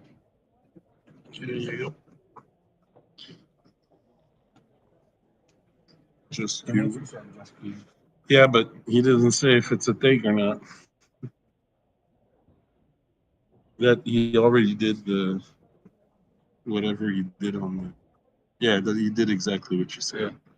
He got it to the 32. Okay, All right. nice little prime action for John. Oh, very important anchor for Rich. Or is it John that rolled it? I didn't see. This is John that's just rolled. Oh, okay. So It's coming down, probably moving forward from the back there. yeah, good call there. So Dimitri said just cube, but Dimitri, do you think it was a take? I just thought it was an easy take. I was surprised you passed. Oh, double force. Pseudo joker for Mr. Munitz. Very good. I think you hit and come to the bar with the other two. Double hit. That's me, and bring one to the bar. And bring one down from the names. You've got the coverage numbers, 6 and 5s. Makes sense. That's what he's considering, but he doesn't have them all set. So So he comes down instead of to the bar. Interesting. What's happening with the cube here? No? Two back with only one at the head is yeah, I agree with this. Oh, he wishes a cube now. Yeah. Makes Makes a market again. Choo. Yep. Well, he can roll a market Come reclaim. down. Rolling a 3-2 will save a cube here. Yeah. A 3-6 hits. Double threes blocks a point. That's Double one of 2-6 those that insures a cube. Yeah. It was one of the other ones that you were talking about. And if you notice, the cube didn't hit the turf. Yeah, exactly. Richard still had it in the hands. And John had pushed the clock. John said, we're good. Thanks. So Richard climbing back up a little bit. So it was 123 to 149, which is 26 pips. So did you think it was a take, or was it a take? Someone put that in XG. I'm just seeing the chat. That's why my comment is a little behind. Yeah, there's a 90 to 120 second buffer. So Are they taking a break? It looks like It 6-3. Like Yeah, John Klein says, you got 3 points. yeah. You got. I came up to a great start, Slow but this down. just turned around. So I'm not touching this for now. For This is the 5 minutes. final match, or championship match of the Cherry Blossom Championship, organized and directed by the great Benjamin Friesen. He's also got an awesome tournament staff, Paul and Andy Horton, Jackpot Johnny, John Hardigree, who now runs like 3 different tournaments and is on staff for about 40 others. Yeah, I don't think he misses. No, he doesn't miss much. He was in Cincinnati, in Cleveland. He ran Atlanta. He basically ran Cleveland. He ran Cleveland as well. Oh, that's right. Because I Miller. I will have him on staff for the 3rd straight year in Chicago. And John, if you When is Chicago? Memorial Day weekend, May 21st to the 26th. Actually, it's the next big one. Yeah, normally there's a tournament early May, but there wasn't this year. Charlotte is actually moving from their January location to January date to May. to May. Yeah, they'll be Early May? yeah. Okay. It'll be 2 weeks after Cherry Blossom and 3 weeks Now, before are you Chicago. doing it in Boston? Yes, I am. As a matter of fact, we Good. will have a as I call it on the website, the Boston Open you never knew you needed. Is that what it is? Yeah. Where have you nailed down a hotel? Yep. Or It's the 4 Points by Sheridan, Newton, Massachusetts. The hotel actually sits on top of the Massachusetts Turnpike, and it's a really cool spot. There's a bunch of restaurants like across the street. There's a Whole Foods 3 blocks away, or 3 blocks away. There's a bunch of other places like food and entertainment, like a pub and a pizza joint across the street. Newton, Boston. Newton is in Isaac Newton. Newton's probably most famous for Heartbreak Hill, which is the arduous part of the Boston Marathon. It's arduous. I think maybe I don't speak. So it's a little bit outside of it. Yeah. It's 11 miles west of Logan Airport. Let's be clear that you don't speak very good English. Never and how have. many languages do you speak? I speak English, not so fluent. Coffee, I'm fluent in coffee. I can make you any coffee drink you ever wanted. How about that? But in English. No, I speak coffee. Coffee. Yeah. Yeah, I'm not. Say words like cappuccino I and speak latte and macchiato. Yeah, no. Oh, I can make a great cup of tea. All right.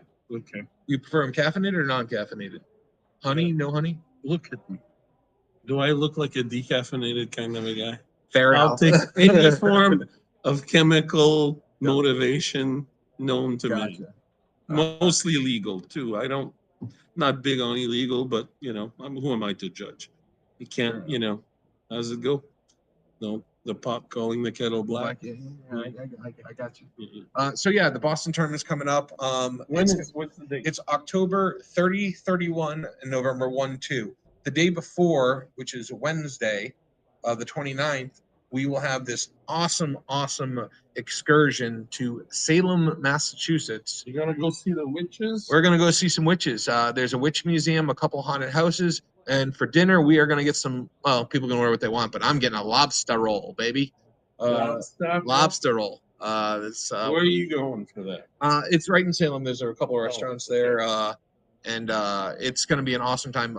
My brother-in-law is like the number 2 or 3 guy at Yankee Bus Company, which is 156 bus fleet, and they actually drive all the away teams when they come, professional sports teams when they come to Boston. Yeah. Pick them up at the airport, take them to the hotel, and so forth. And he's actually gonna get a bus and drive us from Newton to Salem. So it will be a party bus. So you finagled the bus. Yeah. We're back on track. Yeah. Look at you. I'm proud of you. Thank you. Proud of you. 2-1 opening for John. Oh, nice reply from Rich, hitting one of those checkers, coming down. 5-1. This is going to be a hit back for sure. Right These now, guys do not waste any time. I can tell you that. I've been streaming Victor for the last 17 matches, and Victor is a little bit more casual about his clock management. thoughtful about his Yeah, plays. okay. Thoughtful about his That plays. would be good. So this is still early game, and you can see that when they were hitting back and forth, it's because they were fighting for their 5 points. And Richard won that battle by rolling double ones. Justin McKenna commented that he had a great time. Yeah, it was good to see you, Justin. Hopefully we'll see you in Chicago or sometime later this year. I think you live out somewhere on the West Coast, possibly. So I think I'll see you in Denver. Maybe even live in the Denver area. I can't remember. But for those of you who don't know Justin, he 6-4. a quick double The pass. break didn't stop the leakage for John. 5 and a 6. There we go. And Richard Go across. Lover's leap. 6-1. We'll make the bar. Don't look at yourself talking. I'm not looking at chat. He's asking you if you're going to Monte Carlo. Oh, if I didn't know if you're asking me. Yes, I'm going to Monte Carlo. I'll be running registration once again. Justin McKenna, if you don't know, he does a bunch of cool unboxing videos on YouTube. If you want to see him open a new backgammon board or other books and such, Justin, throw your link in there or tell us what YouTube channel it is.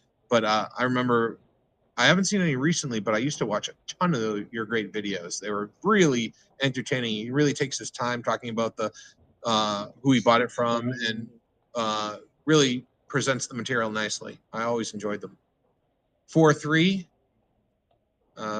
Just make a point. He says he doesn't want to take that anchor. John's has built a couple towers now, so it's probably waiting for him to. 4-3 will be a hit and cover for sure. Make the 2 and cover. Make the 2 and hit, I should say.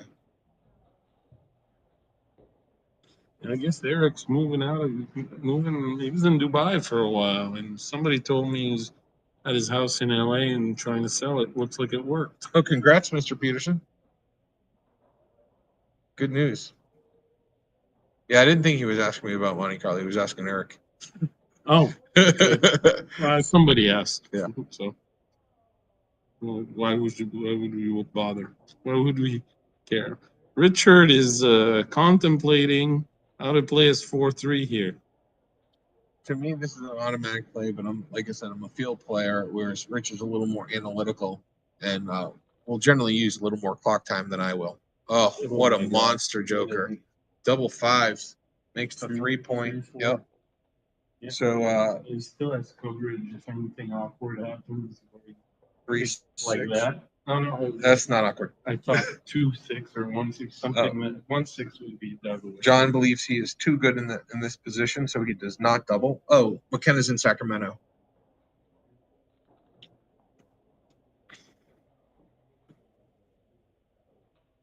Two, 3s. That's the thought. So now, does Richard's gonna get the cube? You think this is? You think this game is ended? Dennis Miller used to say about North Korea is the next country to get S hammered. Well, the guy on the 2 points gonna get hammered.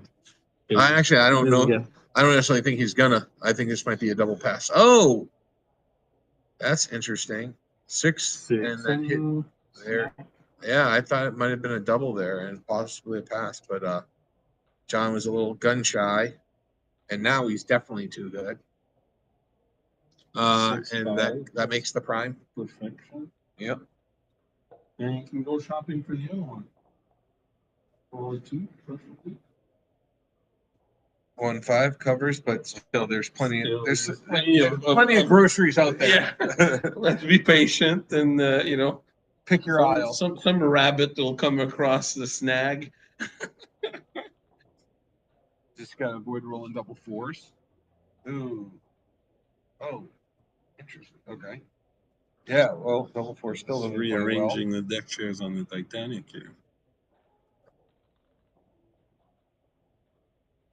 1-6. So that 2-1 by Rich. At first, I was wondered why. Thought it maybe wasn't right, but I think when you can like pick and pass a little bit, he's actually picking up pips, especially if he stays on the bar and has a better chance to save the gammon.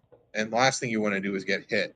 So he didn't really want him on the bar. He just wants to give himself time to bring checkers down and around. So he doesn't get gammon. Yeah, and the 6-6. I mean, he's gained 24, 31 pips since he hit. That he might have. Yeah. On the roof for you. Exact. Otherwise, for sure. Or might be upcoming. Like this with 2. No. No. Sorry. He makes, yeah, he's making the ace point, so he can't come in deep. And although maybe you do want to be a problem, but it doesn't seem like with the 4 and 5 open. Yeah, with the 4 and 5 open though, it's unlikely for something bad to happen. So, yeah, he's there we go. John's shopping.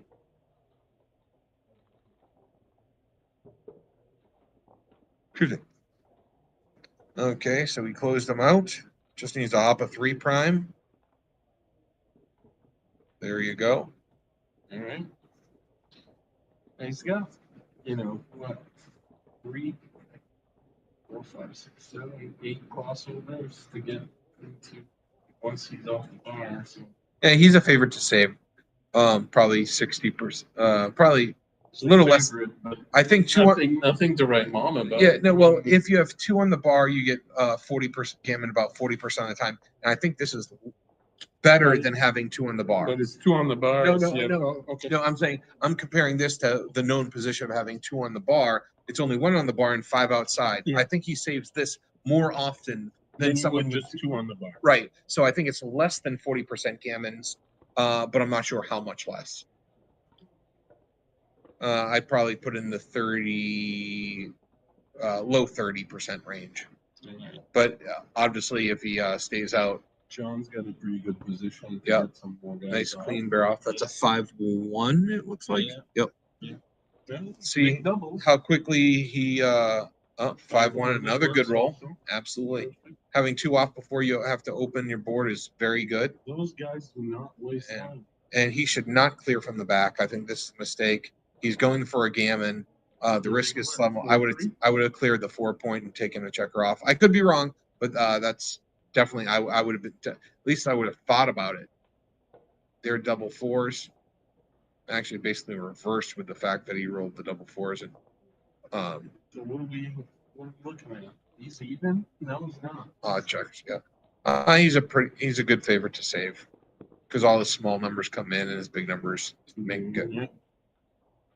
Well, that's doesn't want to roll that. Doubles. There's almost 6 rolls here. He rolled 1 double out of those 6, which is the average. 6-4, but I mean, Rich can do the same. I'd take the crossover, absolutely. Yeah. Because I have 3 crossovers to come in and 1 to get off, and you save the gammon.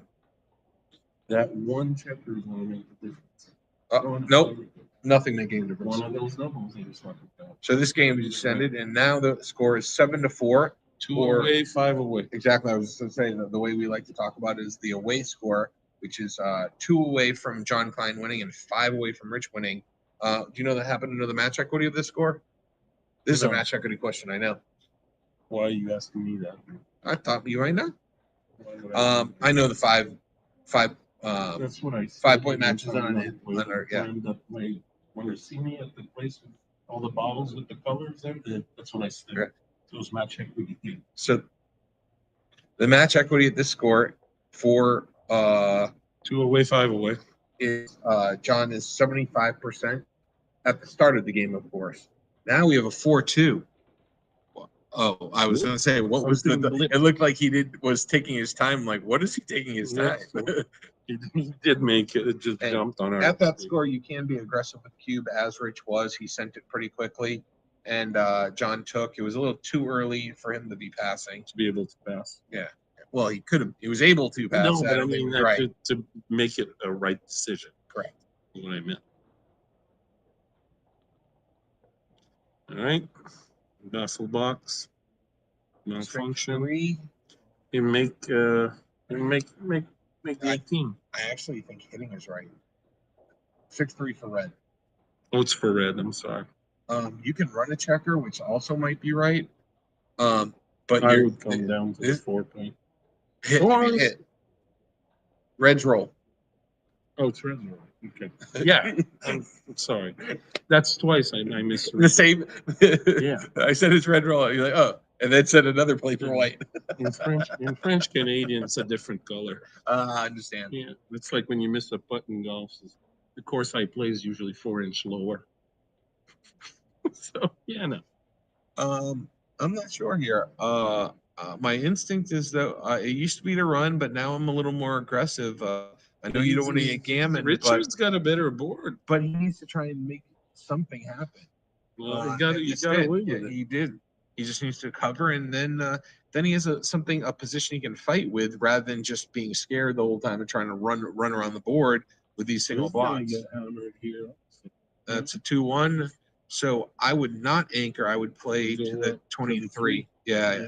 Anchoring on the 22 is dangerous, but well, there's no question. Especially with your 6. But so his 4s and 6s come out, and you give him 5s and 3s to attack. So it's possible that this is better than coming up. He is, you very well diversify his numbers by coming up. So I don't know what's right. I really don't. You prime yourself with doing that, but I mean, I'm not. Obviously, these guys are then you just roll. than I am. Then you just roll double 5s and unprime yourself. That's all you do. That's all you do. It's that simple. Yeah. So in Chicago, it happens that way, but for us near models. Yeah, that's what I said. It's 40% with 2 on the bar as gammons. That's exactly what I said. 40%. That's why I said I thought that position was exactly what Rory said. Yeah, Although it I, pains me. I said it was low 30s having or low to mid 30s with having the 1 up and the 5 out. Wasn't sure, but yeah. I was just using that position as a comparison for the record. Got a straggler here. 6-2. Are you slotting? No, I'm not. I'm doing Too risky? There's some value here in having the 6 block and he's got the rack, you know. 2-1. I think you got to step up with the back checker. Nice play, Rich. Because if he rolls a 3-1, he can make the 5 point. Now he's going to make the 3 point instead. Yeah, true. You do get pointed on with this 6-2. At least you should get pointed on with this 6-2. And only 5-3 hits back. John really doesn't want to be breaking his prime without making a connected point. This makes it a Swiss cheese point, but still clearly best. Is that 3-2? 3. Oh, 3-4. Yeah. 4 is just going to come down. Yeah. 4, check. Ooh, there's some point numbers here. He doesn't get one, but he does make the 5 point. Yeah. That still gives him 5. That's a 5 prime. Yeah, that's a 5 prime though. Yeah. So that's a nice position for John having those 2 checkers Rich back. got some builders. And right, Rich just says, "Let me get I'm though. out of here. Get though. Out of here." Want me worry? Not happening. We're out of here. 5-1. Histoire. You know, slot with this 5-1. Yeah, Richard's cube's looking better now. Now that he wiggled out of there. Yeah, there's a little dice. Because that was a blitz please blot back there.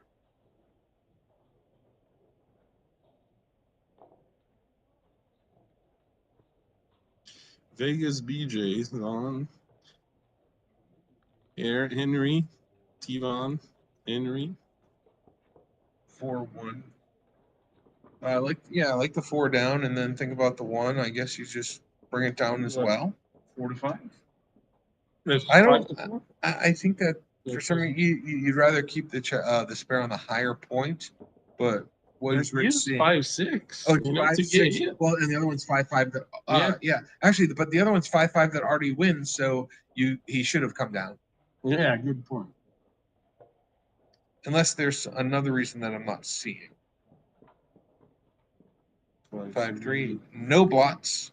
Come down, move the 3 up to the 8 also. Or do you keep Come in. Yeah. Or the versus. 2-1. Yeah, make the 3 point. Exactly.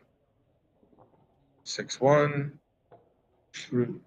Jean's building is board. Waiting. 6-4, no shots. Just go to the ace point. Yeah. Okay. He says 4 shots are okay, and I don't understand why he thinks they're okay. I'm not a big proponent of that. Although, if he had that blot, it'd be harder for him to attack and point. So maybe he knew something I didn't. Double 3s. Yep. And then he's going to bring one into the 6 point and play 11-8. So now he's Maybe he heard me. belt and suspenders to not get hit. 2-1. Bunch of builders. His worst come in number, but he did come in, so it's not terrible. 4-1 makes the 6. 5-1 makes the 2. A bunch of combos make the 1.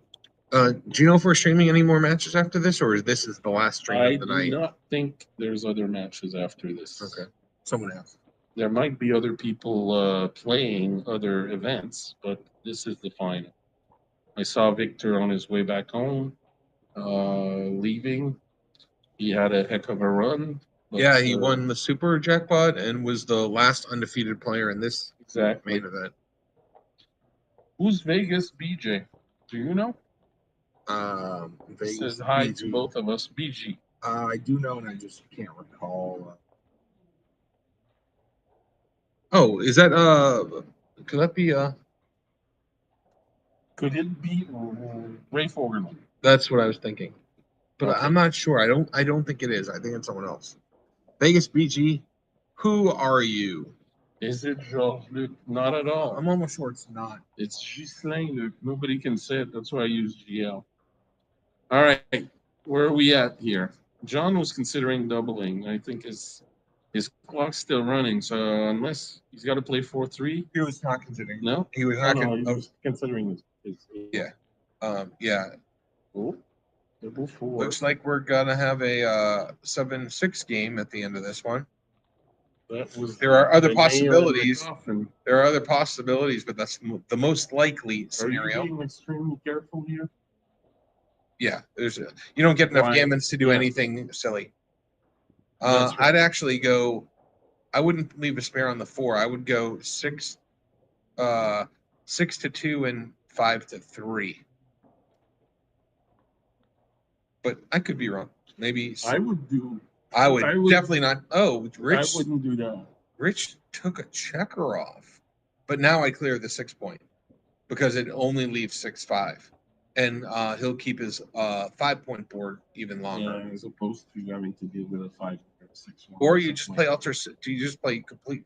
But the thing is, it's not completely safe because if you want to roll a big one on the next roll, then you're in trouble potentially. I did not. I was surprised he took a checker off, but I agreed with the last play. Maybe he's trying. He still thinks he's got good gammon chances.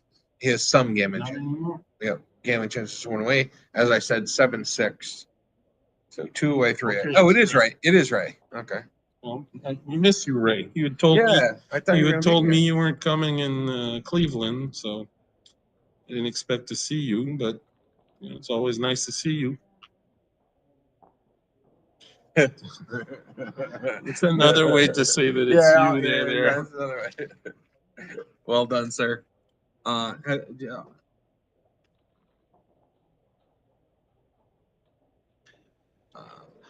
I did not bring a water with me, so I'm going to step away real quick and grab a water. I have a water bottle. So do you want me? You need a refill? Okay. You want water or ice? Water and ice. Water and ice. Okay. You're going over Do you need a kind of snack or anything? Or are you good? couple bars. The blue ones. The blue ones. Yeah, if you can. Thank you very much, Ray. Put something in or lock the door open while you're down. All right, here we go again. 6-7-6. Richard has made a game out of this. It was 6-0. And he's clawing back. Double threes, come down, make the 4 and come down from the mid. 5-4. I'm blocked him from going down. Probably the 5 out to the 18. 6-5. There goes the slot. Double hit.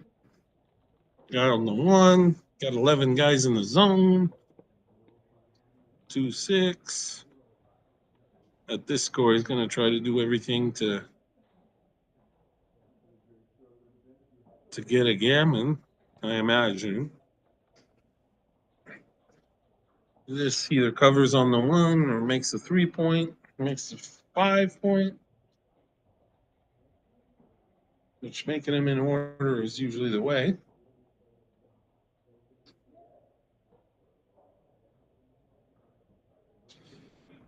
John didn't manage not to get hit right now. So again, I think Richard's gonna, not Richard, but John's gonna hit the hammer, get the hammer out and get anything that's has a pulse. 4-1, you hit the 2 cover on the 1 point. And you're in a blitz position here. It's the way XG plays it. He's got a guy open in his own board also, right? 1 and 4 makes an anchor, and then we'll split over there. Well, it was a nice try for the blitz. 2, 5 on a slot. Try to bring it home. We're ahead in the race.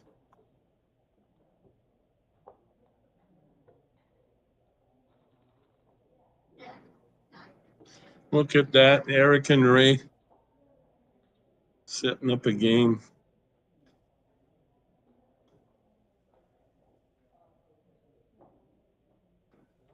I don't think doubles have finished yet, or I haven't heard of anyone winning that. I've been commentating most of the day.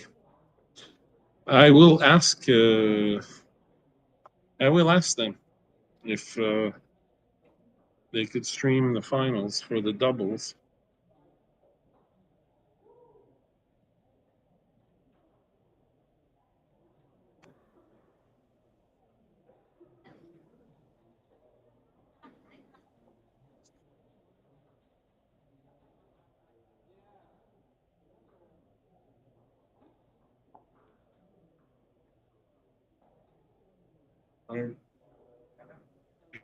John is dealing with the remnants of his blitz attempt here, trying to bring it home. He's pretty good because he's got this anchor on the 4-point. Thank you very much. Thanks. And So Richard's doing fine. Let's see. Looks like a pretty even game. Yeah. Looks like Holding. John's ahead in the race a little bit. Yep. Actually, maybe more than a little. Oh. Yeah. Rory's torn between looking at the commentaries that are 2 minutes. No, I was just looking at He mistakenly commented on what's happening 2 minutes. 2 minutes. What happened 2 minutes ago on YouTube? 3-2. Mr. Klein decides to slot on 3 behind everything. 3-1 makes the 2-point. Rory's not talking just because he's eating, or else, I'm sure everybody's wondering why he's not talking. I don't know. Need a little nourishment. There you go. All right, 5-4. That plays. Yeah. Dual holding game, right? Like, there's like, they're, some symmetry. Yeah, I mean, that's 6-4. Richard's behind a little bit. Well, If that's that is 4, he should be coming in. Oh. 3. 6-3. Couldn't read that.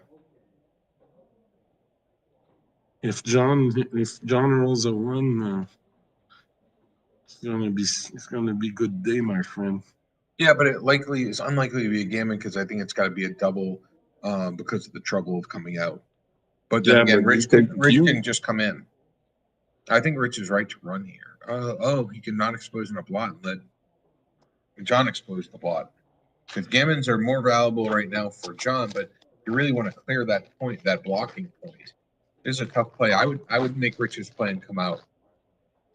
Although it is 13 shots, 65. You would do what he just did. No, I would have come out. I would have made and leave a 1 shot. Yeah. Well, she just rolled 6-5. I got you. But wise man once said, if you don't want to get hit, don't leave a shot. Oh, because If you come out with a 6-3. Okay, I got you. So are you a fan of seaweed? No, I'm all set. I'll go for a bunch of nuts and honey. So this goes double take as expected. And double 5s is not a hit, but it's a good move straight. Like Bill says. Straight. I like that. Who says that? Bill Riles. Yeah.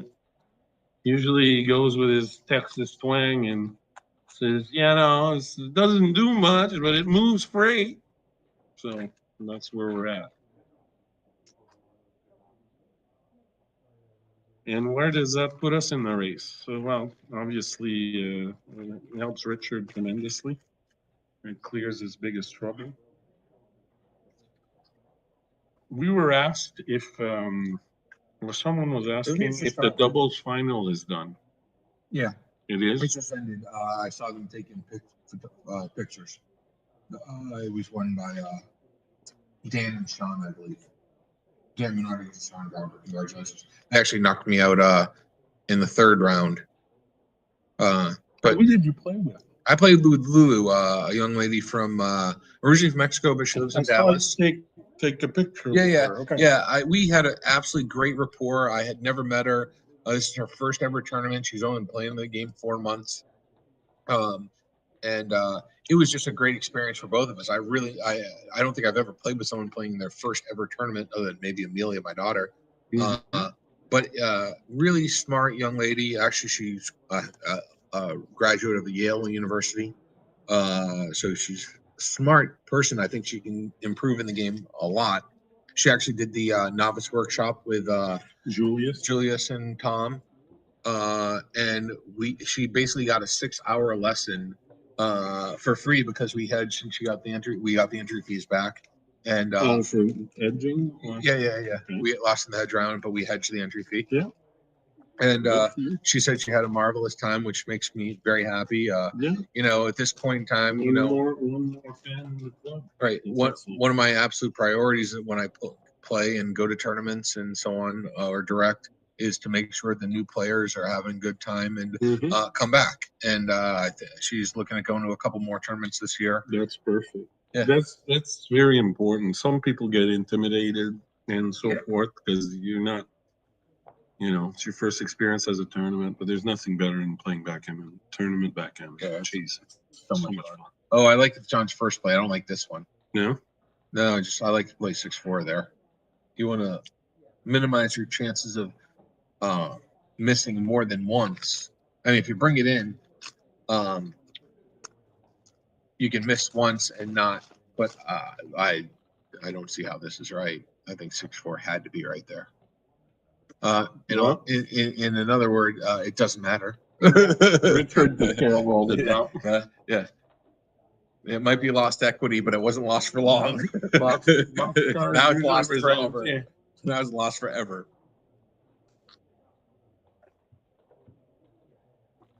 So Crawford 8-7 from John coming out of the box superbly. Richard tough grinding it out. Absolutely. I'm guessing there may have been some errors with all those checker passes, key passes earlier. As Rich was coming back, but I didn't see anything I thought was egregious. I don't know if anyone out there did as well. I look forward to seeing the transcription of this full match later. Looking at some stuff that I wasn't sure about. But yeah, was it 5-0 or 6-0? It was 6-0. It was 6-0. Wow. Yeah.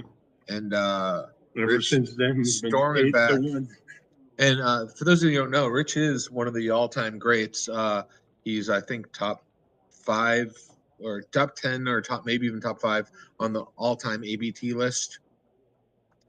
He's also contributed significantly to the game in many different ways, and most recently, the online tournament system that we're now using to manage tournaments and print brackets and everything.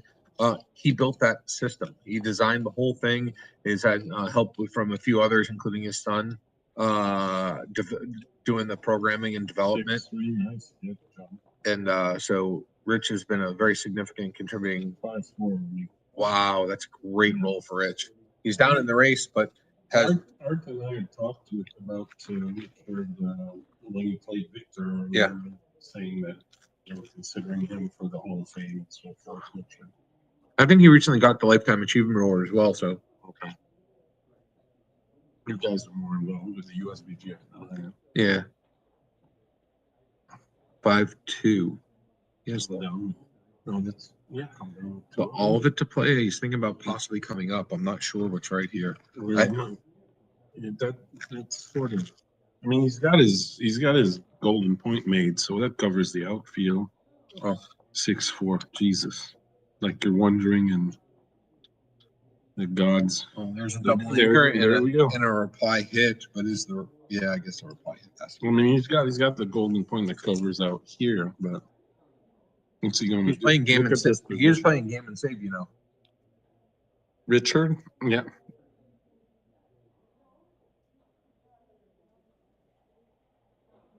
And John having his 2-point made now is like any chance he gets to smack something, he's gonna go into blitzing mode. 4-1 or make the 7. Dice Man says doubles haven't finished yet. I thought I saw them doing trophies. Am I mistaken?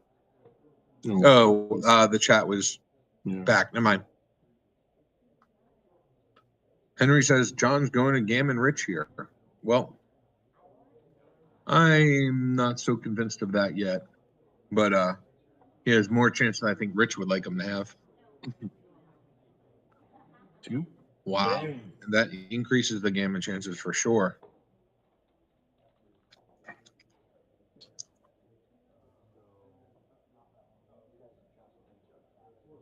Well, that was the game plan. Yeah, for sure. A lot of people back. Yeah, but still, I think Gammons aren't much more than 25, 30%. It's better. It's going to be one when it's starting. Yeah, John hasn't been able to make another inside point, which is really what he's trying to do right now.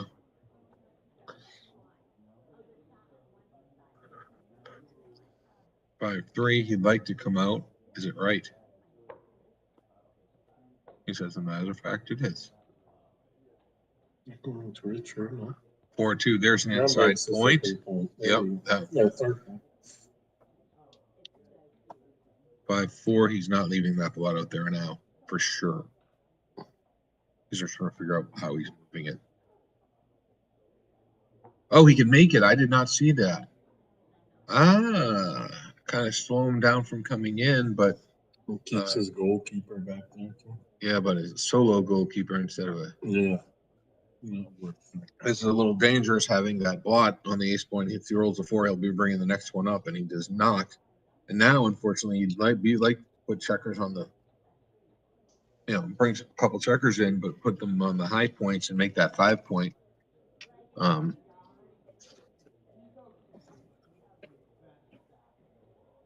Something in a 1. 6-1. Yeah. This is my play. Yeah. He's got a block. Going for the G. And he gets the hit back with a 2. So I'm guessing he'll play 6-4. Yep. Double 2s. He'll come in. I believe he's gonna either come down or switch. I would switch and then come in with the last one. Or no, come up with the last one. I apologize. Come up. Oh no, he can't come up. I looked at it wrong. Sorry. Yeah, that's fine. Oh, I don't like going past the 5 point here. I would just bring it in. Just bring it in and stack it on the 6. Yeah, I don't understand why he would go past. Well, there's more cover numbers to get 3. Yeah, but 5, 6 is a non-issue now. We keep going. Okay.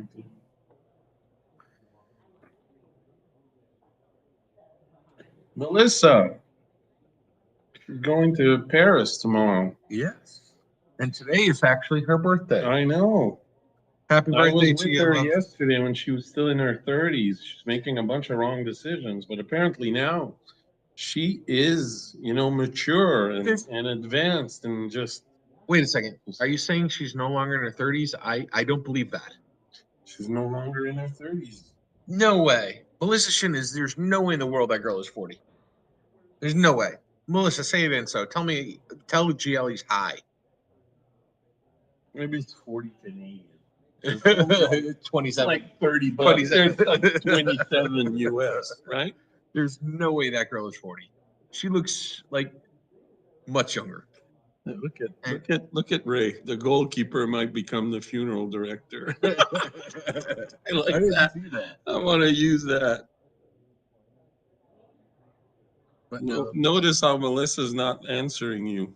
Well, remember, there's a 90-second delay. Yeah, but she's answering. She says thanks to Alex. At least that's that. She's responding to the chat. Their chat is instant to them. Our commentary is on the delay. Travel in time from one screen to the other. Okay, so what's going on here? Well, Rich is on. John's on the roof, so that sort of helps his. That sort of helps. There's a number here. No, that's not it. That's not it. 3-6 was the number. So Rich has saved the One. one of those games There we he's go. afraid of. That makes sense because if he comes in on the 2, he can't hop out.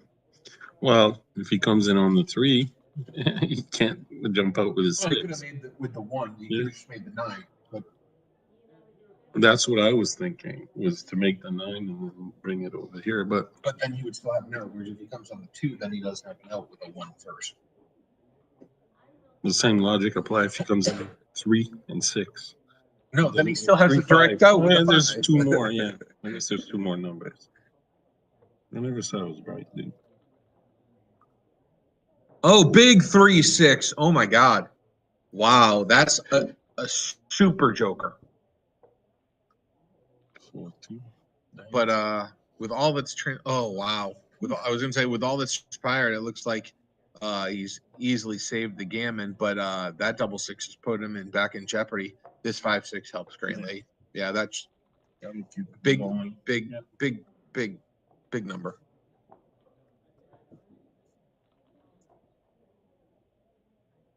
That's a big number too.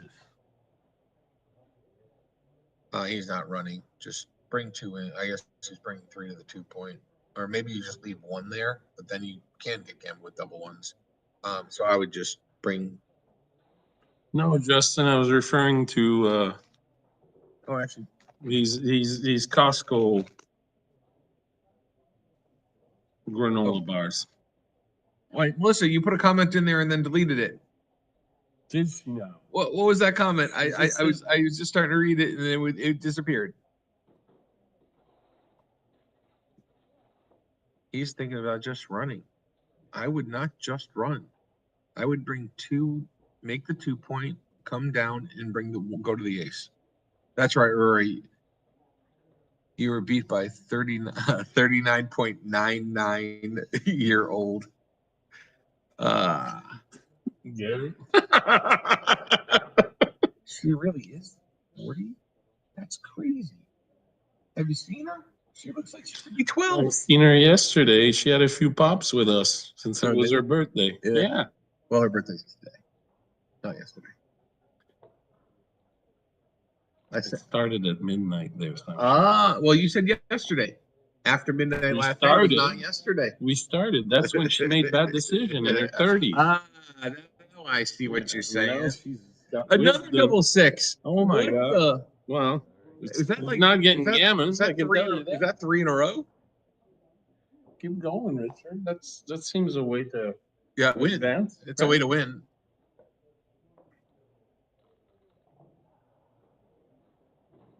5-3. Well, what a disappointing roll that is. Why is he? What a lazy, whatever. And he missed again, and he still has 2 gaps. And what's this? 6-5. 6-5, 6-4, something like that. Wow, he actually has real race. Well, he misses again. We'll have. He only has 3 off, I think. Well, that's not very impressive. Yeah, 3-2 was a little pedestrian, right? And he misses it again. But he fills the gaps. He has 4 off, and he's not going to miss again. He can next one. He can miss 1 more, and that won't hurt him. But 3-1. Yeah, Rich isn't. Wow. The fact that he's anywhere near this race is a miracle. 6-3, Rich. That didn't hurt him, and it filled nicely. Yep. Still even. Oh, that gives the opportunity. That miss didn't hurt him, but it gave him the opportunity to give him a miss that did. Oh my Lord. Is that 4 sets of 6s to win? That is gross. Excuse me. Oh, those are only double 1s. Yeah. Actually, didn't really make any difference at all, other than the fact it wasn't double 4s or higher. But oh wow! Oh my God! Rich's dice are completely spent. They are done. Oh, can we see one? Do we see one? We'll have another game. 23 winners, 13 losers. Oh, he's a winner. Well done. Well What done, is Richard. the race to win? Wow. I think he had 4 sets of 6s. That happens. You know, win- I saw a match To win by a between Frank Frigo and Coriordi. Frank was up 8-0, and it came down to 8-8. There was a match this weekend. Actually, Adrian Ilku led Ken Goulding in the Masters jackpot 12-0. Well, he told me that. And it went to DMP, and Adrian won by a roll. A shake. Unbelievable. But we play this crazy game, and there's these huge equity swings all the time. It seems like there's no way you can lose, and then you find a way to lose. I appreciate everybody that was looking online. If you have a chance, smack the like button. Oh, We're yeah, up to hit the like 46. button. We had over 100 watching, which is very good, and really appreciate it. We're commenting on this. They're seeing this. Yeah. So I had a lot of fun. Yeah. Nice doing it with you, Rory. Yeah, first time. Actually, I hadn't seen you do commentary before this weekend, and I actually sat in the room, the viewing room, a couple times, and I liked a lot of things you were saying. Maybe you got some checker things wrong, whatever. It doesn't matter. But the entertainment value was really good, and they didn't, it's me. You're not XG. They invite me for my body, not for my brain. But you're not designed to be XG. You're designed to be you, and you kept it light and fun, and that's what we're here to do. That's perfect. I had a great time. I want to thank you very much, the whole crew over here, Ben and John and Andy and everyone that helped run a flawless, as far as I could tell, superb tournament. Yeah, it was a lot of fun. It's a lot of work, and it's much appreciated.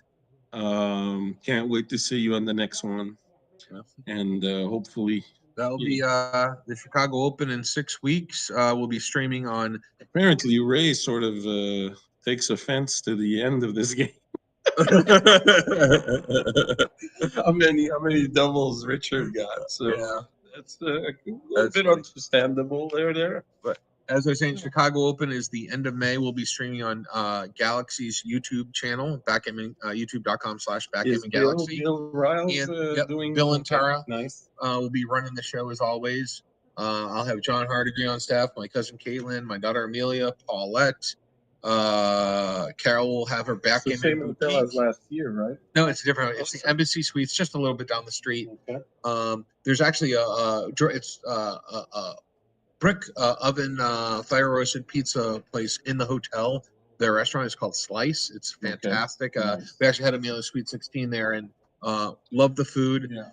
We also it's also directly across from Gibson's. Gibson's is directly across the street from the hotel. Yeah, you just literally walk across the street and have a great steak dinner. Apart from Chicago, you're doing what, Boston? Yep.